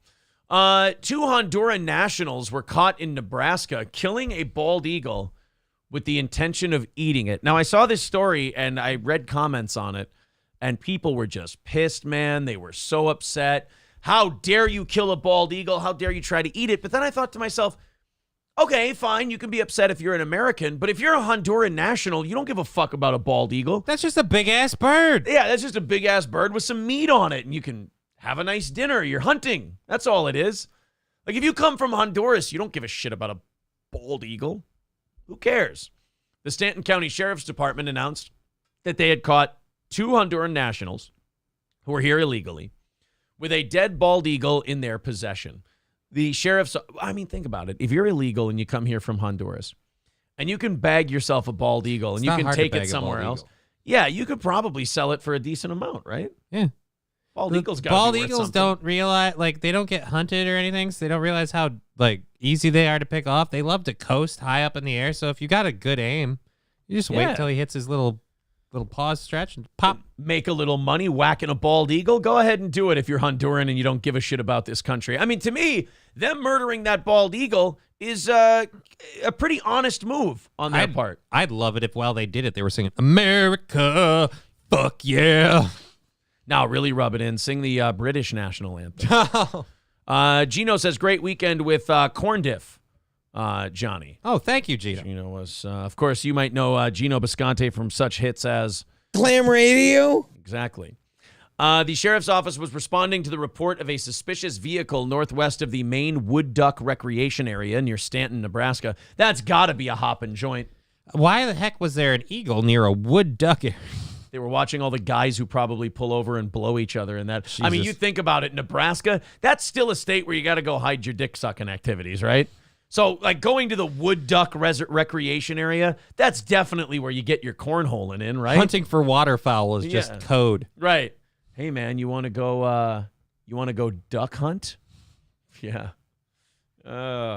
Ramiro Hernandez Zequin and Domingo Zetno Hernandez, both 20-year-olds from Honduras, were leaving the scene with the bird. When questioned about the bald eagle, they dropped it on the ground, threw their hands up, and said, I swear to God, we weren't blowing each other. They were, though. When questioned about the bald eagle, they said they had shot it with a rifle and were intending to have it for dinner. So just a couple of illegals walking around with some guns shooting our national bird. And, hunting without a license, without worrying about the season or any of that. I really love how we have to worry about all these hunters and the NRA for their disrespect of animals. If we understood how fortunate we are to have Mother Nature. Could we find a better, microcosm for how this country's going? 2 illegals armed to the teeth, shooting a bald eagle, and getting caught with it. But if you say anything bad about them, you are a bigot who doesn't understand. If they would have been cracking cartons of eggs on the ground while they did it, that would have been the perfect, and then spilling noxious chemicals into the water, it would have been the perfect microcosm for America. So I don't know. I don't think these Hondurans really felt a kinship with the new country they currently live in. I wonder if that's going to be on their resume when they apply for citizenship. Like, well, we do have here that you did kill a bald eagle. Not good. Come on. So we killed a bald eagle. What's one, right? Look, I'm only okay with it if they stuff it. Just because you keep it around. Yeah, you keep them around. You didn't eat them, at least. You're honoring him. That's why I'm always trying to find one that dies of natural causes but doesn't look too fucked up because I want to stuff it. You can't kill him. John Hahn says, Aaron, can I mail all my Twins and Vikings cards to you to give to the boy? I donate most of my old ones. Well, I mean, if you'd like to, there's, I still don't have this typed up. There's the P.O. Box, Steel Toe Media Incorporated, P.O. Box 7893, St. Cloud, Minnesota 56302. If you'd like to, sure. I'm sure he'd love that. But, I'm not going to say no. You want some of my wrestling cards? Those are for me. Thank Okay. you. Those are not I'll for bring him. those over. Zero Dark Tony wants to know, what kind of sauce do you serve with bald eagle? I don't know. I feel like it has to either be a red sauce or a white sauce. I don't think they make a blue one. Wow, way to go out on a limb. Those are the only kind of sauces yeah, I was there about are. to. Right? Whatever. I was making a red, white, and blue. Whatever. Fuck me. Oh, I see. Red, What white. am I? Some guy trying to do a comedy blue. show, just firing off the hip? Fuck me. Red, white, and blue with the. You know what I'm finding out from this? What? I really don't give that much of a fuck about the bald eagle story. I think is what I'm learning. Sorry, guys. Well, then let it fly. All right, guys. 190. Oh God. Now I'm filled with hate. I don't like this. I got maybe 20 minutes left in the show today. If we don't knock out that 195, I don't want to spend it in hate mode. Oh no. 195. You'll be all right, Kevin. Away from today's goal. There's the Streamlabs and PayPal in the chat. Let's see if we can knock that out. Aaron, can I mail you some Nazi memorabilia? I imagine if I answered that question. It should be self-explanatory. If I say no, or if I say yes, then that's a horrible thing to say. If I say no, everybody knows I'm lying. There's no victory for me in this. Red Fox Mad with $9.99 says Vikings release linebacker Eric Kendricks to clear $9.5 million worth of cap room. Yeah, I kind of figured that was coming. He had been slowing down pretty bad last year. If they release you, do you not get the full contract? Like, does it end? You get there, whatever's or you get guaranteed. bought out? Yeah, not all the money's guaranteed. Okay, so you're guaranteed a certain amount, and you can play for a total. Gotcha. Yeah, so now. A lot of times what will happen is that guy will go through free agency and nobody will sign him, and we'll bring him back for less money. That's very possible. So we pretty much told you, how about you go out hat in hand, and if you can't find anyone else, we'll cut your pay. Well, and that's kind of how you know that you're at the end of your rope career-wise, like your career's just about over. That's gotta suck. Yeah, you get sent out there and you go when your team tells you, hey, why don't you go fuck off for a while and see what's out there? Spread your wings and fly, and then if you don't find anything, you can always come back. We might have a spot for you. That's brutal. Oh God. Well, best of luck. I like Eric Kendricks. He was really good, but he's getting old, man. It happens. I have a Nazi sword. Quit bragging. It happens to all of them. As they say, Father Time is undefeated. All right, thank you, Red Fox Mad. 190 away from doing overtime today and about 10 minutes away from firing up the music. All right, San Francisco continuing to make all the right moves to build a productive society. Don't you worry. Yep, streets built out of shit. Got you. In the last 3 months, there have been at least 3 robberies on BART involving groups of teenagers. BART is the transit in San Francisco, the high-speed transit. I think people are genuinely concerned. They are fearful about the stories that have come out about the recent attacks, the assaults, the thefts, said Deborah Allen, who's a member of the BART Board of Directors. Hard for me to feel bad because, as we've said about San Francisco and L.A. and New York and all these other places. You made your bed. How are you not gone? How have you not left? First of all, housing there is incredibly expensive. So if you own anything, get the fuck out, take your money, and buy something cheaper somewhere else. And is the value going up or down or stagnating? Where are we at? Like, are you buying a house and it's an investment worth something at the end? It's really expensive still. But, again, if it's San Francisco, literally anywhere else is a better place to live. So take your money, leave, and now you don't have to worry about this shit anymore. 40 to 60 kids boarded a train on April 22nd at the Coliseum shop and robbed 7 passengers. And beat up 2. They're just going through a bunch of incidents. So far, BART has refused to turn over any surveillance video of the incident. Allen told us the agency issued an explanation for why it's being so tight-lipped about the thefts and assaults. Here, what do you think their reasoning is for not releasing the tape of the assaults and the robberies on the transit system? We're all going to hate white people and how thievery they are. You're part right. You just missed you missed one detail there. Oh, we're not going to hate them? We're going to love how thievery white people are? Somebody guessing in the chat, butt sex was involved. No, that's not. Don't worry. I don't think butt sex is. Chris Weaver might have it. To release these videos would create a high level of racially insensitive commentary toward the district. And in addition, it would create a racial bias in the riders against minorities on the train. So we don't want to give you guys information that might help you stay safer on the subway platform because all of these crimes happen to trend in one general direction. We don't want to give you that information because we don't want to be seen as meanie heads. So fuck you and your safety. And by the way, saying you're not going to release it because it's going to create insensitive commentary, and that's the same as releasing it. Yeah, because now we don't even have an aim. We're just like, I get it, not mine. Yeah, now you're just telling us straight out. You're going, oh, yeah, it was black people. It's like none of us hear that and go, oh, those damn Asians and the problems they cause on the subway. No. The only Asian people who hurt anyone on a transit system are those Japanese guys with the sticks in Tokyo who like whack people into the trains. Oh, yeah, the cops, whatever. But they're so determined to keep the trains on time that it's like, oh, I've got to get on this train to make it to work. We can't hold any more people. Well, let's just pack them in like sardines. Exactly. Thank you, Need Trump with $20 super chat. Says, let's rattle that can. Well, there you go, buddy. 175 away. Thank you for your help, man. And a couple of minutes away from rattling the can. There's Give Me Tips with $10. Thank you. Thank you, pal. 165 away from knocking it out. Are we seeing a late show rally? We are. To get us to overtime here. There's the PayPal. There's the Streamlabs. And we're getting close. We're about 8 minutes away from playing the music. So she doesn't want to turn over those tapes because she's worried that it would make people think less of black people. That's telling everyone that it's black people doing it. So if you would have showed them the video, maybe there would have been a few people who just would have seen the heinous nature of the crime and went, maybe I should be careful on the subway. But by you not showing it and then telling everybody who it is, you're making it sound like it's explicitly this group of people, and for us to see it, we'll be like, all right, confirmation. You might actually create more racial problems tension. not releasing it.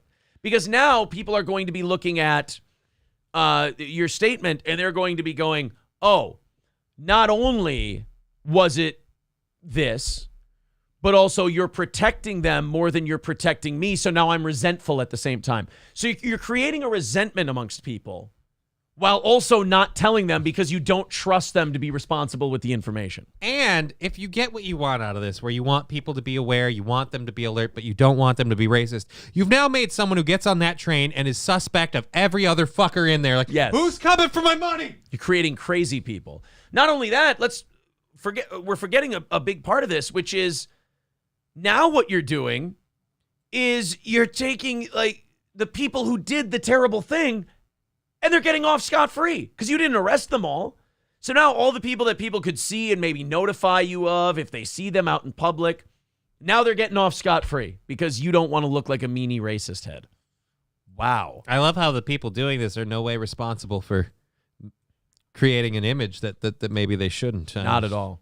Not at all. You know, the University of Minnesota tried this for a while. What's that? When they gave out police descriptions of suspects, right? They wouldn't mention race, right? It lasted like a week because it's completely useless, right? Because then people were like, "We don't know what to look out for," and there was panic. And then the police went, "All right, fine, we'll give out the skin color again," because it kind of helps narrow it down. Imagine that a descriptive fact. I mean, we all learned that by playing the game Guess Who, for God's sake. Red Fox Mad with $4.99 says, "Let's go, let's go, let's go, let's go." Thank you, Red Fox Man. Also, SC Motorsport says MSO is going to be right today. Yeah. To which MSO says, rattle that empty can. No goal today. All right, 160 away. We'll see if he's right. 5 minutes away from rattling the can and playing the music. There's all the links in the chat. Let's see if MSO finally gets his way today. And we post an L in that regard. Also, where are we at on likes? Somebody hit the refresh button and give me the like number. We were pushing 400 a little while ago. I think we were in the 350s or 360s, I believe. 365. All right, great. Everybody hit like. Let's get to 400 before the end of today's show. Everybody fire off that thumbs up button. Subscribe to the channel. Same thing over there on Rumble to the 200 of you over there. Let's all hit like and get that up wherever you'd like as well, and follow the channel. Crossed over 1,200 followers on Rumble. Nice. Thank recently. you. Very cool. So we are over 10,000 followers on those two platforms. Very, very cool. 370 likes now. Let's get her up to 400, and let's knock out that goal today. Thank you, guys, very, very much. There are more and more articles coming out, and there are more and more people talking about old John Fetterman, the senator from Pennsylvania. And how things seem sus around him, yeah. It seems a little weird. I mean, they said that he went into a facility for depression, and then like he made a statement while he was in there for depression, which you're not supposed to be able to do. Right. And then there was like rumors that there were news articles at one point that said he had had a stroke or he had had some kind of health episode. And they brought him back in for that. And yeah, that's what he was being brought in for. Then those articles went away. It just... The whole thing is really suspect. And I'm tinfoil hat going, no, he died, and they're covering for it until they figure out how to bail him out. Well, his wife and kids like left the country after he checked into the facility. facility. They went on vacation. Yeah. Which is weird as hell to me. I don't know, man. Oh, your husband's terminally had a stroke, and now he's dealing with a bunch of mental difficulties, and he's really, really depressed. So what are you going to do? Me and the kids, we're going to go down to Cancun. Yeah, you know, just and go relax ziplining on the beach. Yeah. Fetterman was also allegedly able to pen a letter over the weekend with fellow Democrats while under supervision for depression in the hospital. He was able to co-sponsor some legislation about railroads. Oh. Yeah. The letter implored Alan Shaw and his railroad company to ensure those residents in Darlington Township affected by the derailment receive equal access to the financial and other resources on offer. It is not what the letter said that raised eyebrows, but Fetterman's ability to write it, which, again, I don't think if you're in the hospital for depression, they want you writing letters and taking place in running the country. Especially since they're going to view a large part of the source of your depression is the difficulty you have dealing with your job. And they're going to be like, you know that thing that we think is kind of fucking with you? How about you keep doing it? Yeah, just go ahead. You know that really stressful job you have? Let's make that all part of your depression treatment. What do you say? This is a weird deal, man. Kyle W., thank you for the $10. He says, because can rattling hurts my sensitive ears. Well, thank you, Kyle. Well, we're only 155 away, and we're going to be can rattling in 2 minutes, so don't you worry. Something's weird about this. Okay, I'll give them what they're saying at face value if they're giving him special treatment and letting him do this because he's a senator being treated for depression. Otherwise, there's something being covered up. No, they're giving him special treatment in doing this because he's a Democrat and they can't lose anymore. Right. That's the whole reason they made him run. Right. If they lose any more seats. Yeah. If they lose one seat and then like a Joe Manchin flips Republican, I believe the Republicans have the House and the Senate then. All right, guys, let's fire up the music and see if we can knock this thing out. 374 likes as well. Let's all hit the like button and see if we can get up to 400 today. Let's hit the music. All right, $155. That is the number before we either get out of here today at the top of the hour or we add another 30 minutes on the clock and we show you guys some very interesting things for overtime today. I got our advertisers showing us a little evidence of gay ops in the overtime. This is pretty fun. That thing you talked to me about yesterday? Yeah, it's kind of that. It's kind of the. It's just kind of another Aaron was right thing. It's just, look, I told you guys this is what desperate people do when you starve them of oxygen. These are the kind of notice me daddy things they're going to do. All right, guys. Yes, MSO says bring out Shaka. Everybody gets Shaka if they chip in to knock it out here during the music. All right, $5 from Dub. Thank you very much, buddy. $150 away from knocking it out today. Thank you very much. Let's get him a Shaka here. There's the PayPal. There's the Streamlabs links in the chat. Thank you very much. Appreciate it, Dub, with the $5 getting things started. Another $150 away from having a good start to the week here and starting the week on time and doing all right. All right. 150 even. And everybody's getting Shaka. 30 coming in from Cerberus. Thank you very much. That's going to knock 20 off our goal for today. 130 away from overtime. He says, gay ops on Twitter were strong yesterday. Oh, we've got some evidence. There you go. Mark Meadows says, do it for John Jones. 2 minutes. Choked out Cyril Gahn won the title. Veldrain with $5 says funding for Shaka's new Section 8 box. There you go, buddy. 125 away from knocking it away. Let's see if we can make MSO wrong again. I'm sure he'd love that too. 120 away. Thick Cheney with $5. It's 120 away from doing an extra half hour of overtime today. Thank you very much. There's all the links in the chat. Hearing a lot of let's go, let's go, let's go in the chat. Your favorite e-beggars are 120 away or a couple minutes away from being done with today's show. We've got Streamlabs, PayPal, Super Chats, and memberships. The fun, uncomfortable part of the e-beggery that is Steel Toe. And a couple minutes left in... How many minutes do we have left? We have about 2.5... Oh, God, we still got about 240 left to go. I think we've also got... We've got the gay op stuff. Oh, we got a phone call we got to make during overtime as well. You got to shake something, Aaron, says Mark Meadows. Who knows, man? Who knows what you'll see on this program? Trucker 18-wheeler with $5 says, did you hear about Tim Walz wanting to raise tab prices? Well, I don't care. I don't drink this stuff. Sorry. Matthew Jenkins with 10 and Kurt Gustafson with 10 says, just because Shaka is a great dancer. 105 away from knocking it out. There you go. Getting close. 105. Thank you, boys and girls. There you go. Guy Sartell liked my tab joke. If you can make a believer out of Guy Sartell, hell, you can make a believer out of anybody. All right, we got about a minute and a half left to go for today.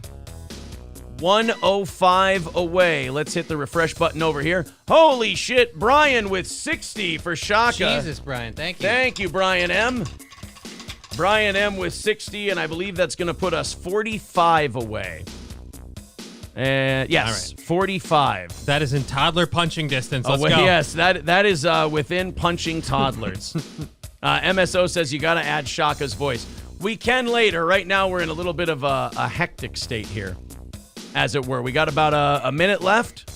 Yes, a minute and change left. $45 away. Now 40 away. Kyle with 5. Thank you, Kyle. Thank you very much, buddy. Very, very cool. 40 away from nailing it for the day. There's 50 from Brian K. All right, wave it off. Wave it off. Kill the music. We're doing an extra half hour. Thank you, Brian. There you go. Nailed it. Thank you to both of the Bryans for finishing it off, and everybody who contributed. Oh, Lord, I really appreciates it very much, sir. Black History Month is over, and Shaka is back, baby. There we go. Hank Danger says, give me that VIP. $250. Well, that's up to you, sir. In a single week, one time, yeah. 50. Yeah, it's a 7-day period. It doesn't have to be all at once. All at once, my man. Well, thank you guys very much for knocking that out. Great start to the week. Comedy Hack says this is embarrassing. Oh, for sure. I mean, absolutely. Rattling the cans, having to ask for money. It's absolutely embarrassing. But here's the wonderful part, Comedy Hacks. You don't have to watch it.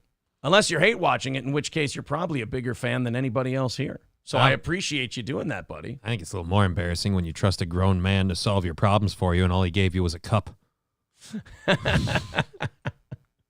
Oh, thanks, buddy. I know you love us. You just can't say it because you were raised in an unhealthy home. That's all right. I don't think that's an excuse. I was. Look at me. Yeah. AJ says repulsive. Well, you know who didn't think it was repulsive? The audience, who nailed it.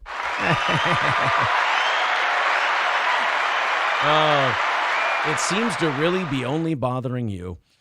Sage says we're at 380 likes, only 20 away from 400. Let's go, let's go, let's go. Indeed. Indeed, sir. All right, so I got, this is fun. So the people who don't like steel toe. Just joy in general?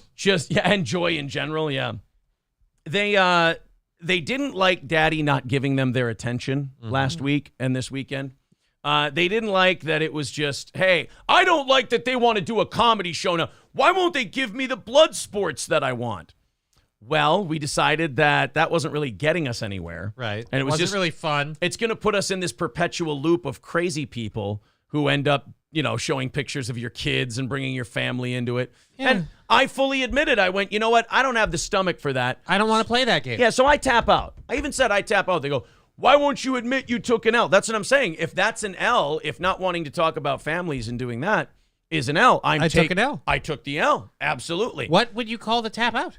Well, the problem is they want blood, and they want you to keep going, and we said no. So now, I don't know about you, but people who take a W usually just walk away. Yeah, the winning part was the end. Right, and the people who take an L usually obsess about you to an unhealthy degree. Would you say that gay ops is part of taking a W? No, that seems very obsessive. Would you say that contacting people's sponsors was part of taking a W? I mean, I wouldn't. It sounds a little gay off. It's definitely beneath me. Right. I mean, I would never do that to anyone. Why? Not because I care about them or the way they make a living, but it's a dirty trick that shows I couldn't annoy them. It shows I couldn't, get the better of them, or I couldn't walk away from them. There's nothing I could do to them, so I got to do something to somebody they care about. Right. Now, also, what you don't realize is that you don't want to do that to Steel Toe because our sponsors are just fans of the show who know everything about us already. And not only that, I got bad news for you boys.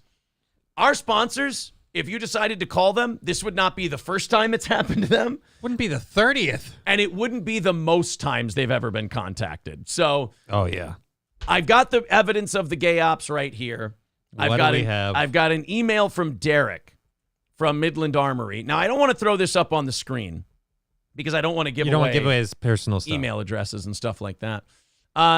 Derek sent me an email. He says, here is the email we received. This shows they contacted us directly through the site instead of taking the time to actually look up our contact info. I thought about responding about how I thought it was hilarious, but I figured the best response may be no response at all. And he's absolutely right. So one of these people who, I don't know. I'll say this. I don't think they come from the subreddit because I know that those people are firmly against gay ops. Mm-hmm. So it came from one of the desperate podcasters who badly needs our attention and isn't getting it. Again, the bigger audience daddy over here, you got all these people trying to peck at you. You give them no oxygen. They can either do one of two things. They either have to tap out and go, we couldn't end him. Damn it, we failed. Or you go to gay ops. And when you go to gay ops, in my opinion, I do a little victory lap. That's a tap out on its own. That's a tap out on its own. So this person pretending to be Sarah said, just curious if you guys still sponsor the Steel Toe Show. If you have actually watched any of the programs, here are a few clips I don't think a sponsor would like. And where did the clips come from? Our own show? The subreddit. Oh, the subreddit. Oh, because, the people on the subreddit only want stuff that makes us look good. They won't dig up any dirt they can from wherever. I can say this about the subreddit. I know at least the guy who runs it, he is 100% against gay ops. Oh, I'm sure he's against gay ops. But my point is the subreddit, the whole point is we want to trash these people. Let's grab every bad thing we can find. Yeah. So obviously they went right to the source of where they could get the worst they could get. So this is one of the emails and one of the phone calls that they got. So we can show now that our starving of oxygen completely worked because all of these people who are desperate for daddy's attention are now reverting to gay ops, cancel culture tactics. So I figured what I would do, Johnny. What's that? I got to get ahead of this shit. Right.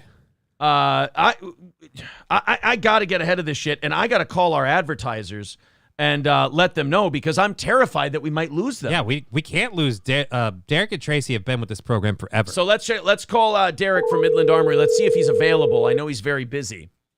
But I'm not going to say it, but that email looks suspect just on its own. Yeah, it really does. And also, hello. Oh, hello. Is this Derek from Midland Armory in Foley, midlandarmory.com? Yes, it is. Hi, Derek. It's Aaron from Steel Toe. I'm sorry to be calling you like this, but I saw that some people have contacted you about how terrible of a guy I am. And Derek, I just want to let you know, if this has to be the end of the line, I understand, but I have to admit this to you, and it may come as a shock. I do some horribly racially and sexually offensive material. And boy, I tell you what, I'm just really sorry. That's what I'm hearing now, and I don't know, we might have to reevaluate this because I don't know. I don't watch all the time, but sounds like things are getting a little out of hand. So. Oh, no, Derek, I don't know. You can't reconsider. I mean, then these terrorists, they win, Derek. You can't do this. I mean, Derek, I can change my show. I mean, we can level it out a little bit. We can do whatever you need. Just don't leave me. Well, I don't know. Isn't there still My Pillow? I mean, come on. No, we don't have no. There's no. We closed the lid on that clam a while ago. You see, about a year. Oh, shit. You see, about a year well, and a half. I'm behind in the chat. Yeah, about a year and a half, 2 years ago, I did a really funny Mike Lindell impression about how you can use their products for gay sex, and apparently that got back to Mike, and he was not happy about it. My God, I'm gonna have to reconsider this and think about it. You're gonna have to give me some time. I don't know, man. This is Oh no. Go ahead. It sounds like you're just running rogue.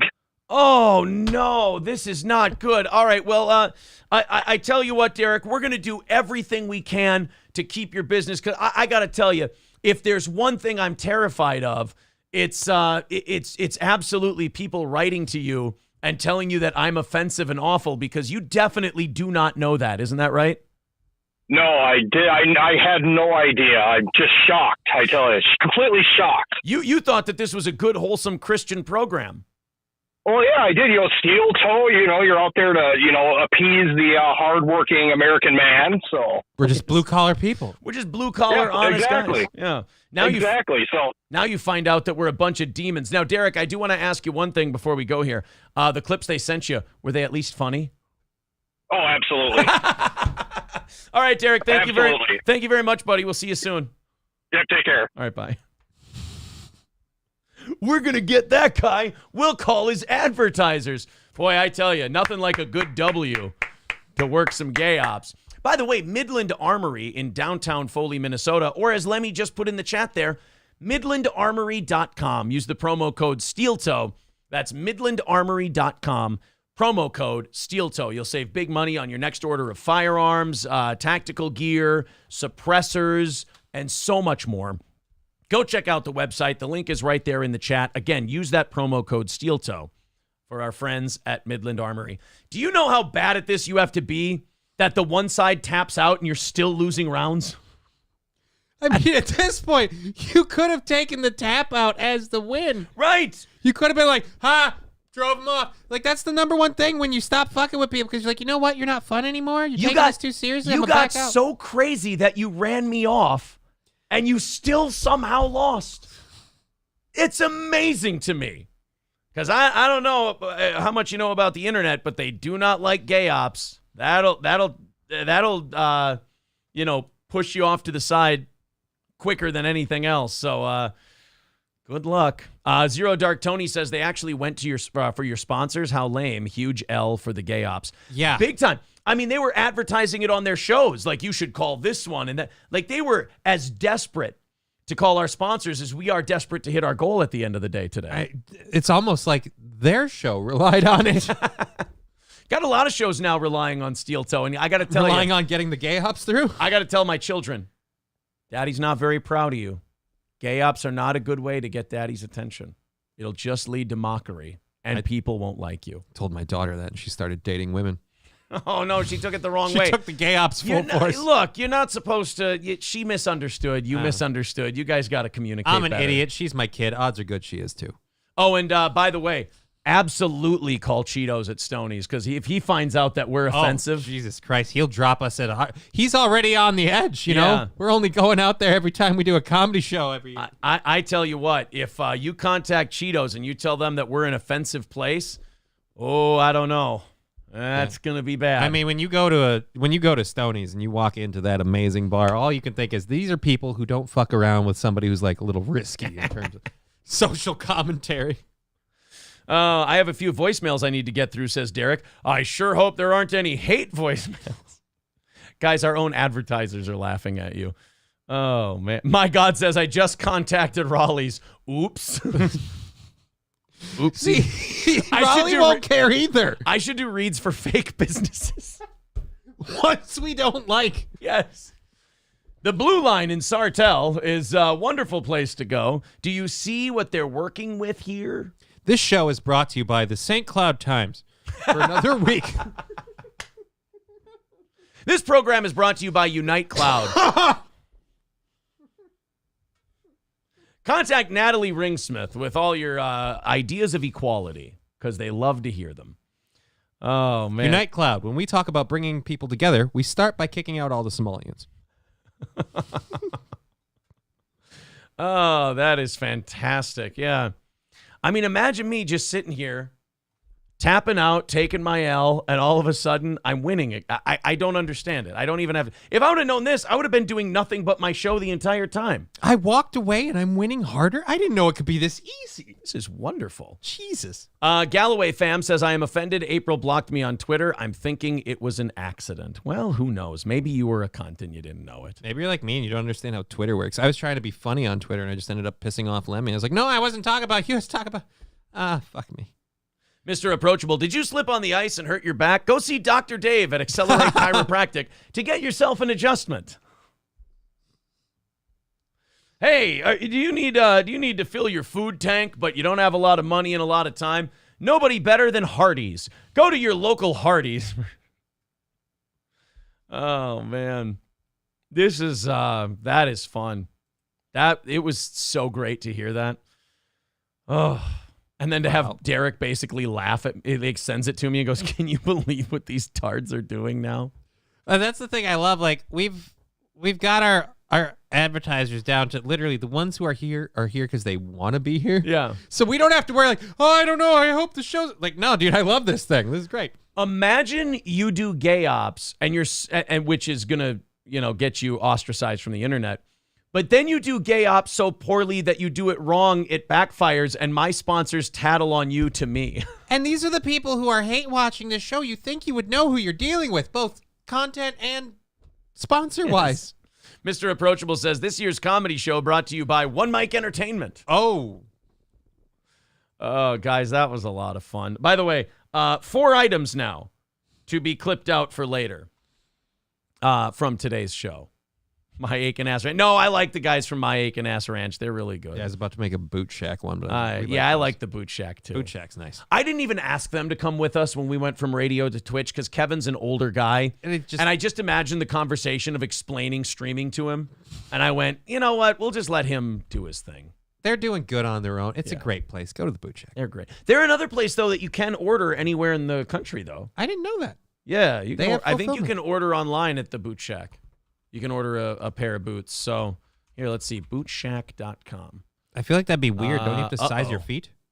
Wait, never mind. I might be full of shit. Boot Shack, Minnesota. Thebootshack.com. Well, ass. Men's boots, ladies' boots, work boots, all kinds of boots. Oh, no, maybe you can't order online. Well, they're saying what they have, at least. Men's Western boots. Yeah, they just have pictures of the brands they have. So you have Western boots now? I certainly do. Is this your first pair? Yes. So it's the first time breaking in some Western boots and stuff. Oh, yeah, but I've had them for over a year. All right, so they're pretty comfortable? Doesn't mess with your feet at all? Yeah, I just think it'd be really funny. I feel like you're setting something up. No, I just feel like it'd be hilarious if you came home and your wife had to tell you how to wear a good pair of boots. It's just fucking...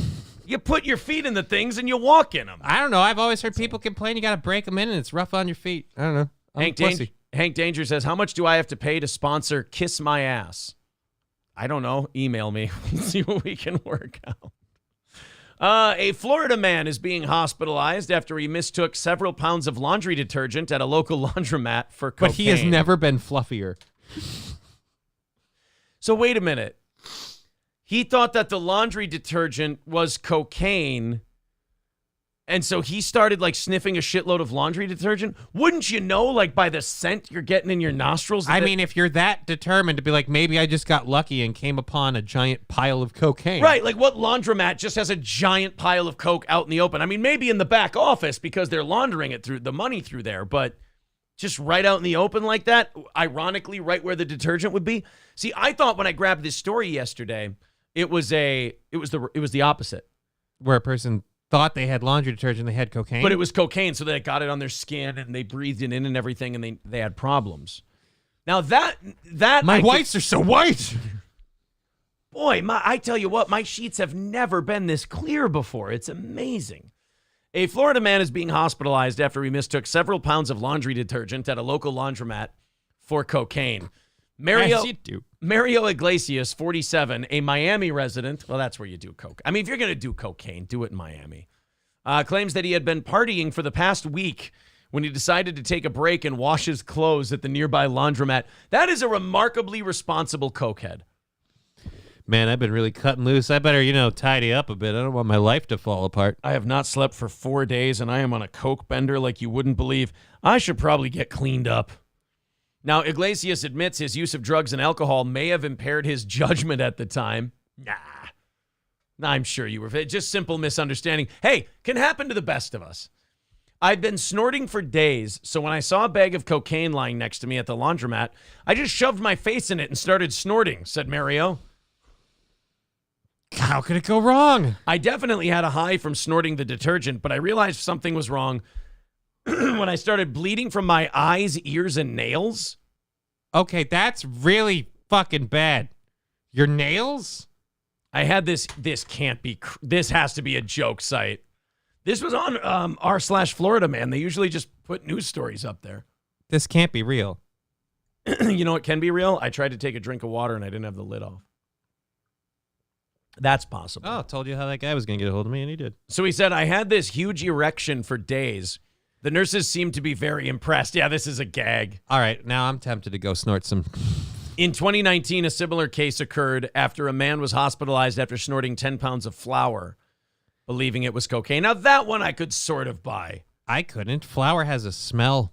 There's a texture to it. There's a way different. I've never felt cocaine on the fingers. Eventually. But, how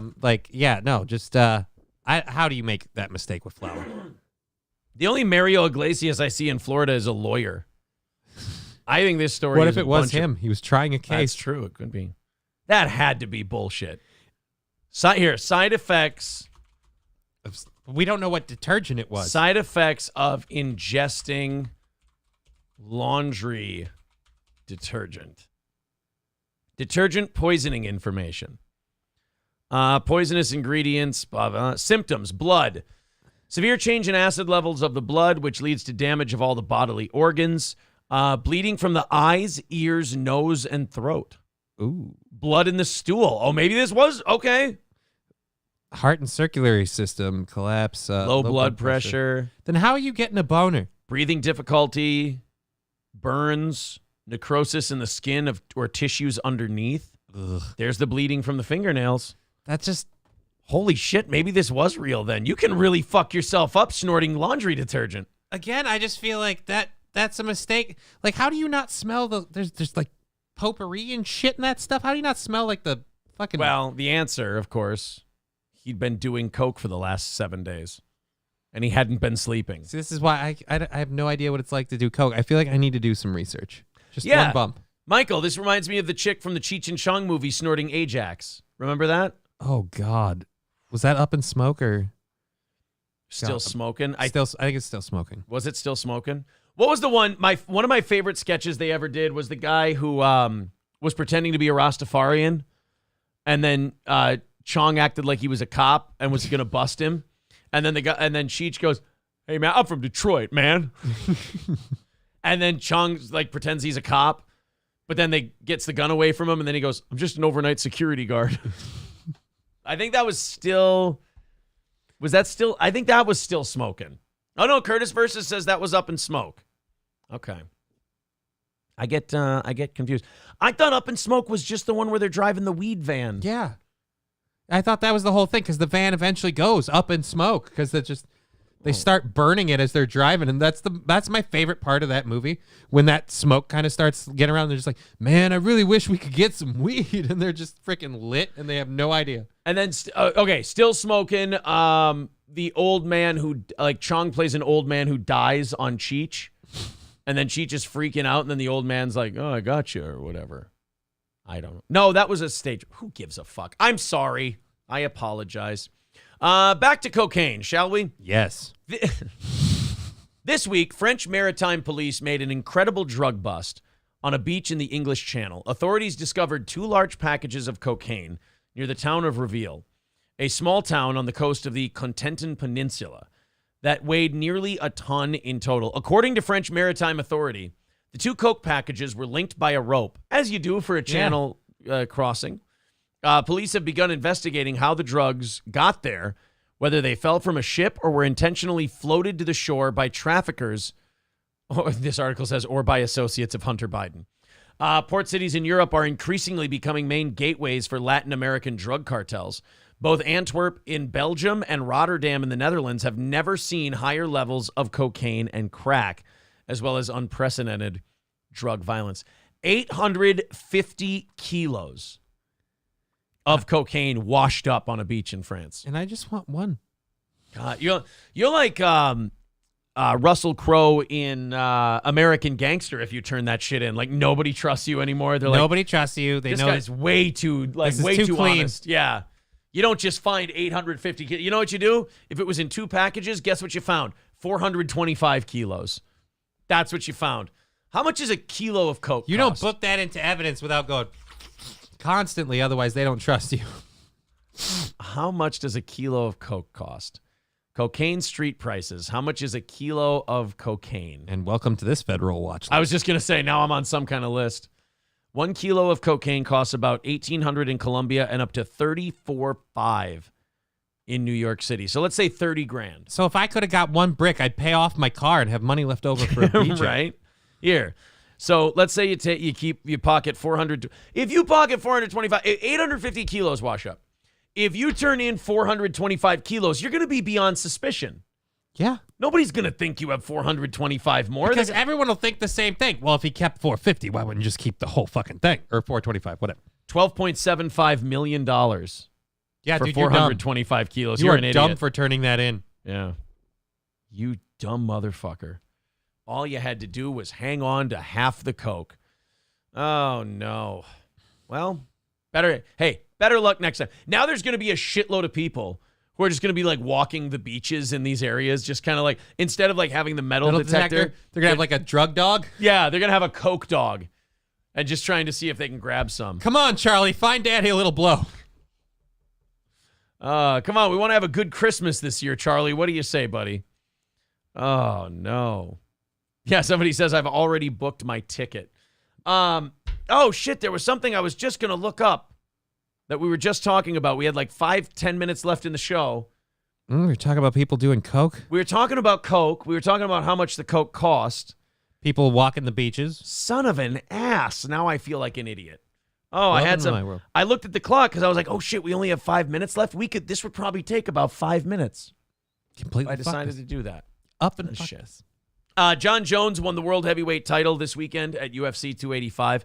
I did not think it was going to be that easy. I thought he would beat Cyril Gane because after Francis Ngannou beat Cyril Gane, I was like, okay, the book's kind of out on this guy. Mm-hmm. But I didn't think it would be 2 minutes in and he just chokes him out. I mean, John Jones had a dad bod. He was kind of a chunk, and he just went in there, waddled up, and choked the guy out. Obviously, I don't know as much about the mixed martial arts as you, but I kind of looked at that. I didn't know if John Jones could do it. I'm like, The dude took 3 years off, jumped up from light heavyweight to heavyweight. And he did not look like he was in shape. And did not look like he was in the greatest shape, and choked the best heavyweight in the world out in 2 minutes. Now, I guess they're going to have him fight Stipe Miocic next. I don't know if they're going to try and get Ngannou back. It sounds like Ngannou doesn't want to go back, and Dana White doesn't want to have him back, which I don't understand. Francis Ngannou was a knockout machine. He could have been the UFC's Mike Tyson. He was incredibly marketable, and they just cut him loose. Didn't he want to also do stuff with like boxing and things though too? And like, because I know Dana hates when people are like, well, I'm in the UFC, but I also want to do stuff over. He talked a lot about the boxing. They want a taste of that big prize pot over there. Yeah, he did talk a lot about the boxing, but still, like, to let that guy just walk away, and also it devalues your heavyweight championship now because the guy who was the champion never lost it in the octagon. You fired him. He went away, and we just gave it to someone else. And now, yeah, just some other guy fought for it. The 1 and 2 guy fought, and they take the belt from there. John Lastman says, Aaron, it's Cheetos from Stoney's that would drop you, not Derek and Trey. Oh, yeah. Cheeto. You call Cheetos and tell him that we're a highly offensive program. He's definitely going to respond with, what? No, I thought I was sponsoring a Christian program. Well, this isn't the kind of establishment that it believes in offensive behavior. Just look at our ceiling. Oh, shit. Let's get one more in then, since I can't remember. Oh, you know what? We do have to talk about our friends at Stoney's Bar in downtown Rockville. We're going to have the tickets for the anniversary show made today. So we're going to be able to put that event up because I know a lot of people from out of state want to come to this Steel Toe anniversary party, the 9th anniversary. I'm excited to see those people. Gino Bisconti is going to be here with his lovely girlfriend and comic, Keanu C. Thompson, a.k.a. Canoe. It's going to be at Stoney's on Saturday, August 12th. Otherwise, stop by Stoney's for an XFL game, try one of their great Bloody Marys, have some pizza, or enjoy the parties on the weekends with live bands every single weekend at Stoney's Bar in downtown Rockville. And believe it or not, pretty soon Bike Night should be starting up again. Oh, God, that'll be fun. On Thursdays, we're not that far away. Once the snow finally melts down, yeah. Yeah. That's Stoney's Bar, and also All Care Towing, 320-253-5203 for All Care Towing of St. Cloud. Of course, if you go in the ditch, you get in an accident, whatever it was, whatever it may be, nobody gets there quicker than All Care Towing. So if you're in our area of central Minnesota, nobody faster than All Care Towing of St. Cloud, 320-253-5203, allcaretowing.com. A man in Southwest Florida has died after becoming infected with a rare brain-eating amoeba. Shit like this makes me not want to do whatever that guy did. Because that's just one of those dumb luck things. There's like lung cancer. If you smoke a lot, you'll get lung cancer. Okay, you can avoid it by not smoking. Or just, moderation. A brain-eating amoeba or like a dick parasite that crawls up through your dick hole, that you can't avoid. That's just, if that shit's going to happen one day, it's going to happen. Well, there are certain places where that happens more other than, like, I don't feel like any hot tub possesses the same level of possibility for a dick amoeba. Than, say, maybe the Amazon River. Yeah. Yeah, there you go. A man in Southwest Florida died after becoming infected with a rare brain-eating amoeba, which state officials say was possibly as a result of sinus rinse practices utilizing tap water. Why in a first world country do we have tap water that can still give us brain-eating amoebas? Why are you using it to rinse out your sinuses? A hell of a way to die, right? That's what you died for. Yeah, just like, dude, have you never gone swimming? You go under the water gets in your nose. It sucks. Why are you doing that? Now, state and, they did one of those rinses, the neti pot thing. Ugh. You pour it in there, and then it comes out the other end, and it's supposed to clear it. You've never seen that before? Yeah, you take it, you pour it into one side of your nose, you tilt your head, and then it all pours out the other side, and the idea is it's cleaning out your sinuses. Right. Where if you ask me, what it's doing is it's just creating a hole. It's pushing the sinus stuff away and out. And then as soon as you're done with that rinse thing, you're going to get more sinus congestion. Yeah, it's going to come back. It's a mucosal membrane. It's like those things works the same as a dick. All right. When it's swollen, you can't make it go down until it gets what it wants. Stevie J says neti pots just hit different in Florida. Yeah, I guess so. Southwest Florida. Absolute dog shit for great for brain-eating amoebas. Terrible for not dying from them. Well, their drinking water might be messed up too because they did have that hurricane thing that happened before. Maybe that's some of it. True. Is there anything you can do once you have a brain-eating amoeba, or are Nope. you just fucked? You're done. Can you cure a brain-eating amoeba? Because by the time that you know you have it and you go to get it treated, it's going to be... How do I stop brain-eating amoeba? How can I prevent myself from being infected? Okay. Don't use a tap water for a neti pot or any other device that cleans your nasal passages. Oh, shit. Can you survive Naegleria floweri? In the United States have been fatal. Most cases, there have been 5 documented survivors in North America, 1 in the U.S. in 1978, 1 in Mexico in 2003, and 2 additional survivors in the U.S. this century. Yeah, but what is survival? Because that thing's eating the computer of the whole thing. It's eating your brain. Yeah. It's literally, Johnny, a brain-eating amoeba. So, yeah, I guess some people live, but then are they like Phineas Gage afterwards, after he got the rod through his head? You're just like, there's a monster in the car door. You know? Cordell, don't get me another neti pot, Cordell. Cordell. Why don't you push him in, Cordell? You just say it was me. All right, guys, that's going to do it for today. Thank you very much for joining us on another great episode of the Steel Toe Morning Show. April and I will be back at 7 to... No, April will take a shit until about 8. Right. I will do the show for the first hour. She'll come by for the second hour. Johnny's going to be back tomorrow morning. And I'm going to be live today at 2 on all the networks. Johnny will be live at 2. All the links. Put them up in the chat. Just Kidding LLC, YouTube. Rumble. Yeah. YouTube, Twitch. Rumble. All of them. We do it all. Hit the like button. Did we cross 400, you guys? Oh, they're saying wait for 400. You're 4 away. All right. Hit the thumbs up. Let's get to 400 before we get out of here today. I know Lemmy would prefer 420, but that's all right. Check out the interview with me on Corn Diff's thing if you want to see that. And I'm talking with the guys from BYB. They asked me to do a thing, so I'm going to set up a thing for them. Yeah, BYB guys are fun. Looked interesting. I checked out your interview and I'm excited. Those guys are nuts. All right, guys, hit the refresh button. Are we at 400 likes?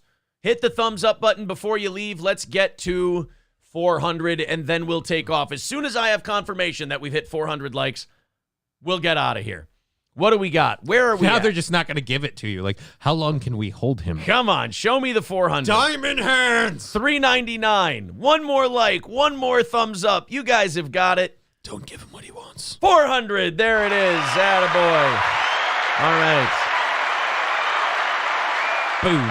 We're going to get the hell out of here. You guys take it easy. We'll be back tonight. Johnny, good luck with your shows the rest of the day. Thank you. Bye, everyone.